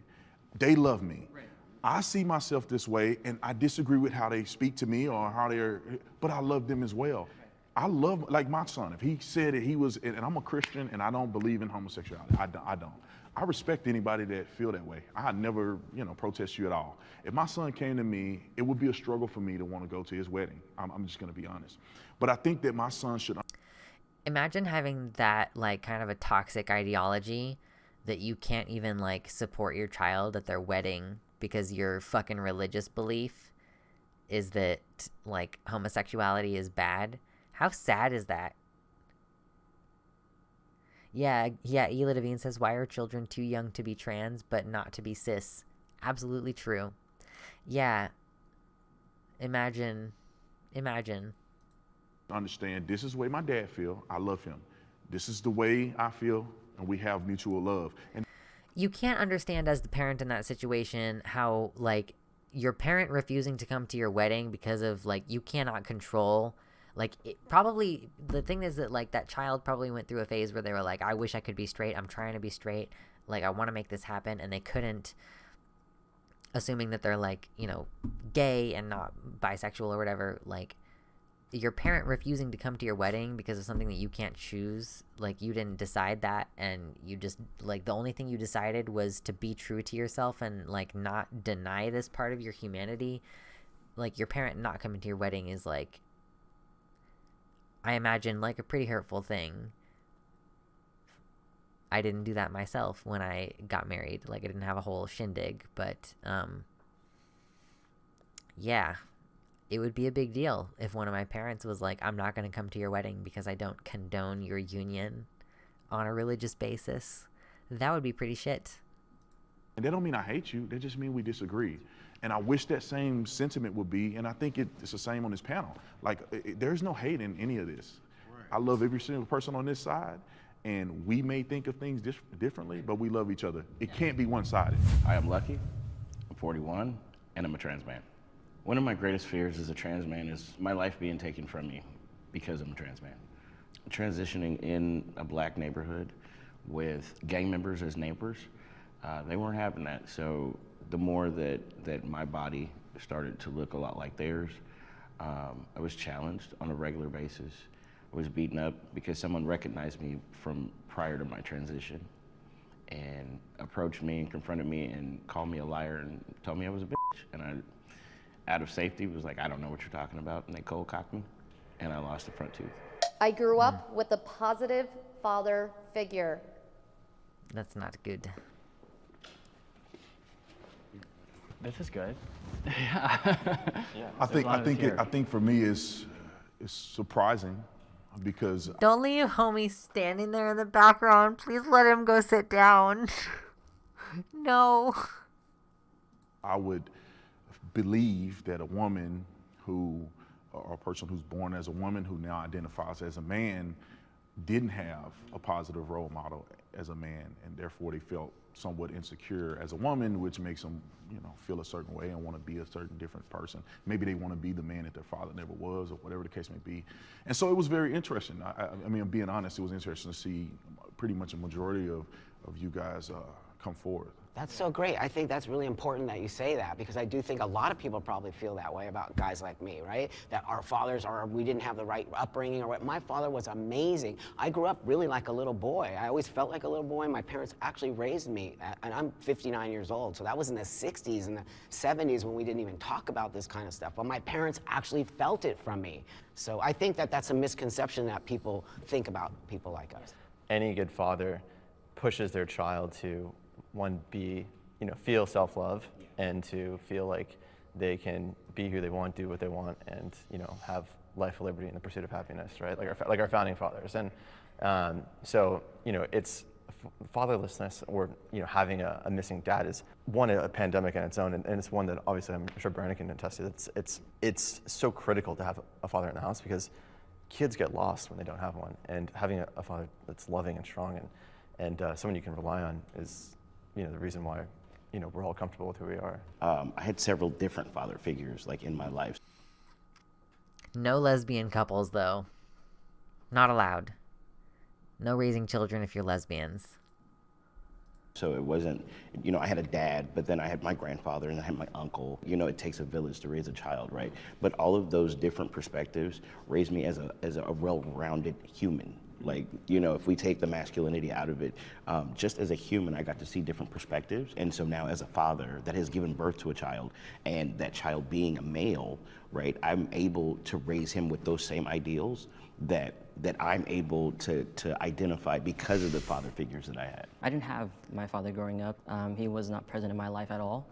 So it showed me that some men can step up, like my grandfather and my stepfather, who have taken me in and showed me how to take care of myself, how to be, strong and dependable. And all I've been able to do is give more love to all people that I interact with. Right. So it was really important for me to have those figures. I think this is a really important thing to show people that are watching this, because a lot of times I feel like we can blame any issues in society or anything that arises on the generation that came before us. So any issues that arise in our society, it's like, there's not always a reason why it's happening. We just need to address the issue and solve it. I grew up with all women. Oh no. Oh no. I was about to pause and say I'm sorry I haven't said anything for a minute because I'm just kind of absorbed in this dialogue, and I think it's really interesting, and I actually kind of find it really fascinating. And then this guy, generation that came before us. So any issues that arise in our society, it's like, there's not always a reason why it's happening. We just need to address the issue and solve it. He just said we may have believed before that a lack of a strong male role model in the life of a young girl might make her decide to transition into a man. He's that might not actually be the case. There might not be an obvious solution to the problem, but we need to address the issue and solve it. He wants to murder us all. This gay is so involved in his own self-acceptance. I am just cupping the microphone. He wants to kill all of us. Oh my my god. It's not good. It's not good at all. All of it. I grew up with all women. My parents were divorced, and I lived with my mom. I had my aunts. So I was raised by women, but my dad was there sometimes, and then my stepdad took me in as his own, so I had my stepdad as a father figure. I grew up with all women as well. My mom used to tell me I have to be your mom and your dad. So like there would be times where I got both. Like she was super sweet with me or really strict on me, and like she taught me a lot as well. Like growing up with women, it taught me a lot of vulnerability. No, when you were talking to, I was like, I relate to you very well. But yeah. I'm Jacob. I'm 27 years old, and I'm a trans man. So the relation with my dad and how unsupportive he is has been a challenge for me, but it's something that I've learned to grow past. And I encourage everyone that even if you don't have a parent who is supportive, to still be authentically yourself, because your life is meant to be lived for you. And I think that choosing my happiness above all else has made my life that much better, and I wouldn't change anything. Even though he wasn't supportive, I still wouldn't have him here. Listening to all your guys' points, I would definitely say, yeah, I did have a father figure. He was in the Marines, and he has this very toxic masculinity mindset. A lot of anger built up that I can definitely tell he suppressed, in the Marines, because that's what he was taught to do. That's what the Marines are about. He always carried that with him, and I think that's what he tried to instill in me and my siblings at a very young age, which made it hard for me to be vulnerable with myself. And I just saw a lot of anger issues that were, very violent sometimes. And since coming out as trans, I feel like he's been more willing to understand me more and trying to figure out who I am as a person. And because of that, I feel like our relationship has definitely got a lot stronger since then. I can't imagine how difficult it is to come home and then try to be vulnerable after suppressing so much pain and hurt for years. So it's good to hear that he's learning and kind of evolving and opening up. That's something where you guys were talking about vulnerability, right? And it's like there's times when it's good to be hard. Oh, I don't show no. emotion. I thought he was like, you guys were talking about vulnerability. I thought he was about to be like, maybe you've made me think that maybe it might be good to be vulnerable sometimes. Oh my god, I was just juked hard. Oh no. No. I really felt it for a minute, y'all. I really felt it. I got juked so hard. Oh no. Okay. As much as I'd like. Hold up. There's times when it's good to be hard. I don't show emotion as much as I'd like.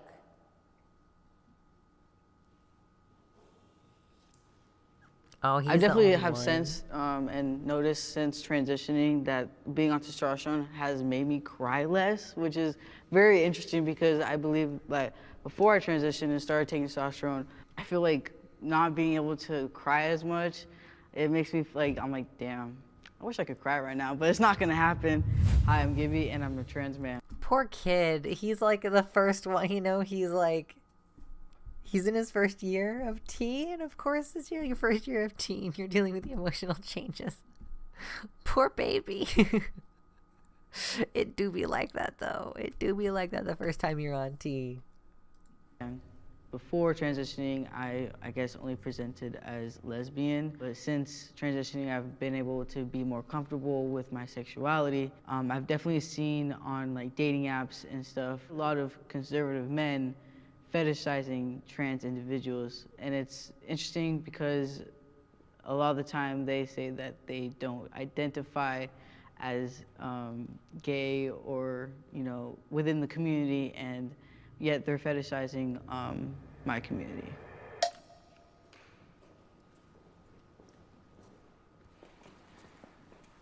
So I don't know about you guys, but I always speak my mind. If I feel a certain way, I'll tell somebody, and that probably cost me a lot of Yeah. Okay, sis, man, we get it. relationships, but that's just how I am.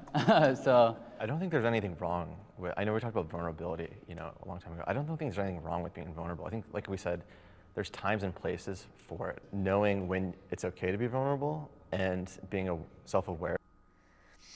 Ela Devine says, I wonder how much of that is the effects of tea and how much of that is the effects of toxic masculinity, making him feel like if he cries, he's less of a man. No, for real, though, it makes you, like there have been times where you're like, I want to cry, like I just want to be able to connect with that emotionally, and you like can't get there in the way that you want to. That's like what he's referring to. Not that you're not capable of crying in general. Like I definitely felt like I was still moved to tears by stuff, like the various times that I've been on tea. It comes to me much easier when I'm off tea, though.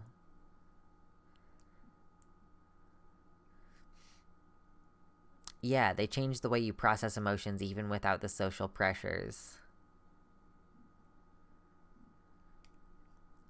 Yeah, I mean, I definitely like I said, like I feel like I am able to cry pretty easily when I'm on testosterone, like if I'm moved to tears by something, but it's almost like I can choose to be like, I can choose to engage, I can choose to let myself be overwhelmed by tears, whereas like when I am in the estrogen body, it's not optional. I'm like, oh, I'm gonna fucking be really upset right now, like, which is part of why I frankly, I call out sick for emotional reasons more often when I'm off tea.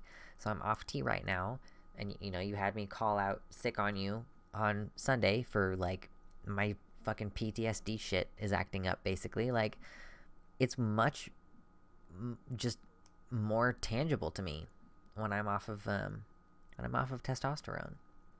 It's very difficult, and it probably varies from person to person. Yeah, true. Aware of that, and then, you know, being strong when you need to, and being sad, you know, when it's appropriate. But I certainly am not as vulnerable or not as emotional as probably I should, because it's not something that I always did growing up. But I don't feel like I have any real issues like suppressing. I just feel like I kind of get it out in other ways. Yeah, that's great you look at it like that, because I believe for me, like my personal experiences, like because I was one, you know, to transition at a very young age, and my dad being in the military, being a veteran, he would see me being vulnerable at times, and he'd be like, well, don't you want to be a man? And that would make me feel like, oh, am I not supposed to be vulnerable anymore? Now that I'm going to transition. And it was just like very hard for me, because like I said earlier, it was hard for me to have that father figure at that time of my life. You know, my process of, you know, digesting emotions is by myself. And I use that time to self-reflect. So if I'm feeling angry, or if I'm, you know, feeling really passionate about something, or whatever the emotion is, sometimes I pull back and I don't show that emotion because I'm reflecting on it and trying to understand why it's there. So I think a lot of times people can think men aren't. I think that's a valuable skill, by the way. Like, I think it's a valuable skill to introspect on an emotion and say, like, why am I feeling this way? I don't think it's good if that results in you just like always disregarding your emotions and never like taking them as information that you should act on something.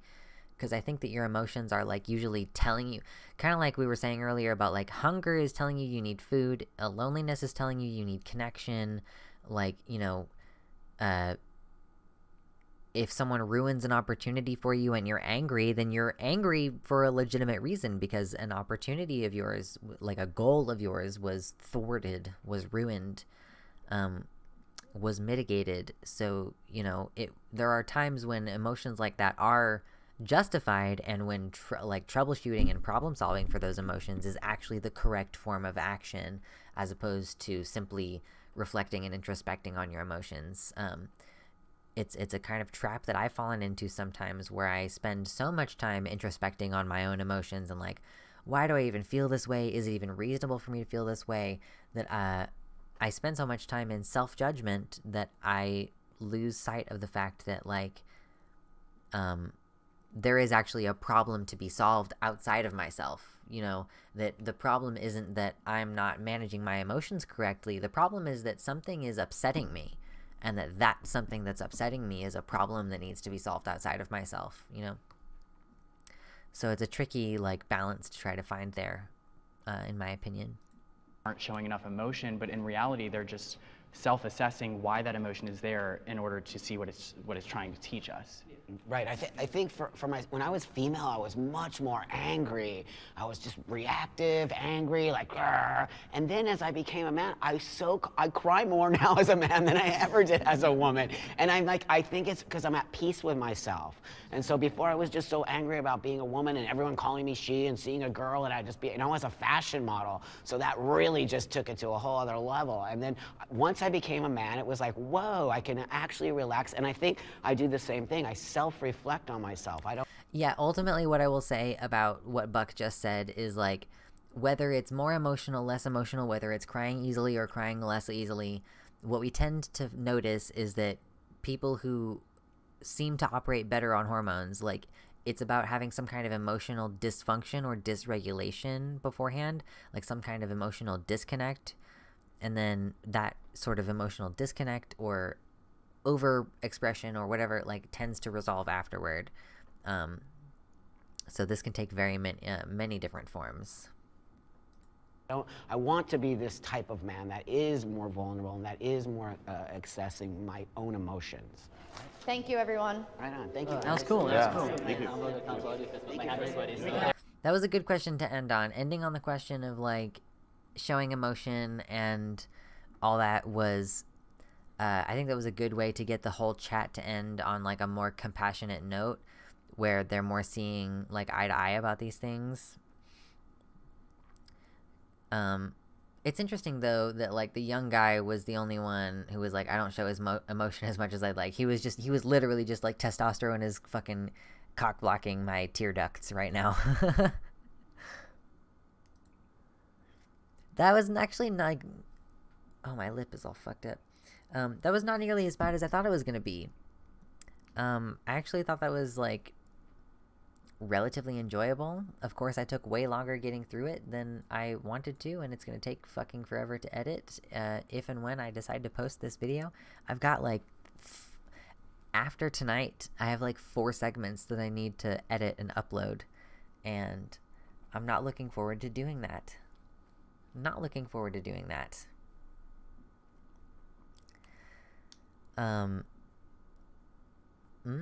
Hold on, let me bring this. I need this over here.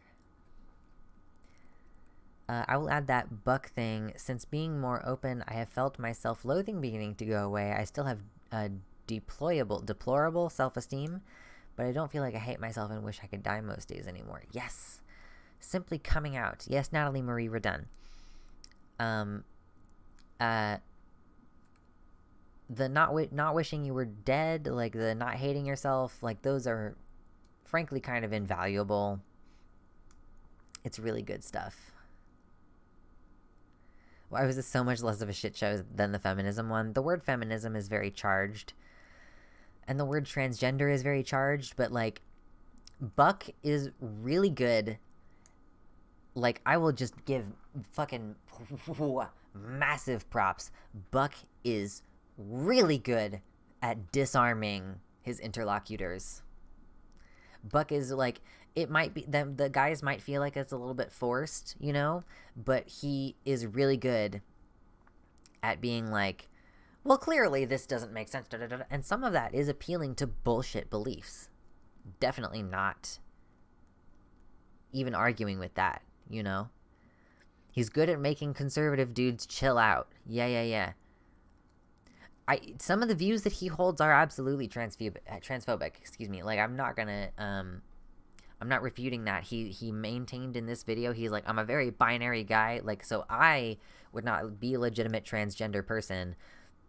Like, man, that makes me feel like I even harder need to just identify as transsexual.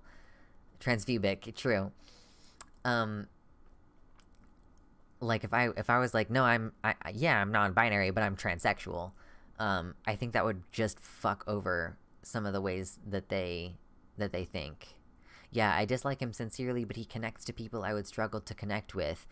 Yeah, and Beefy Kent says he did a lot of conciliating, dragging kind of the whole conversation more into where the conservatives wanted it. Well, you say, like, your phrasing, quote, dragging kind of the whole conversation more into where the conservatives wanted it. Is it like I would almost consider if he were really firmly holding the line on some of these sort of progressive issues and like not making some of these conciliations, I would say that would be dragging the whole conversation away from a productive place.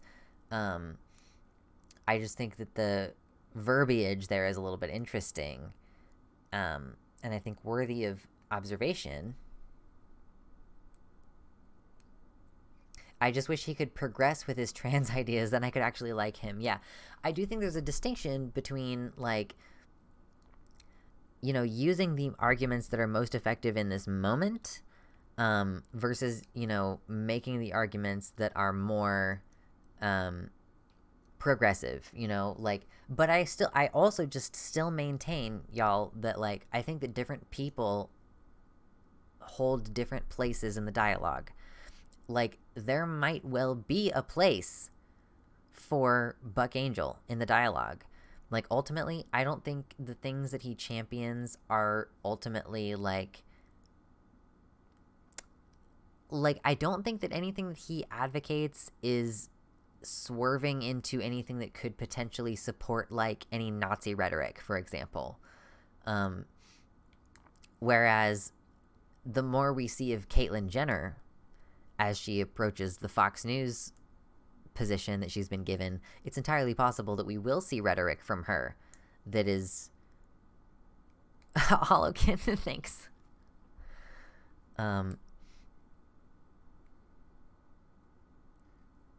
God damn it, the camera. What is your fucking deal, yo?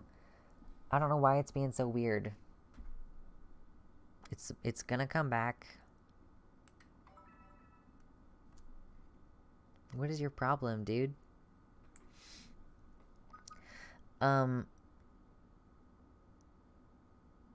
He'll keep people firmly in the center, but that is not progress. That is just being static up to the point he reached in his life.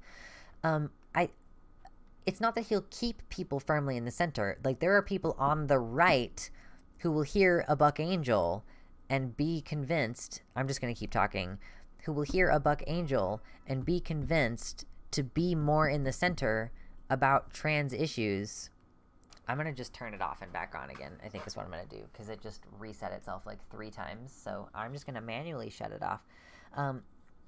There are going to be people who are, like, kind of sort of on the right who will then be convinced by something Buck Angel says or his existence or whatever to be more in the center. And then once they're in the center, the thing is that then they are more receptive to the more progressive trans arguments that they wouldn't have been receptive to before.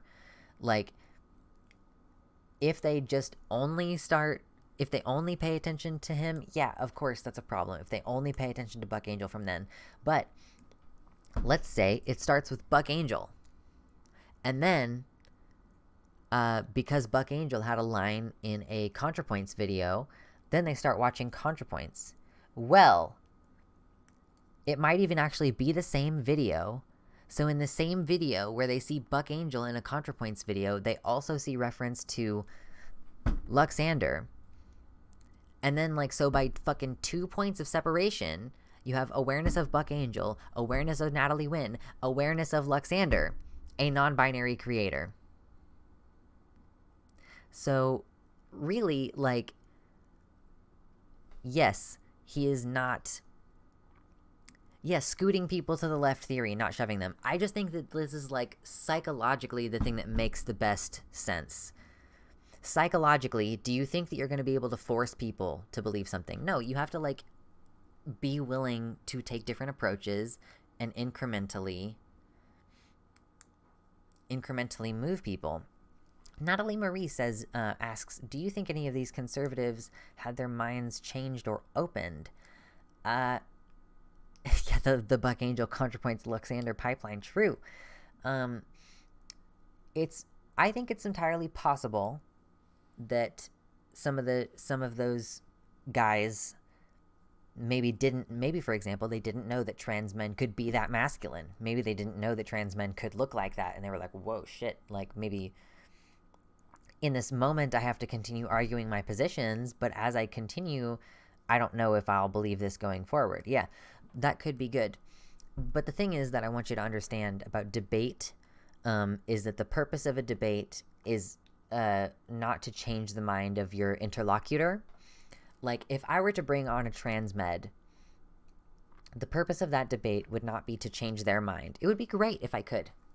I would be over the moon. I would be overjoyed. That would be really nice.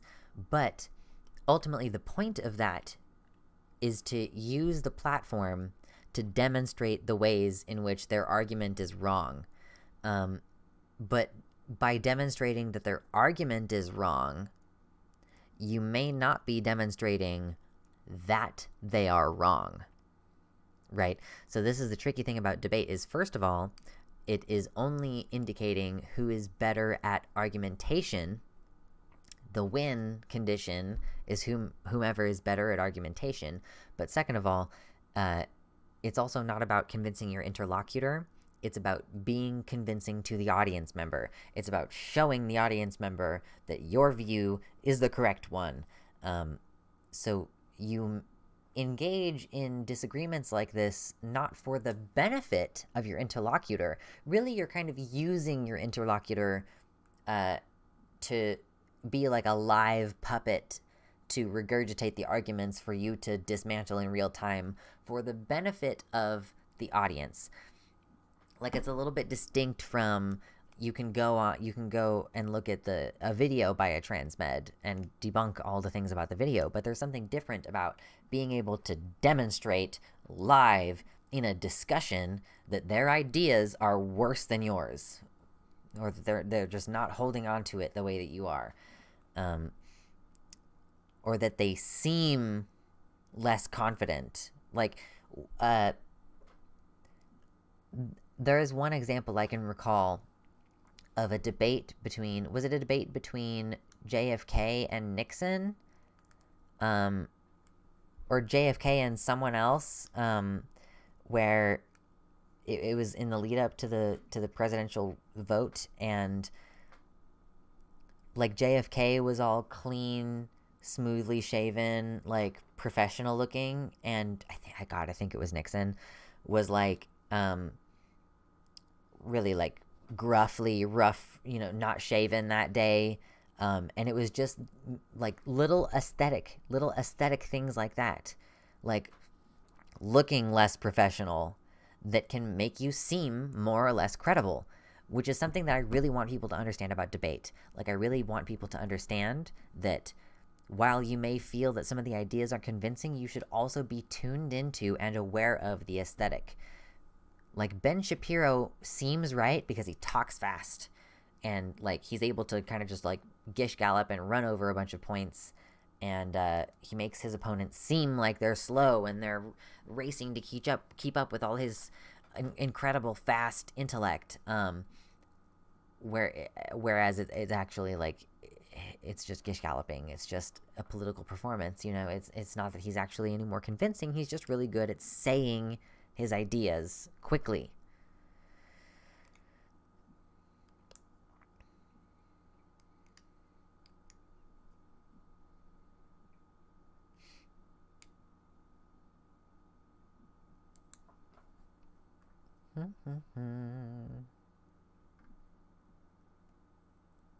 Ty Marinia said earlier that I worry that Buck actively strengthens anti-non-binary ideas and roots people in a transmed-like thought structure.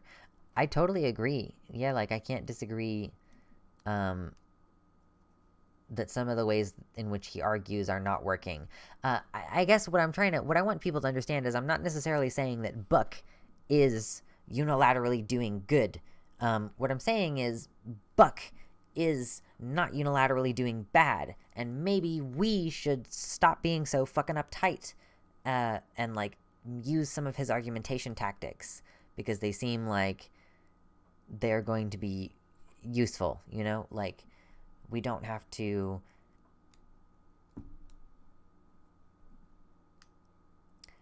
we just can use a more diverse range of tactics than, you know, being like ultra progressive, being correct about our language. Like, you don't have to be correct about your language and like worried about triggering someone when you're talking to conservative men. You know, it might actually benefit you to use a slur while you are talking to conservative men trying to get your point across.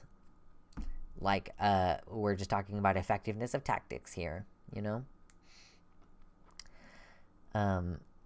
And yes, Tabaxi Bay responded to what Timarenia said by saying, I hope it doesn't lead to NB-phobia.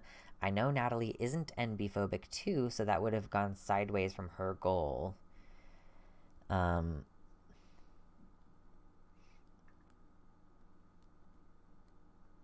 my gosh, I'm so behind on chat. So behind on chat.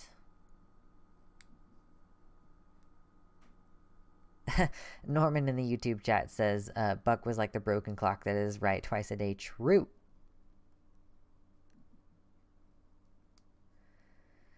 Yes, you have to make the person that you're talking to comfortable with, like, with the situation, so that they'll actually listen. But yeah, I mean, in a debate, you have like a concerted effort. You have a vested interest in maintaining your position. So like I said earlier, even if any of these conservative guys had been particularly moved by anything that the trans guys said on this panel, they would not be able to say that in this moment. They would have to take that, process it, later maybe come out and say, I feel differently. But they'd have to go through this sort of a process on that, you know?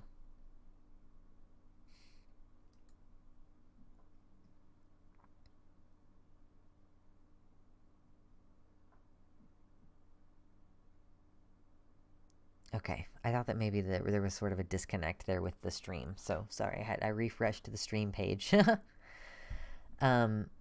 He's probably a decent person underneath the bad opinions on NB people. Yeah, it's interesting. I actually wonder if I could actually ever speak to him, if we could have like a conversation that went somewhere.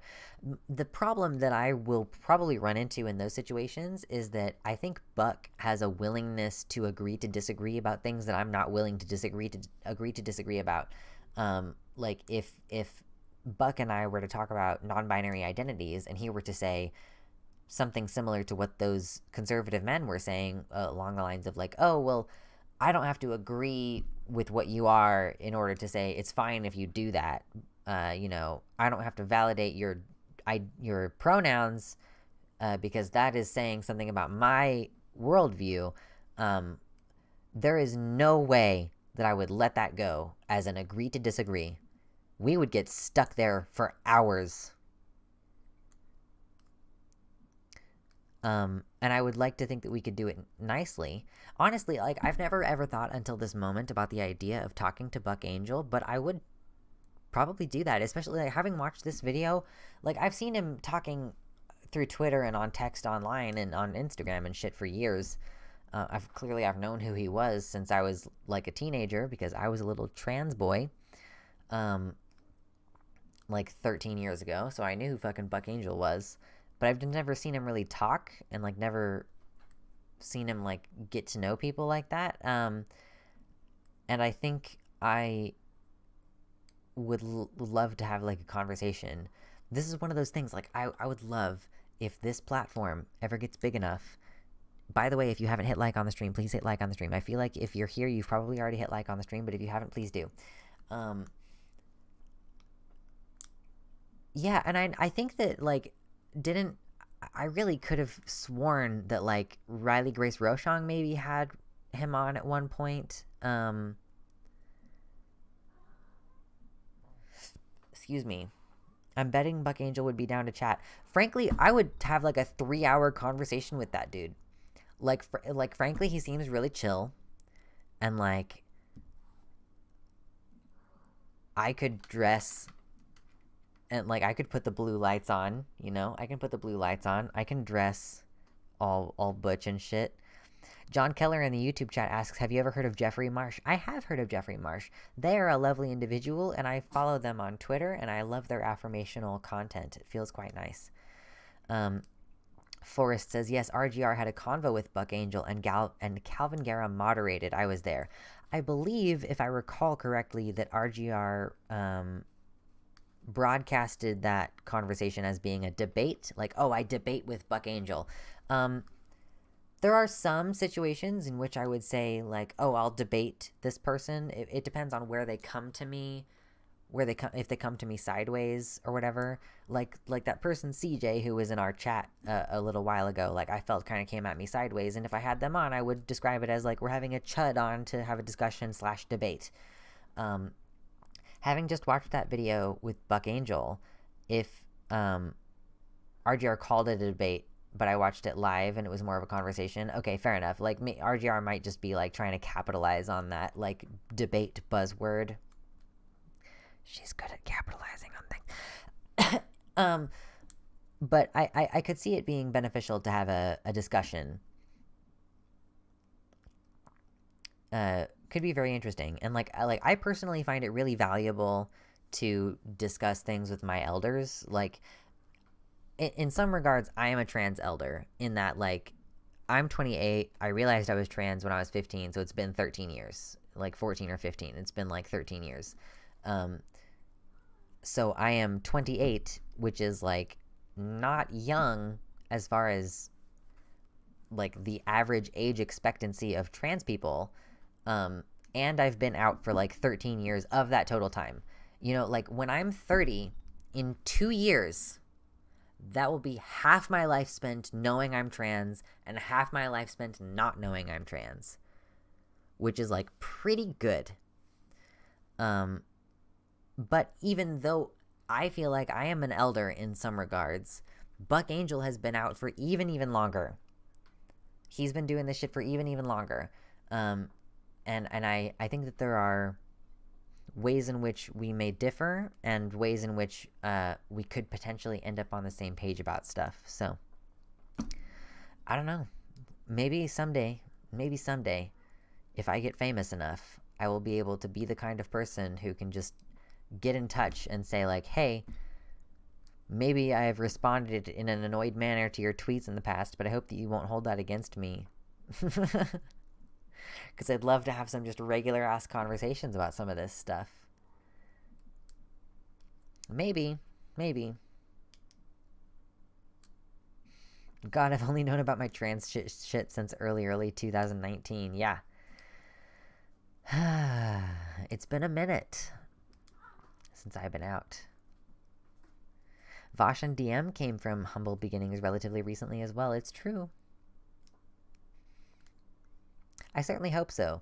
At this point, I have no plans to stop doing the streams on the consistent days that I plan on doing them. We could see if he has a speaking fee and raise the funds for that. Maybe. I would rather not do that, though. Like, I don't want to have to, like, raise a speaking fee.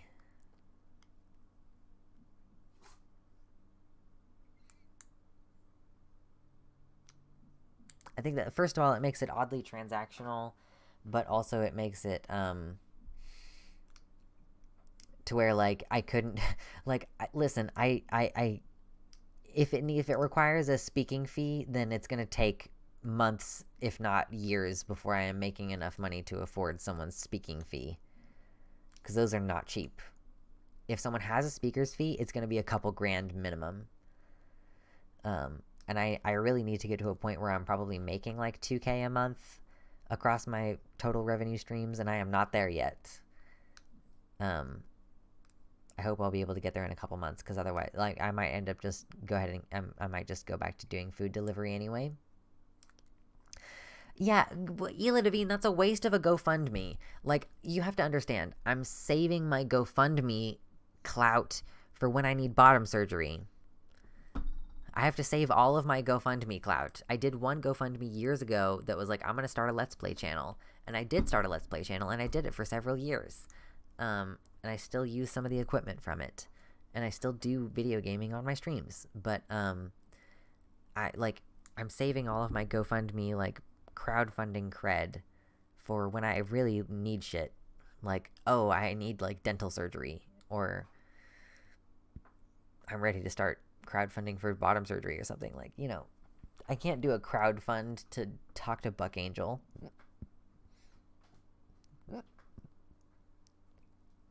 We're only allowed one GoFundMe per 10 years, of course. Your social credit runs out otherwise. I mean, legitimately, one of the things that you have to consider is that, like, so I'm an entertainer.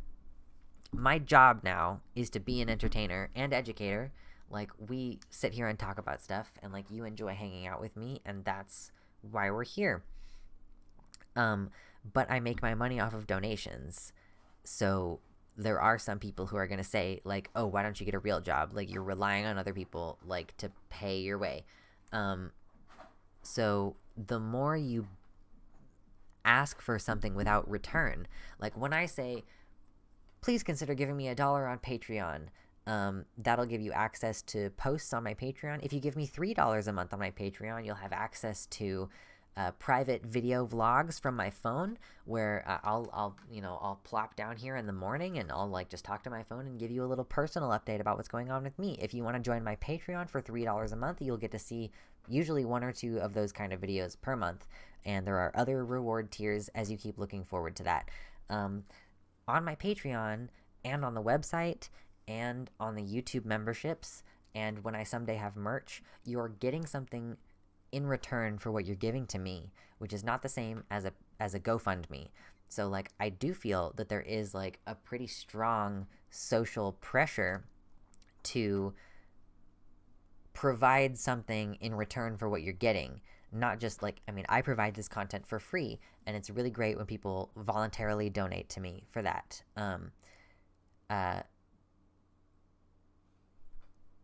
Yeah, I don't know. I feel like if I keep going, I'm going to be retreading over the same commentary I've already made.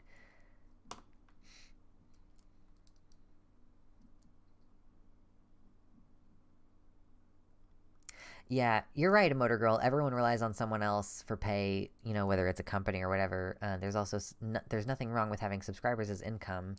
It's a service. It's an entertainment service. Yeah. But I can justify all that income. I can say, I'm getting paid directly for a service. I'm entertaining you. I'm answering your questions. I'm providing community. I maintain the Discord server, which if you haven't joined the Discord server, consider joining the Discord server. I'd like it to feel like it feels when you're in stream, just coming on the Discord server and having the same community or whatever. But yeah, like as far as like GoFundMes are concerned, as far as like literally like I am expecting you to give me something in exchange for literally nothing. You can only do that once in a while. Holokin with the $5 dono says, I don't know, I felt like it. I appreciate it. That's always good.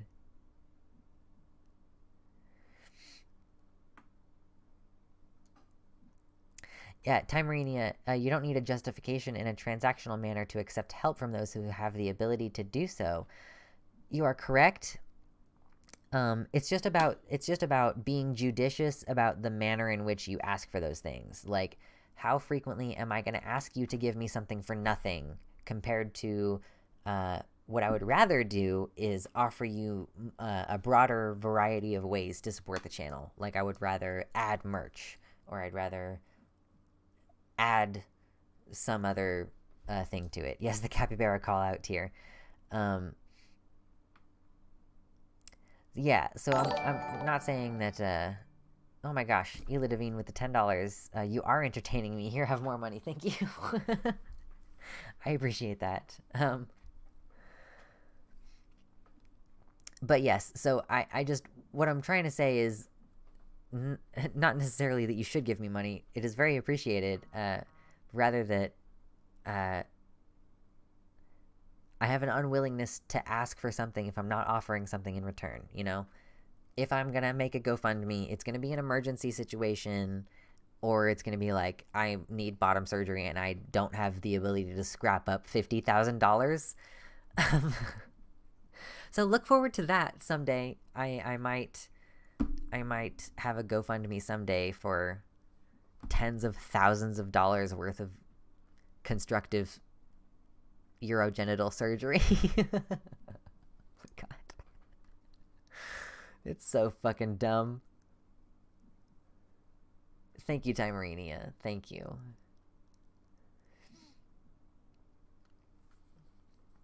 Yeah, I'm just talking strategy. I'm just saying, you want to be my sake tanuki? Thank you, Ela Devine. I'll take it. I'll take it. Holokin, yeah, I was just saying it's the surgery stuff isn't dumb. It's dumb that it requires like tens of thousands of dollars, you know? Like, I don't have health insurance currently. I'm self-employed, and if I get health insurance, it has to either be through the market, which I cannot afford to get health insurance through the market. Jade of Awesome with the $20 dono says, keep the chill sessions coming. Absolutely. Absolutely. I'm psyched. Beefy Kent, they're in the rules and welcome channel, welcome and rules channel. There's only one message in that channel that you can view, right? And it's the message that says at the very end, like, please press the reaction button to confirm that you have read the rules. So just take a quick glance through the little rules page for me, and then you can click the little response message reaction, and that will enable you in the welcome page.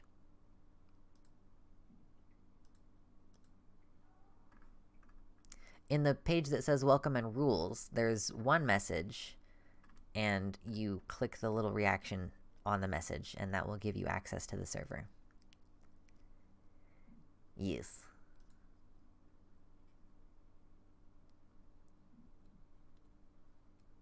Yes, Blue Spectra. Yes, we noted that some people were having issues with that, so we made the change. We are,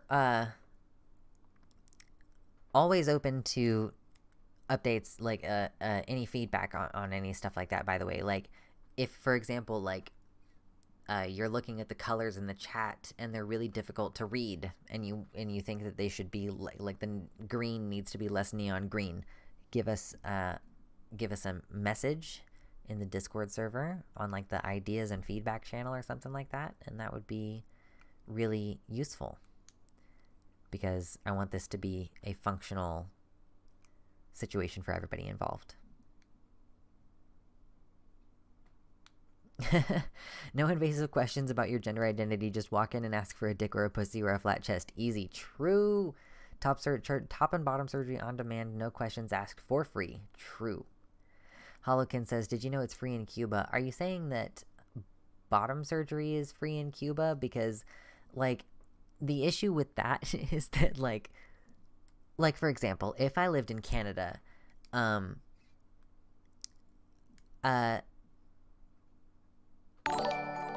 my gosh. Ela Devine with the $50. Oh my god, that is incredibly generous. Hot damn, just got my tax returns. Sake Tanuki time. Ela Devine with the $50. That's crazy. Oh my god. I'm like almost too tired to properly emote that. Oh my gosh, thank you. That's craziness. No invasive questions about your gender identity. Just walk in and ask for stuff. Yes. Sake Tanuki is one of the most famous pay pigs in history. I mean, if you just hang out in Vosh chat, he's like, Sake Tanuki with the $5, like, Sake Tanuki with the $10, like, back when Vosh used to read donos, like, throughout streams, instead of, like, in, like, dedicated chunks, which was years ago, I was around for that, and you just hear the name Sake Tanuki a lot. And I saw someone post on Twitter a while ago, like, just looking for, like, I just want to be the Vosh to someone else's Sake Tanuki. And it's good stuff.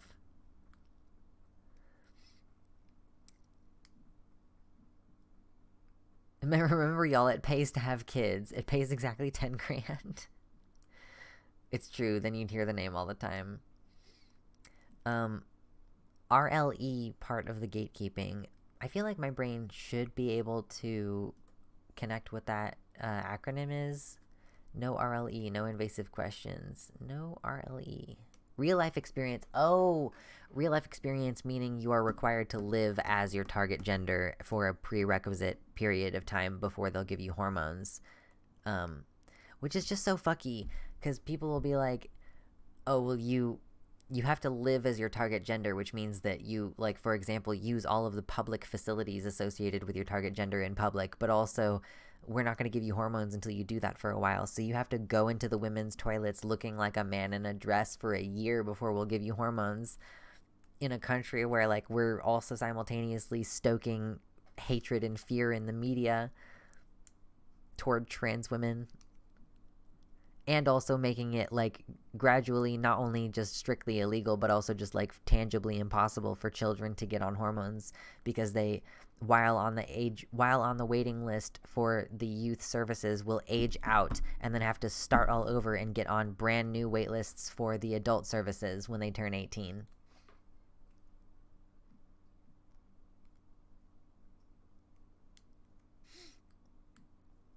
Thank you, Tabaxi Bay. I really appreciate that. We do, yeah, I've had the Patreon. The Patreon's been running since 2016. Like, it's been going for 6 years. It's like my longest standing form of revenue. I think I was making money on Patreon before I was even making money on ad revenue. So you've joined, like, the institution of Luxandria. Living in a southern state, God bless family restrooms. True. Yeah, Ela Devine, closeted living doesn't count. Usually what they mean by this is you have to be out publicly. You have to be living publicly in every portion of your life. Like, some therapists will insist that, like, even if you're out at your workplace, even if you're out with your roommates, even if you're out, like, every time you go out in public, you dress as your target gender. Like, if you haven't told your parents yet, they won't give you hormones.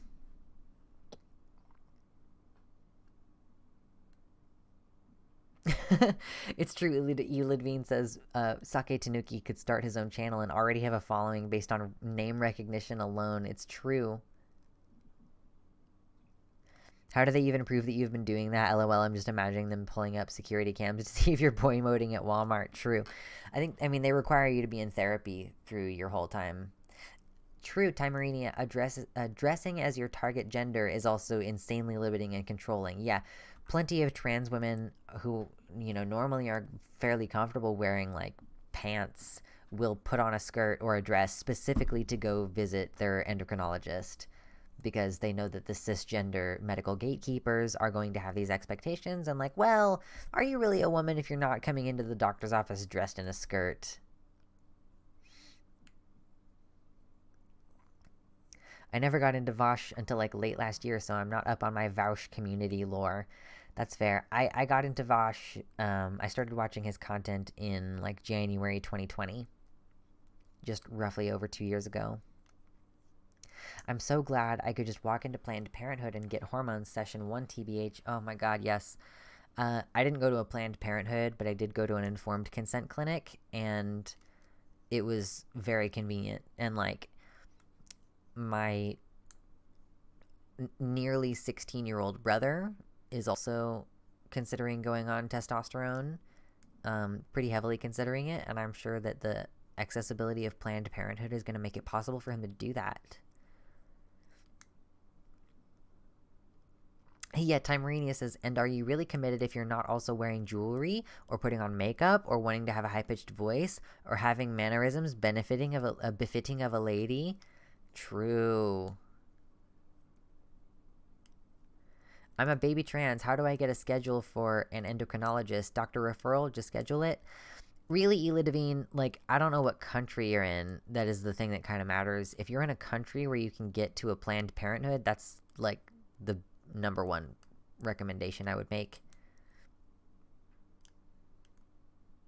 Real transes never wear pants. True.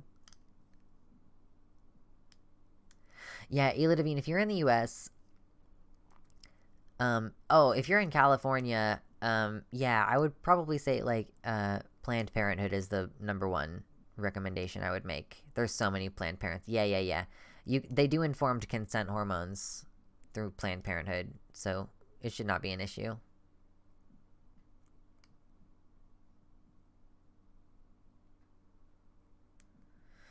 Oh, that sucks, Baphomet. I have to be off HRT at the moment because getting HRT is stupid difficult in Tennessee. That's a bummer. Gotta wait another month. Ugh.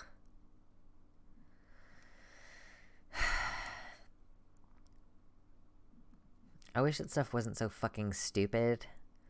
Like, why? Especially if you're like you're insinuating that you've been on HRT and like you're off of it now, which means like you had an existing fucking prescription. This is the thing. Like, I know that like some people in the UK have this issue where like they can't even get a continuation of their fucking prescription without going through the gender clinic.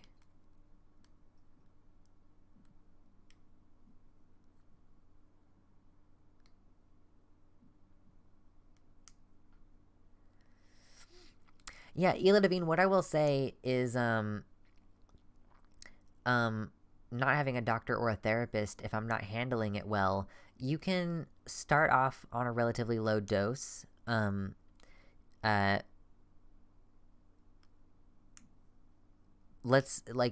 the medication that you're given is, the strength is 200 milligrams strength testosterone cypionate or depo-testosterone, one of those two, typically in the US.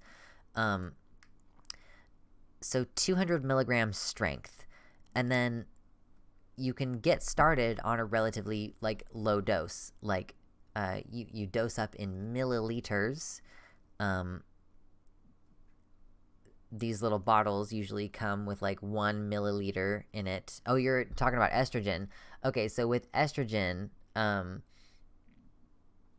you can start with like a super low dose. From what I understand, monotherapy is better with estrogen. Like a lot of doctors want to first give you a testosterone blocker. From what I've heard, going on estrogen only is more effective. Going on injections is more effective than going on pills. I don't have as much information about this, so I would say like going to Reddit is going to be where you'll be able to find more information.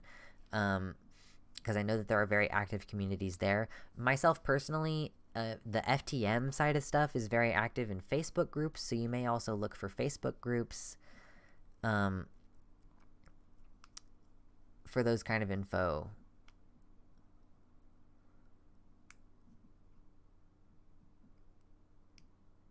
Yeah, he doesn't necessarily need an endocrinologist. If you live anywhere near a Planned Parenthood, you should be able to get informed consent hormones. Hey Oteo says, I'm finding myself in a super weird in-between where I'm not gender non-conforming enough for any doctor to think I need gender-affirming care, but I don't know if I'll be able to convince a doctor to yeet my teats for non-gender medical reasons either, so I just straight up have zero idea what route to take to even try to get insurance coverage. Yeah, the insurance coverage thing is kind of a bitch. You might just have to, like, be willing to say, like, oh, I'm just gonna have to crowdfund or save up the money to get this procedure done.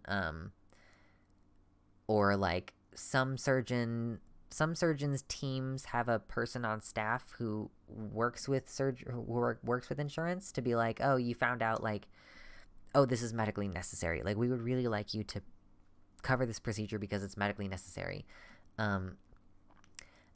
And I understand the anxiety about being non-binary and being gender non-conforming because some surgeons and insurance companies, in fact, do require you to, for example, be on hormones before you can get surgery. But if you need to have the teats yeeted, hey Oteo, if you've never looked into, you might check out Dr. Mosser's team out there in California. Just as far as they have a team that is open to non-binary types of transition. So it may be worth looking into that. Just giving you a little bit of a direction. Go on your own and learn many things. Rain Raven says, don't take spironolactone. Take 200 milligrams progesterone capsules rectally as the T blocker. It works fantastically as a blocker and doesn't have the stupid side effects of Spiro. Yes. And the doctors are going to fight you on the progesterone thing as well. I don't know how to help you about that. They're just going to be obnoxious about it.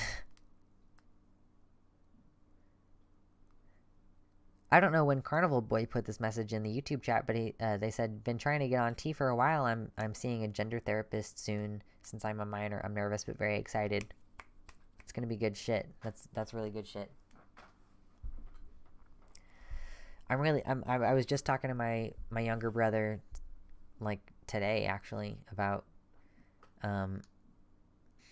where he lives. There's an age requirement, but he's about to get past that age requirement, and we were talking about how to get him started up on T, which is really cool. Like, I was 15 when I first realized that I was trans, and at the time I was like, I think I want T. Actually, at the time I probably would have gone on if I had the opportunity to do so, but I ended up just waiting for a long time, and consequently I feel fine about everything now, but like it's just really exciting to me to be like, oh, like my younger brother as a teenager gets to start testosterone like 5 years before I did. So that's pretty good shit. I'm really excited for him.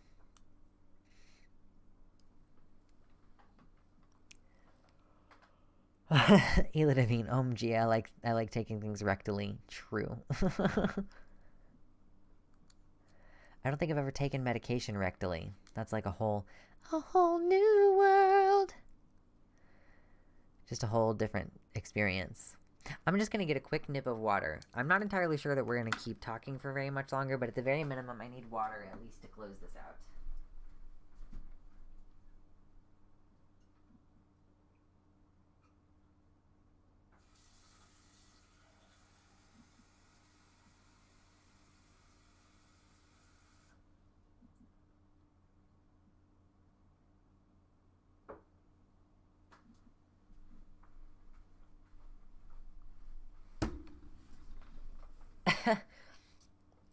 I've heard of progesterone pills being used as a vaginal suppository. I have never heard of that before.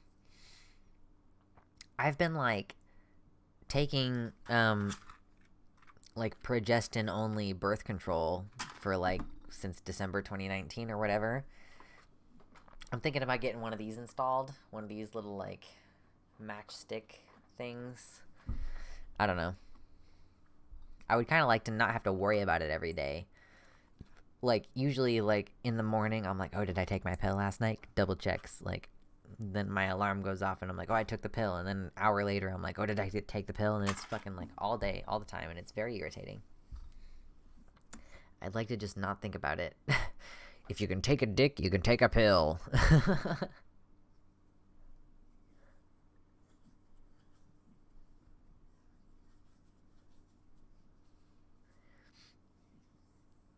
Yeah, you use stuff as a rectal suppository because of its availability to the bloodstream. The only birth control I can have is an IUD because of my lupus. Oh, so you can only have a copper IUD, right?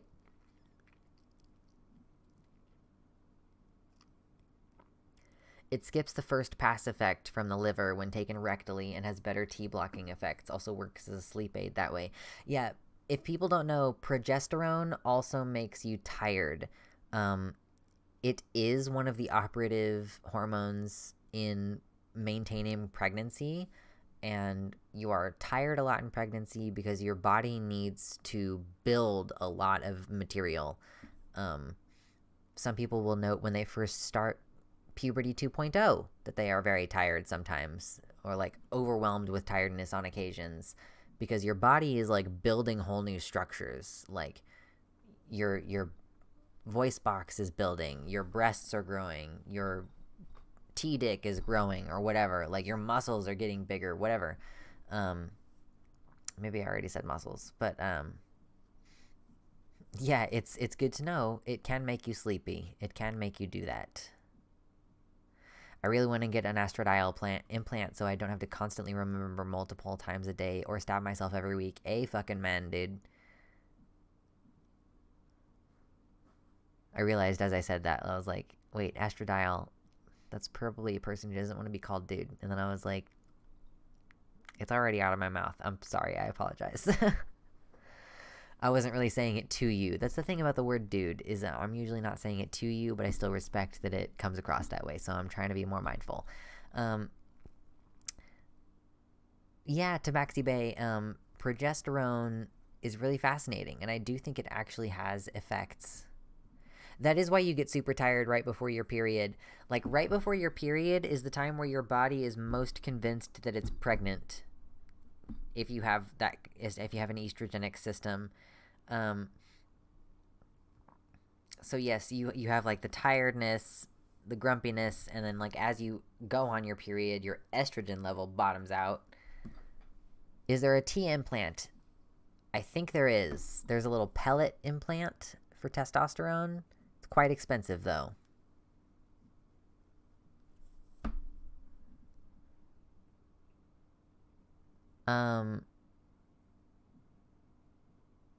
Yeah, it's not that dude is tough to unlearn. The problem is that it doesn't exist in the linguistic place in my brain that is like quote unquote calling a person something. Dude is an evocative statement to the universe.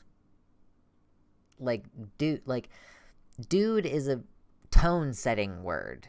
You know, like it's I'm not really ever directly addressing an individual unless I'm talking to one of my cats usually.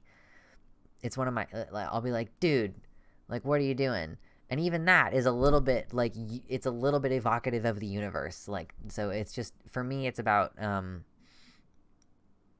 being mindful that just because it doesn't exist in that location in my brain doesn't mean that that's not how people hear it. So it's a conscientiousness issue for me.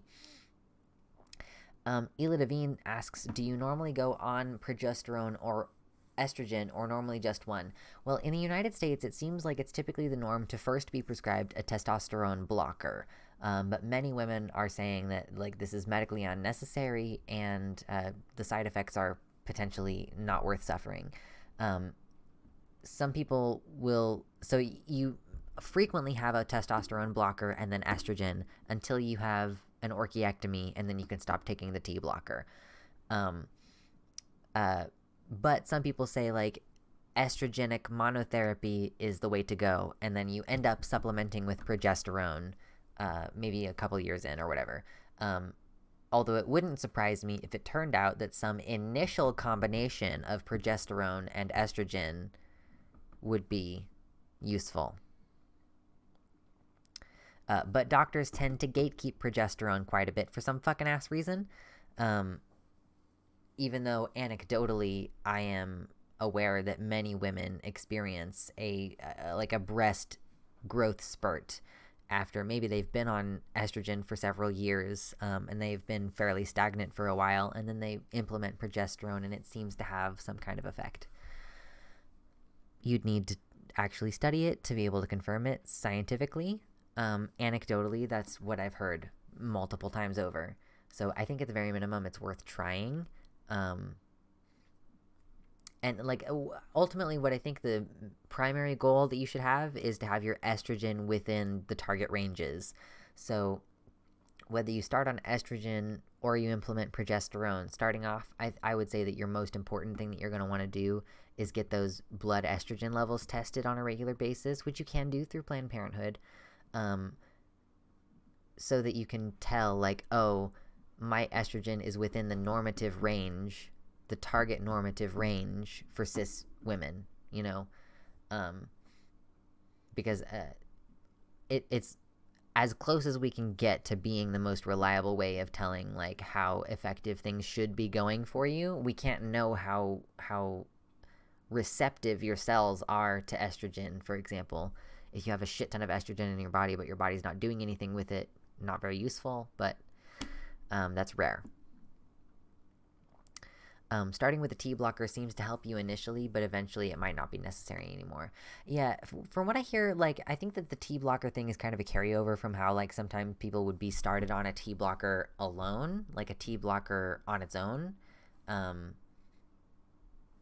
which doesn't ever really happen with transmasculine individuals. Like, and I think that the reason for that is because I think estrogen blockers are typically prescribed to treat cancer, and so I think that they're priced like cancer drugs, which I think is why most trans men and transmasculine people don't get prescribed an estrogen blocker.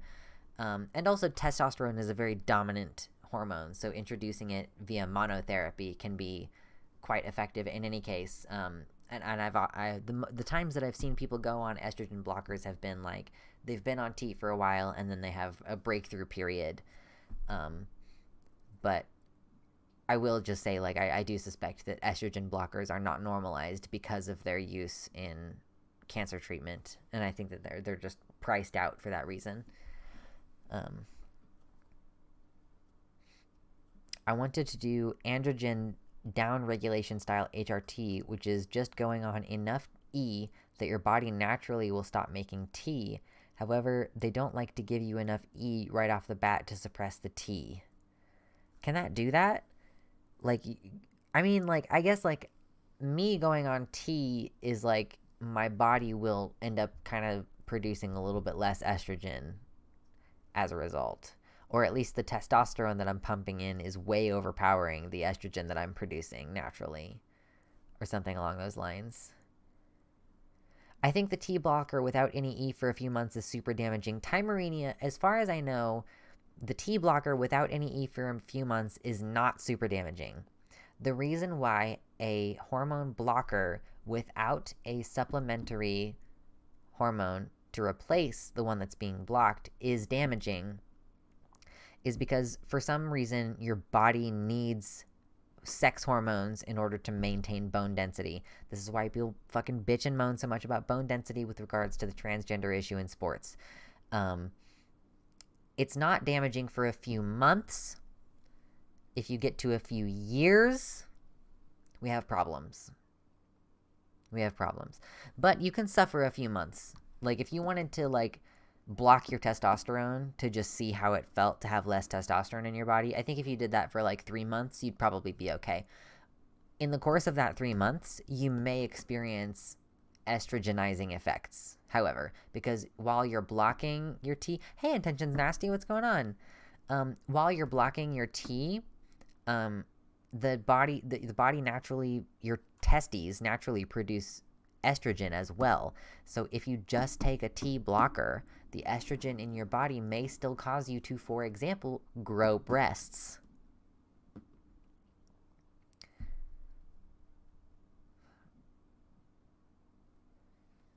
Yeah, some people do only E shots and have totally fine T levels. Like, from what I've heard, monotherapy is actually kind of preferred for estrogen therapy.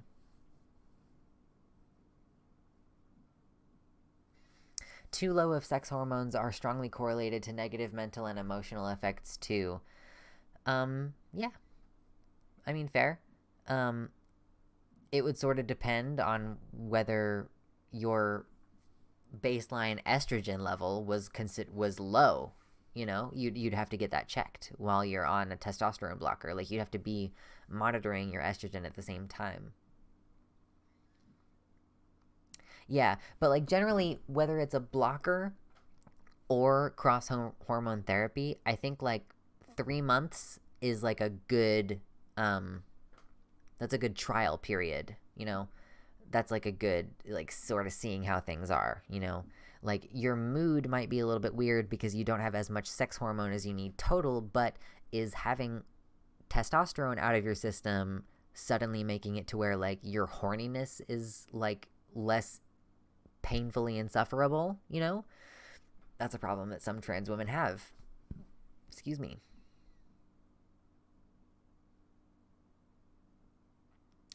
Oh, weird.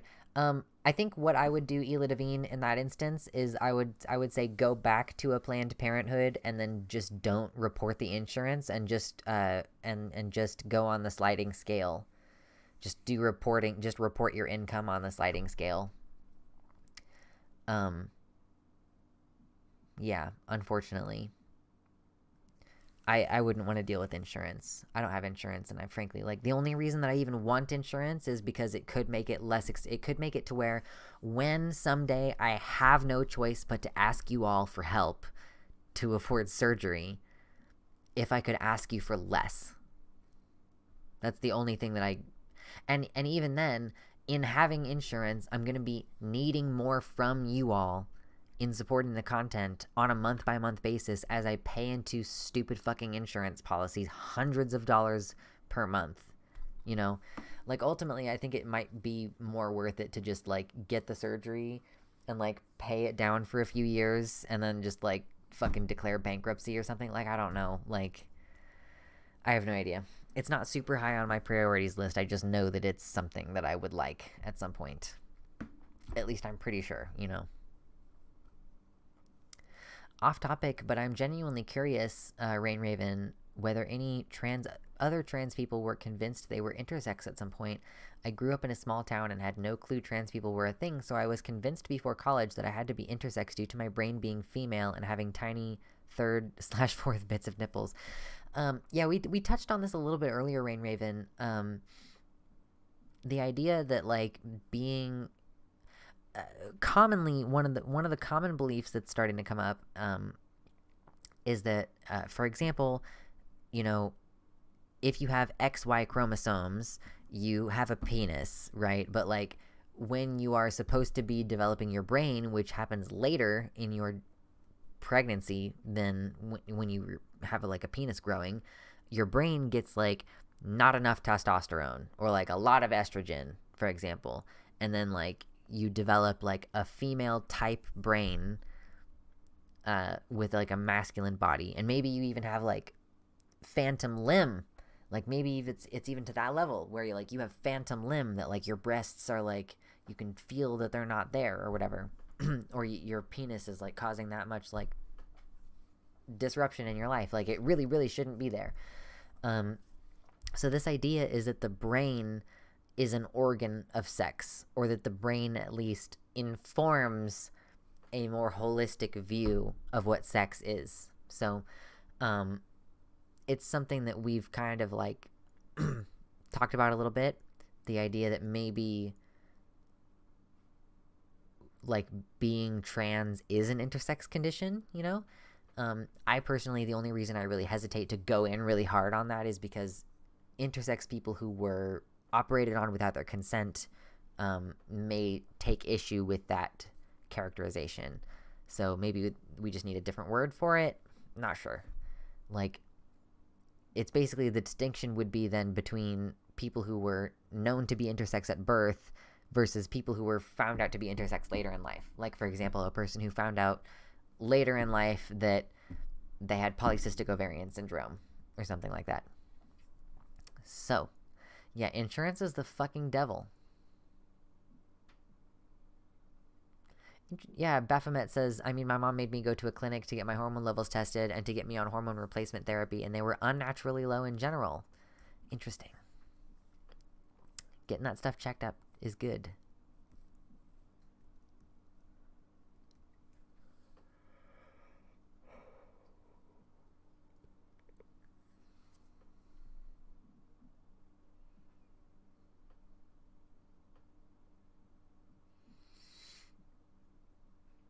Yeah, non-consensual brain surgery on children turns out to be a sex change operation. True.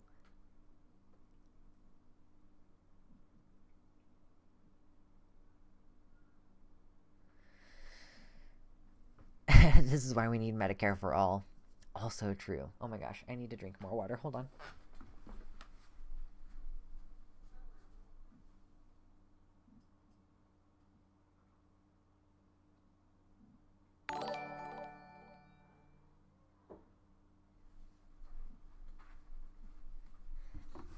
I just don't have enough room on my desk for another cup.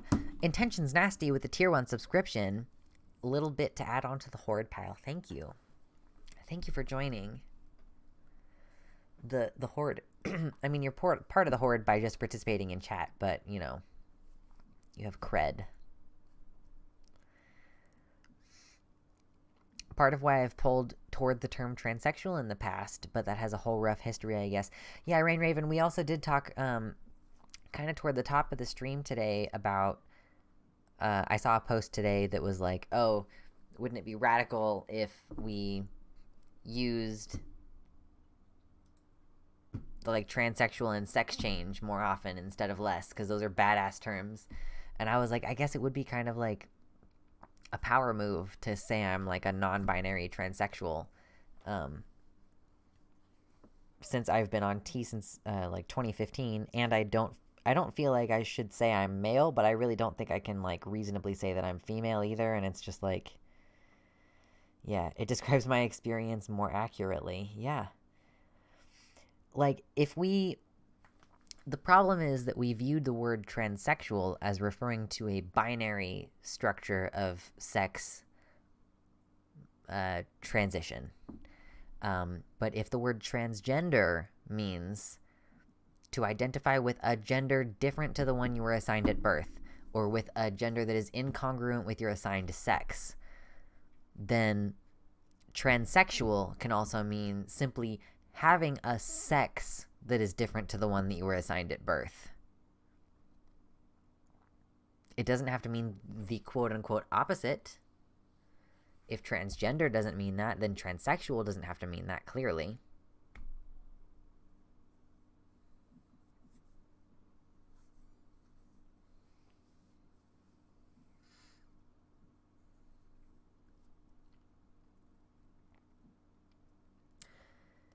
Yeah, it's because the word transsexual has this like medicalized implication. It has this medicalized binary implication. It's from this antiquated period where access to hormones was heavily gatekept through, like, the reason that so many trans women have the narrative that they, when I was 4 years old, I tried on my mommy's heels and I put makeup, I put her lipstick all over my face, and I knew that I didn't want to have a penis anymore.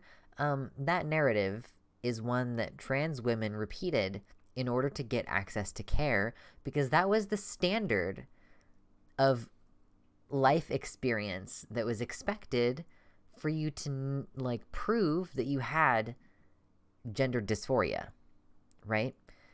And so transsexualism is sort of tied all in with that.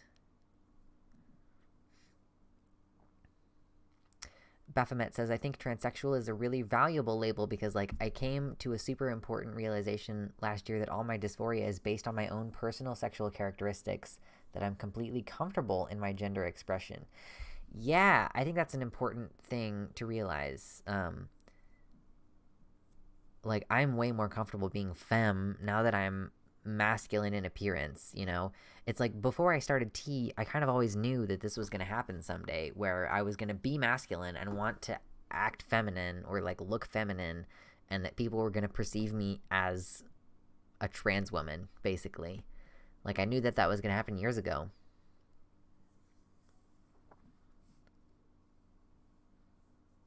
My trans clinic still called things transsexualism when I first went there. Yeah, when I went in 2015, it was still called gender identity disorder. And of course, at the time, it was fairly popular rhetoric to be like, oh, my gender isn't a disorder. And it's like, well, yeah, like, whatever, for me personally, whatever is required to get me the correct medical care. I don't really give a fuck.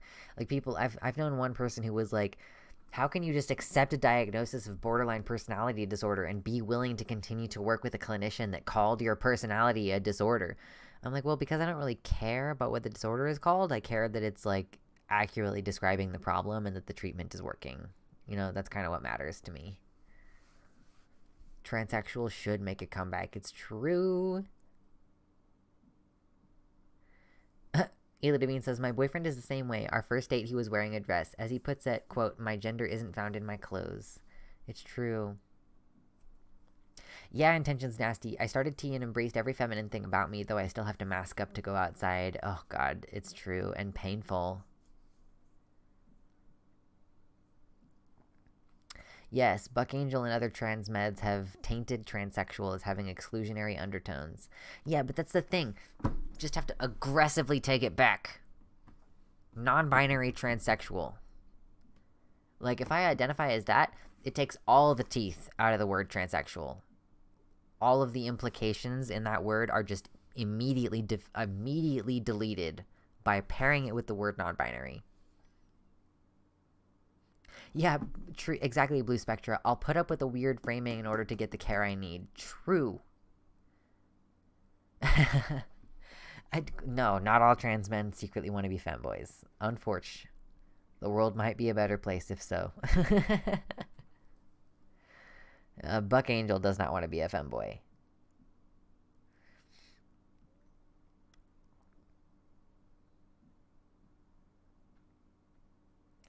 I still don't personally feel like I should reclaim the word tranny. Like, I mean, like, every time that I've used it in reference to myself, it's been like, I think I'm going to be targeted for being the T-slur. You know,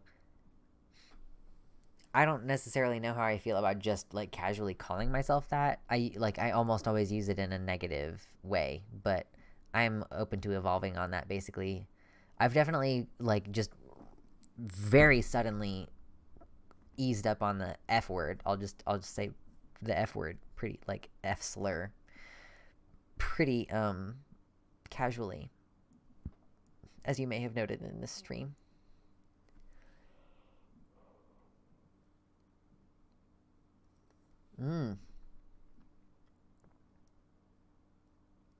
This shit all makes a lot more sense if we talked about your gender and your relationship with your body as often correlated, but not necessarily causally connected. You could have phantom limb or whatever the opposite is for a different body than what you have, and literally be any gender. Yeah, hey Oteo, I've had this thought recently. Is like, sometimes I get like, I'll be like internally misgendering myself or something like that, and I'll get like really anxious, and I'll be like, I don't know what this means if I'm like reflexively thinking of myself as feminine or girly or whatever. And then I usually ground myself by being like, well, you want to have a dick. Like, cis women don't want to have a dick. But then again, the kind of like dick possessing people that I find myself identifying with are like dick girls.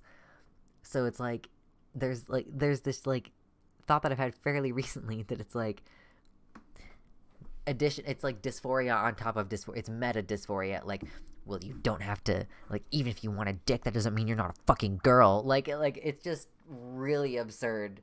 It's true that like having certain genitals doesn't make you whatever. But like, it's just funny.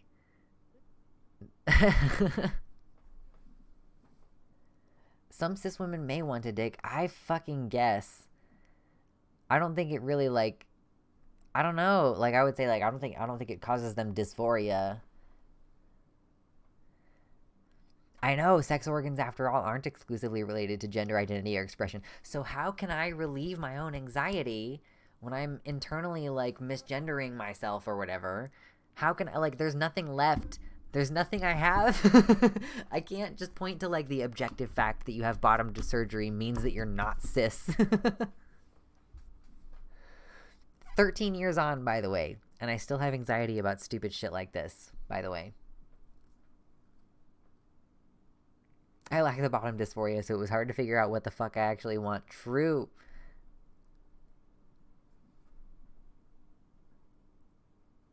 Become the dick girl you always dreamt you could be. True.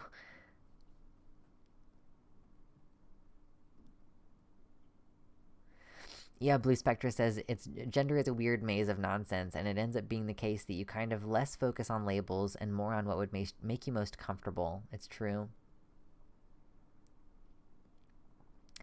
Corbarian says, I think there's a strong, inherently leftist political undertone to reclaiming slurs, just like with the word queer, especially with how tame the libs have made that one. I've gotten in fights with friends because cops can't be queer. True, cops can't be queer. Just, queer has to do with resistance of the status quo. It doesn't have to do with your sexual orientation. To a degree it does. Like, I don't think, I mean, I don't know. I guess that you could say that, like, if certain cis het people are like really out of the mainstream enough with their sexual behavior and like advocacy and shit, like maybe they could be queer, but like generally we're talking about people who are like on the margins. When I was questioning my gender, I posted the question in an FB group, and someone posted a comic in which the end result was, cis people don't normally think this hard about their gender. Exactly.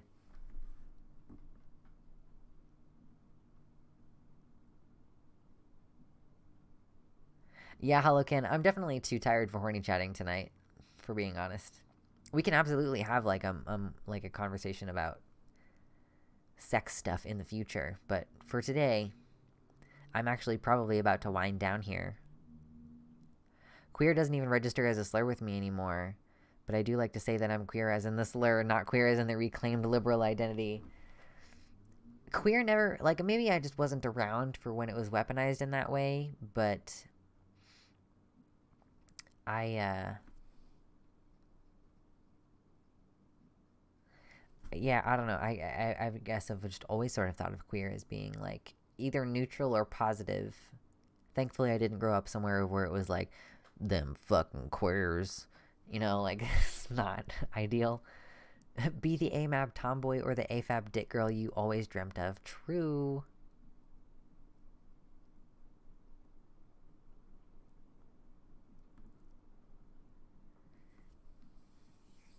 Smear the Queer. Oh my god, sounds like an incredible name. Okay, you know the term gay bash? A couple years ago, I was introduced to the term queer spear, and I've never recovered.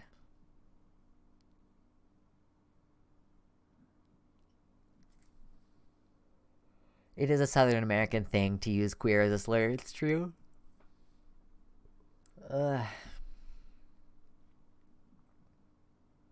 Yeah, do you like queer spear, Tyrenia? Yeah, exactly. True.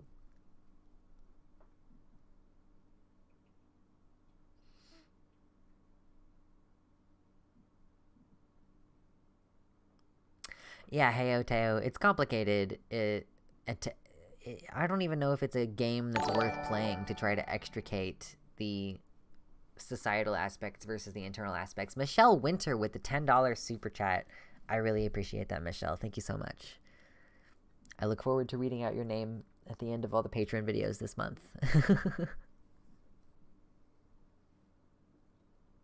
Yeah, mostly I heard the word gay rather than queer. Dick girl is a fun word when it's not used in a fetishizing context.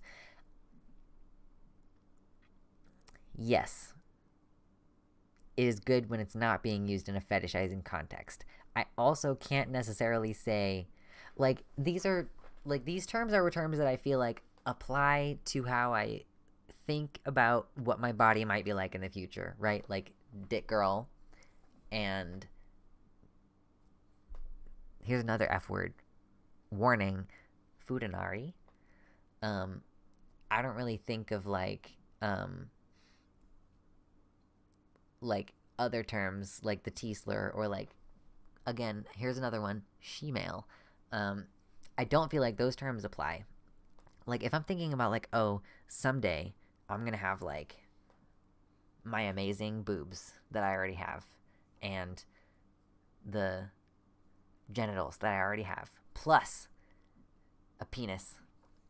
Like, it is a little bit like in the line of fire of like, technically this is sort of inherently sexual because I'm an adult. Like, this is something that Natalie talked about in one of her videos on the ContraPoints channel, is like, yes, there is a sexual aspect in her autogynephilia video. I'm sure there is an aspect as an adult who is transitioning that is sexual. Of fucking course, I'm a sexual adult. Like, I'm not an asexual person. So, like, the idea of getting new genitals installed, like, there is, I don't think there's any negatives to saying, like, there is a sexual aspect to that. And there might even be, like, a primary sexual aspect to that. Yeah, Holokin, I saw like there was at some point like a sort of spoofy follow-up study done to the autogynephilia study that basically was like, if you were to rate cis women by these same standards, you would find that cisgender women have more like higher rates of autogynephilic tendencies than trans women do, because it has to do with being like, ooh, like I feel sexy in my body, you know, like that's like anybody wants to feel that way, and it doesn't like, yeah, like it has to do with feeling in tune with your gender.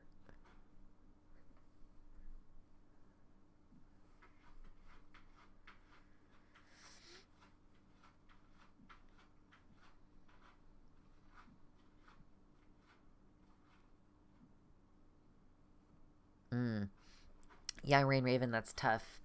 Been feeling dysphoric and less than lately because I'm a nursing student doing clinicals in OB/birthing. Sometimes it feels like, oh my god, Chronic Scene with the gifted tier 1 subscriptions. No mayo, please. True. Thank you for the 5 gifted tier 1 subscriptions. Oh my gosh. You all have been so nice today.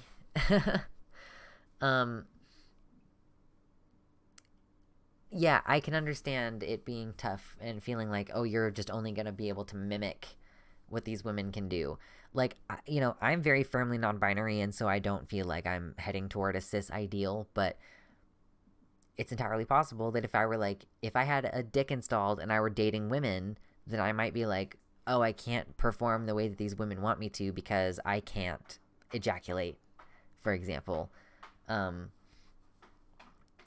Or, like, I can't impregnate someone is another important, like, tied up in that, you know? Like, I would not be able to, like, father a child. I would not be able to sire a child in that regard.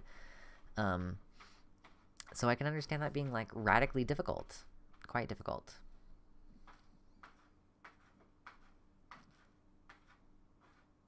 Not allowed to be both queer and have a sexuality. It's inherently predatory. True. And because cis women are a lot more free to explore their sexuality than trans women without extreme scrutiny. True. All my cis girlfriends are way freakier than my trans girlfriends.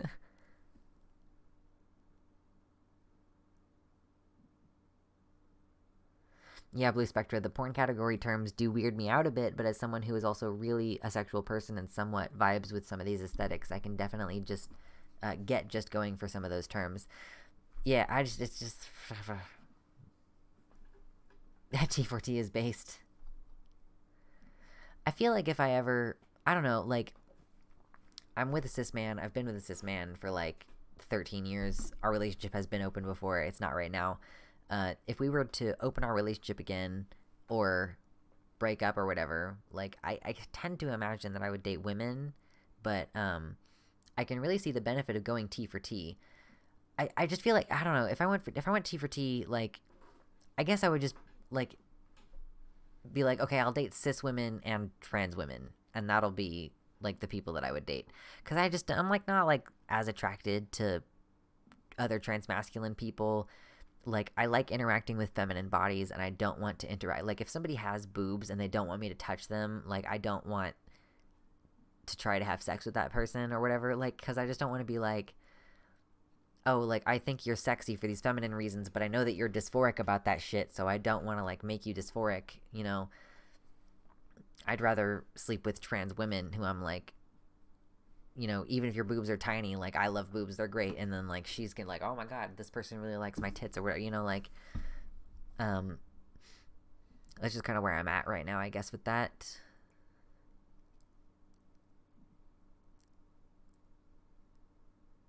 It can be exhausting dating someone who doesn't personally relate with such a massive part of your personality. That's part of your identity. That's a big true thing. Also, like, just people understanding a lot better. Like, yeah, you can date cis women, but they're not going to understand.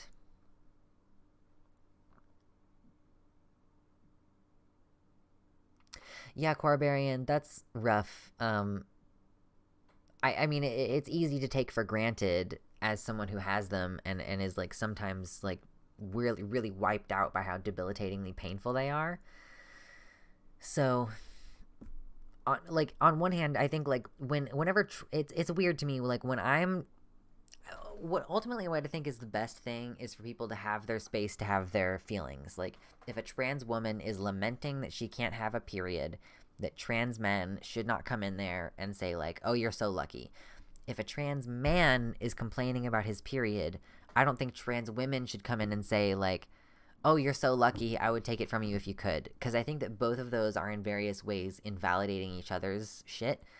So, like, if we can just say, like, in our own spaces, you know, like, or not like in secret spaces, but in Twitter or whatever, if we can just say, like, a trans man can hate having a period and a trans woman can yearn to have a period, and those people just really don't need to interact on this subject.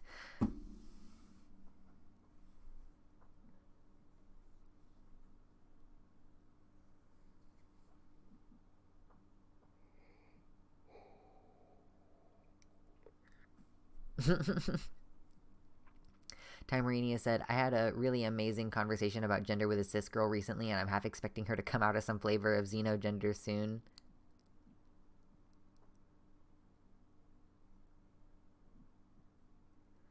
Yeah, Ela Devine, it can be tricky.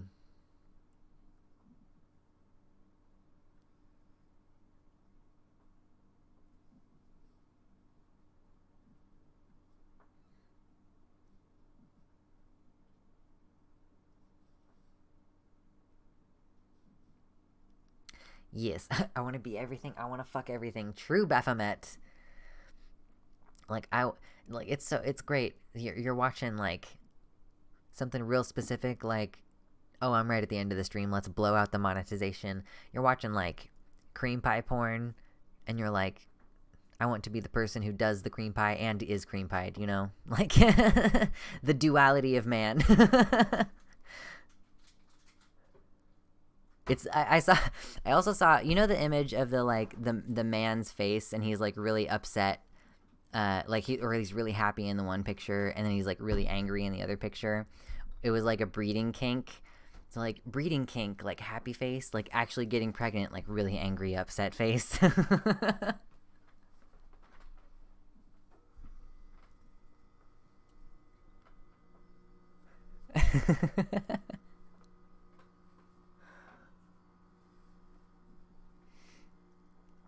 Holokin says, I'm going to bump this thing I said from hours ago because I feel it's relevant. I'm a non-binary person who is kinda sorta a female boy and a male woman who used to think they were a man who wanted to be a woman who was actually neither and both. Simple. True. True.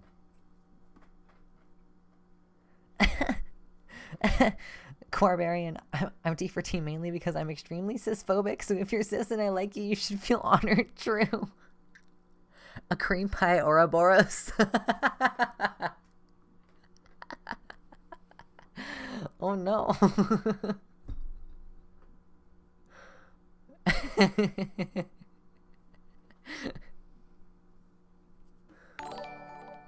Thank you, Chronic Scene. Quarbarian earned the tier 1 subscription. I did say it was too late for horny chat. Oh no.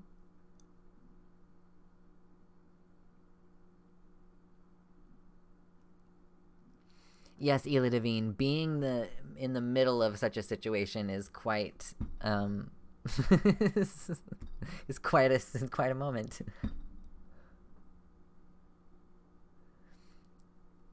Gina says, unironically, seeing porn that put both sides of the dynamics into perspective was part of me realizing my gender woes. True, honestly. Yeah, Intentions Nasty, I have not followed you for very long on Twitter, but I've seen some of your art, and I do really like it. At the very minimum, I can clearly recall your headshot being good. I know. I know. I'm such a hypocrite. Very inconsistent. Yeah, go ahead, Holokin. You can say your horny thing.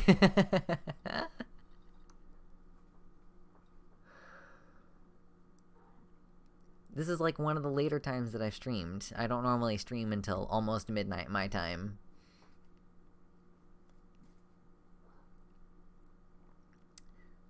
Yes.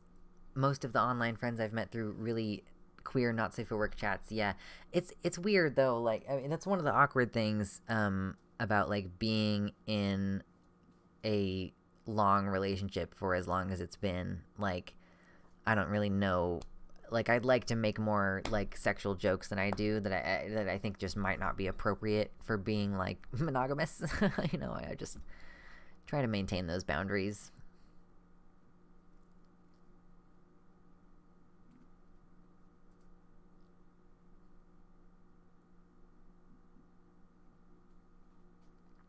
Oh yeah, true, Gayfesh. You have to specify bisexual threesome. As if MFF isn't bisexual. I don't know. I think that, like, I would have thought that, like, MFF would be the typical research that you would get if you just typed in threesome, and you would have to type bisexual threesome in order to make it an MMF search result. One complaint that I have is you'll watch, like, bisexual threesome MFF porn, but, like, both of the women are all about the man. Like, it's not really, like, the women don't really engage with each other very much. Or if they do, it's very clearly, like, for the camera, and I'm just, like, bored by it. I don't keep to my own standards, it's true.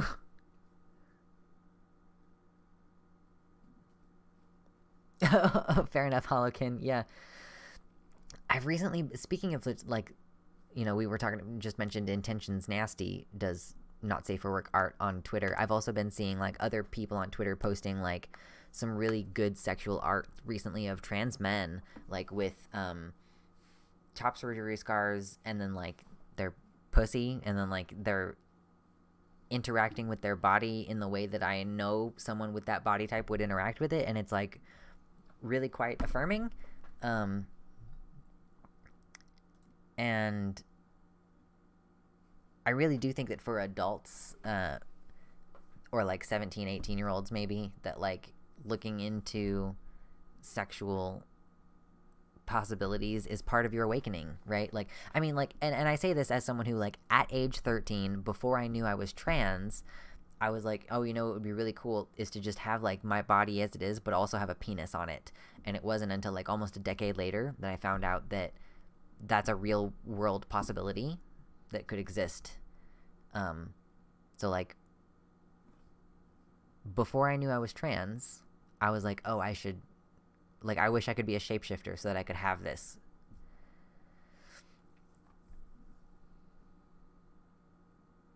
Oh, you're right, Gayfesh. Yeah, like, if you have to get a threesome where the dudes are into each other, you gotta include bisexual. I don't know what search terms you can include to get an MFF threesome where the women are into each other, though. Like, I don't know that I've really seen very many of them, frankly, of the, like, total percentage. It's like what I want when I'm looking for those videos usually is, like, what I want to see is lesbians interacting, and there just also happens to be a person with a dick there.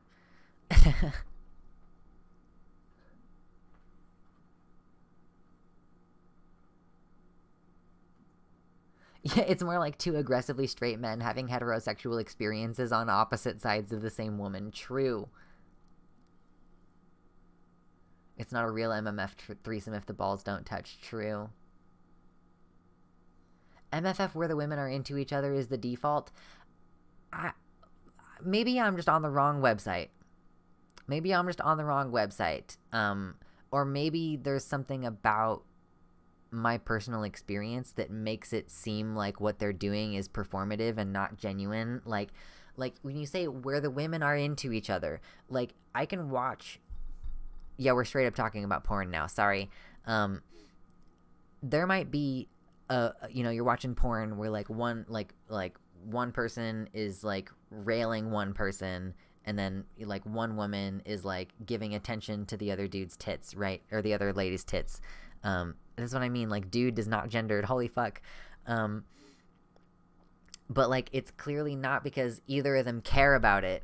Neither of them want to be doing it. They're both, like, basically ignoring each other as people. Like, I don't know. it's like I can tell when these women are straight, and I can tell, like, I've watched scenes sometimes where it's like clearly one of these women, like this woman thinks that that woman is hot, and the other woman does not think that the other woman is hot.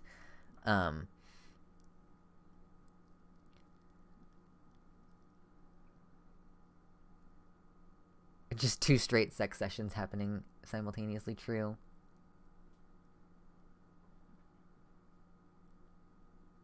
The internet is for porn. The internet is for porn. I haven't listened to that in a long time, but true to Baxi Bay.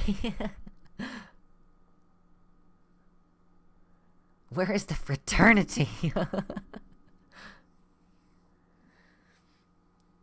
Yeah, honestly, sometimes I'm just like, I'd rather watch cartoons.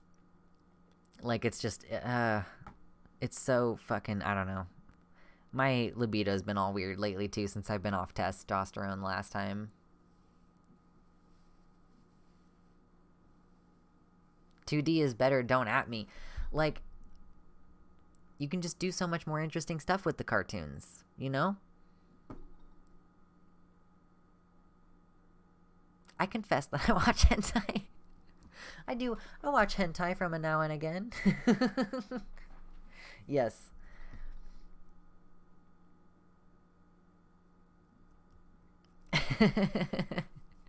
I'm glad that we're just all on board. You know, it's interesting, Timerania. After my first round on testosterone, I found that visual stimulation was much more engaging than written stimulation, but I might be, like, 6 years later running back around on that. It's just that reading takes a lot of time. That watching a video, like, just consolidates a lot of the dialogue and stuff, and it's just, it's just happening in real time. You can watch it.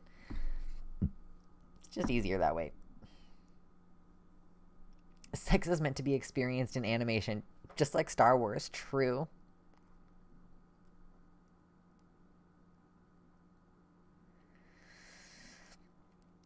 Holocan, that is something that I'm open to. Adult spaces on the Discord server. I like the idea of being able to discuss issues like stuff like this. I don't want there to be a chat where we post like pictures. Like, I don't want to have to moderate an NSFW chat. Does that make sense? But if we had a chat where we were having adult conversations about this type of stuff, and especially at the intersection of how testosterone or estrogen, like, transition affects these things, I'm really into that.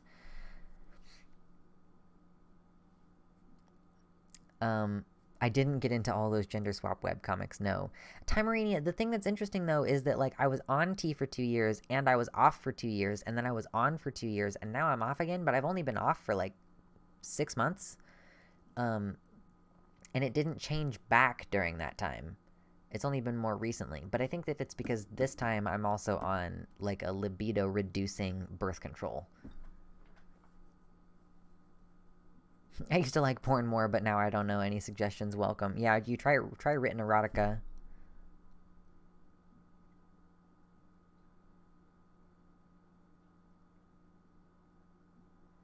Yeah, Rain Raven, that is definitely a big concern that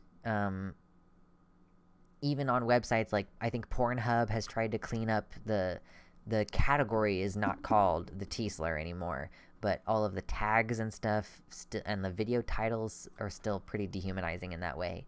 I think there's not really a way around that without paying for your porn, which you probably should be doing anyway, but I'm poor.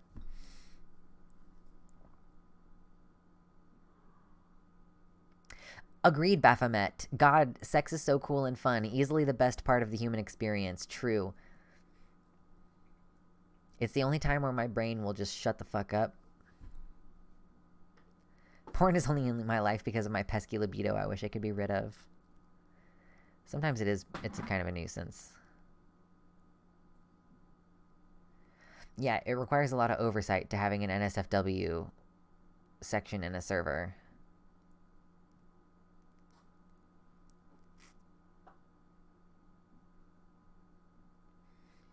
I appreciate that, Holocan. I definitely want to add to our moderation team in general on the website, on the YouTube chat, and on the Discord server. We have a couple moderators, and at least one of them is extremely active. But as the community grows, like, you know, we don't have anyone moderating on the YouTube chat. If TERFs come or something like that, I have to go in and remove their comments, like, while I'm trying to stream. So we need to build those things out a little bit. It's just about finding people that I trust and who I'm willing to exploit for free labor.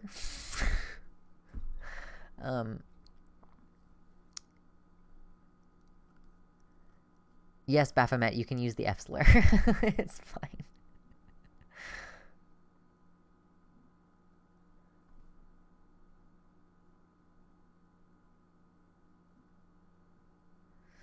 Pornhub is trash. Honestly, going for independent sex workers who make it is a much better experience, especially if you aim for people who are queer. Yeah, I do follow a decent number of sex workers on Twitter, for example.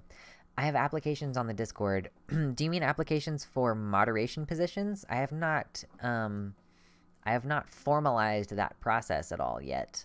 We're still fairly early on, so it's kind of just about, like, do you seem like someone who might be fairly trustworthy? Have you modded for anyone else before? You know, those types of things. For YouTube chat, like, I have very low threshold for putting people as a moderator on the YouTube chat.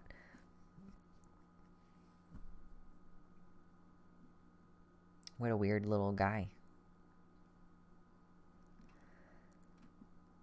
Rain Raven says, holy crap, your brain shuts up during porn/sex. I can't shut my brain up for the life of me, and it's definitely the whole baseline bottom dysphoria thing, but also the whole no good trans porn thing.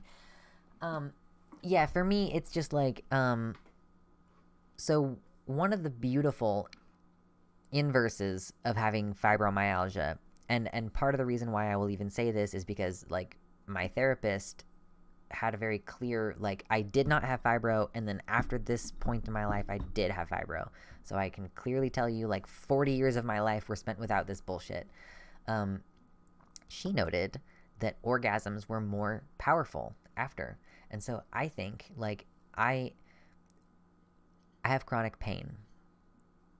Right now, there's pain in my middle and upper back, and there's pressure in both of my ears, and the kind of weird position that I'm holding my hand in on my desk. I'm like holding my hand like this on my desk in like a making a point kind of posture, and that is putting pressure on my fingers that hurts a little bit. And having pretty much constant varying levels of pain, I think it has contributed to like positive sensations being like kind of overwhelming. And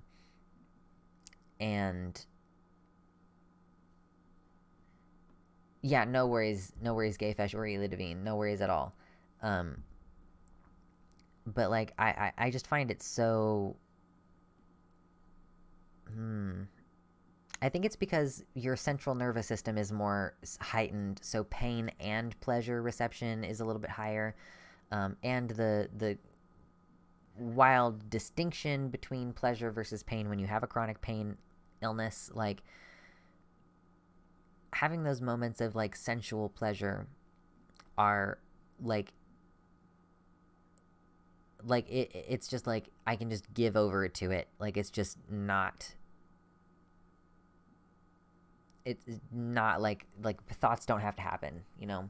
Like it's just overwhelming sensation. It's like the idea of being like in so much pain that you can't think straight, right? But it's just like human heights of pleasure. I just have to assume that it's related to the chronic pain, at least, like, and given the like anecdotal evidence or whatever of it being like, oh well, orgasms weren't as good for the first 40 years that I was alive versus like after I got fibromyalgia. There is kind of, yeah, the difference between orgasms on E and orgasms on T is fucking wild. Like for me personally, I've never noticed like a huge difference. But I don't know. I might have like normatively high levels of T anyway.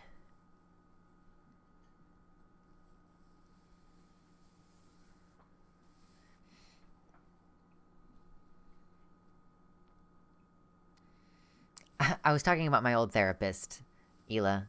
Like, my therapist said, like, she had a clear distinction between before fibro and after fibro. So, calling on her experience, the high T chat, well, that's part of what polycystic ovarian syndrome is having high T. The difference is wild, and I didn't notice it until like 1.5 or so years on T. Yeah, this is one of the only things that I can't really jive with people about is like, I mean, one of my good friends who has been on T for a couple years was just recently talking about like, oh, you know, it doesn't do anything for me for someone to try to touch my undercarriage the way that they would touch a cis woman's. Like, if you try to like, if you imagine like trying to do to a cis woman's clitoris, if you try to imagine what you would normally do to that person to a like cis man's penis and how like obnoxious that would feel to the cis man to try to like treat their dick like that, that's how this person feels who I know who is assigned female and on testosterone. I don't have this problem, which I guess I'm grateful for. I don't know what the distinction is between me and other people, but like, if anything, like, I'm off testosterone, I'm on estrogen right now, and my orgasms kind of suck because I'm on fucking progestin. And that just, like, I just don't even want to most of the time right now, which is weird and super out of the ordinary for me. No, yeah, I'm not, it's just, it's weird, like, I don't,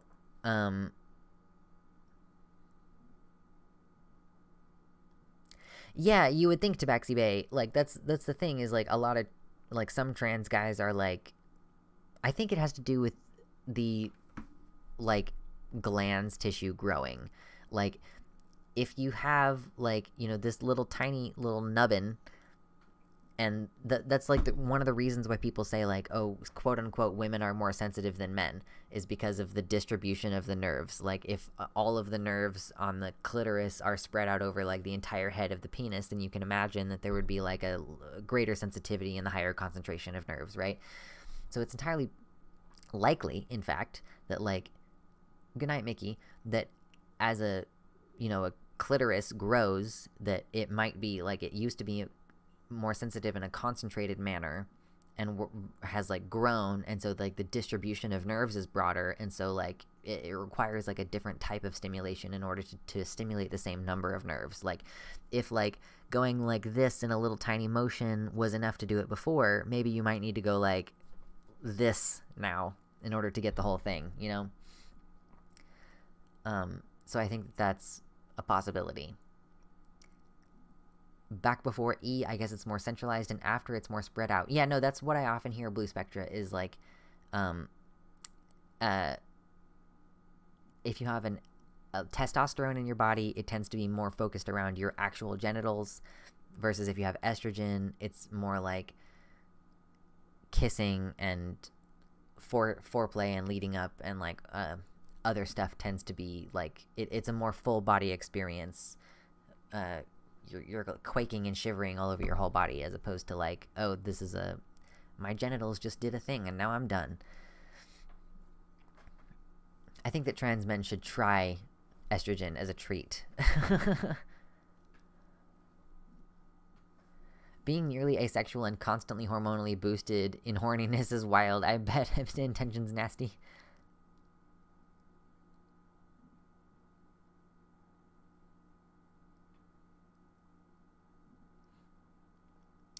Quarbarian says, light touch is so overwhelming with chronic pain / fibro. I used to barely be able to feel my ex bite me hard enough to break skin, but a ladybug crawling on me can feel like fire. It's wild, TBH. All the signals go screwy.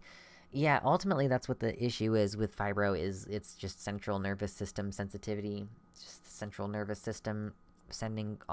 That's why, like, other shit in your body gets fucked up. Like, that's why you have TMJ. That's why you have tachycardia. That's why you have fucking bowel problems. That's why you have bladder problems. Like, fibromyalgia, it affects the central and autonomic nervous systems. God, I just want someone to cuddle me. Sincerely, someone who is on E. True.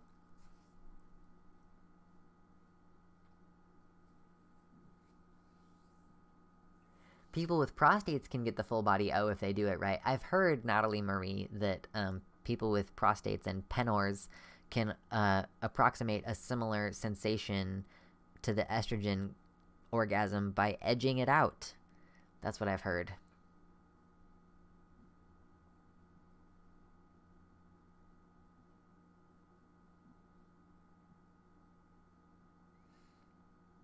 Yeah, Timerinia, it's tough finding ways to increase the libido. You can try aromatherapy. I don't know, there's probably all kinds of shit.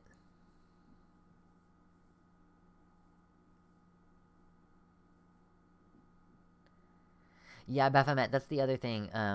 E-orgasms are more of a body-wide sensation, but don't last as long and can be repeated.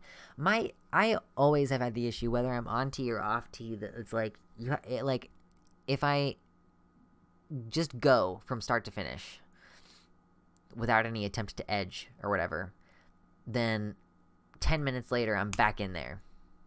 I have to do another one. It's fucking annoying. So then for a while, I was like, okay, I'll just try to, like, edge this shit out. But then my fucking vibrator died, and I was like, I cannot do that. I can't, like, use the motor for longer than, like, 30 minutes at a time or whatever. So now I'm just back to that, like, okay, I guess I just have to do, like, 2 or 3, and then I can be done.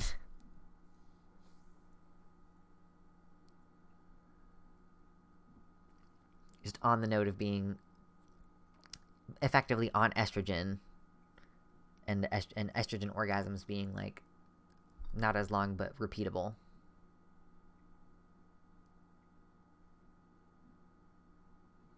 Is it Asexuality Day? Happy Asexuality Day.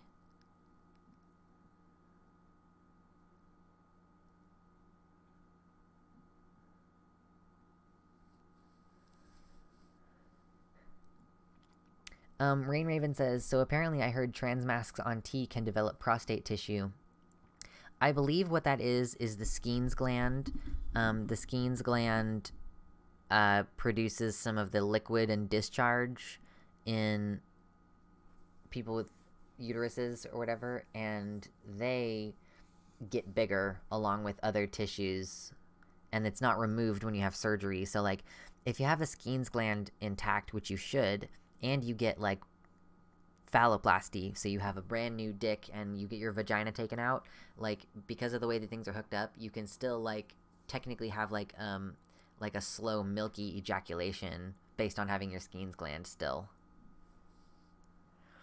It's not the leftover their prostate. I think that it's fair to say that they're analogous tissues, like, they might be the same thing. I'm not totally sure, but yes, they're homologous tissues, Baphomet. Yes.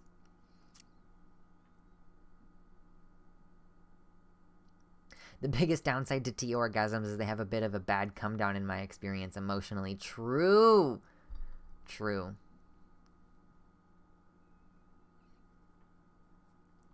So yeah, interestingly, the Skene's gland gets bigger if you take testosterone, and the prostate gets smaller if you have estrogen. Like, I wondered a number of years ago, I was talking to my acquaintance Zinnia Jones about, like, oh, it's interesting, I've never really heard people talk about trans women and prostate cancer. Like, is this, like, an underspoken problem that we just don't address? And she was like, actually, trans women have, like, significantly lower rates of prostate complications than cis men if they're on hormones. Because, and it's like, it's testosterone that makes cis men's prostates get all fucky. Like, it's interesting. I only get post-nut guilt with testosterone. True. I always refresh and learn so much about biology in these chats. Yeah, Tabaxi Bay, I love talking about those. Zeth, I have more power than you in exactly one way, and it's that my birthday is also International Non-Binary Day. You've beaten me. It's true. Excuse me. Yeah, it's not uncommon for people to experience, like, post-orgasm negative feelings. Yeah, they take Cipro and anti-androgen as prostate cancer medication here. Yes, they take androgen blockers in pursuit of treating their prostate cancer, which is interesting. And then similarly, like for example, Ashkenazi women have a higher likelihood of developing breast cancer and ovarian cancer. And the thing that you use to treat or prevent ovarian cancer is estrogen blockers. Like, I have a friend who had breast cancer and had a mastectomy, and then now has like an early onset menopause because of having to be on estrogen blockers. Not good news for this Ashkenazi female. Yeah. It's definitely not the best news. You gotta really like keep a lookout on that. Good night, Holokin. Thank you so much for hanging out with us. I appreciate you. This is one of my longest streams, and I really should get the fuck off of here and go to sleep. Yeah, good night, good night. I suspect since tea orgasms feel more intense and focused, there's more of a release of feel-good chemicals and then more of a come down as a result, consequentially. That could definitely be the case. Okay. Since everybody's leaving anyway, I do need to go to sleep. It's been like a little bit rainy here tonight. I want to see if it's still raining a little bit and stick my little head out the window. Goodbye, Sigma. Have a good time at work. Yes. I appreciate you all hanging out. Oh, I lost the game too. Dang it, Jade. You got me. You got me. Got me. Yes. Very excited. If you haven't liked the stream, like the stream before you leave. Okay, thank you. Thank you so much. Yeah, sorry, Captain Nog. I'll try to get the stream updated sooner than later. So good to see everybody. I hope you have a good night or a good day, and we'll see you on Thursday in just 2 days. Just 2 short days. Good night.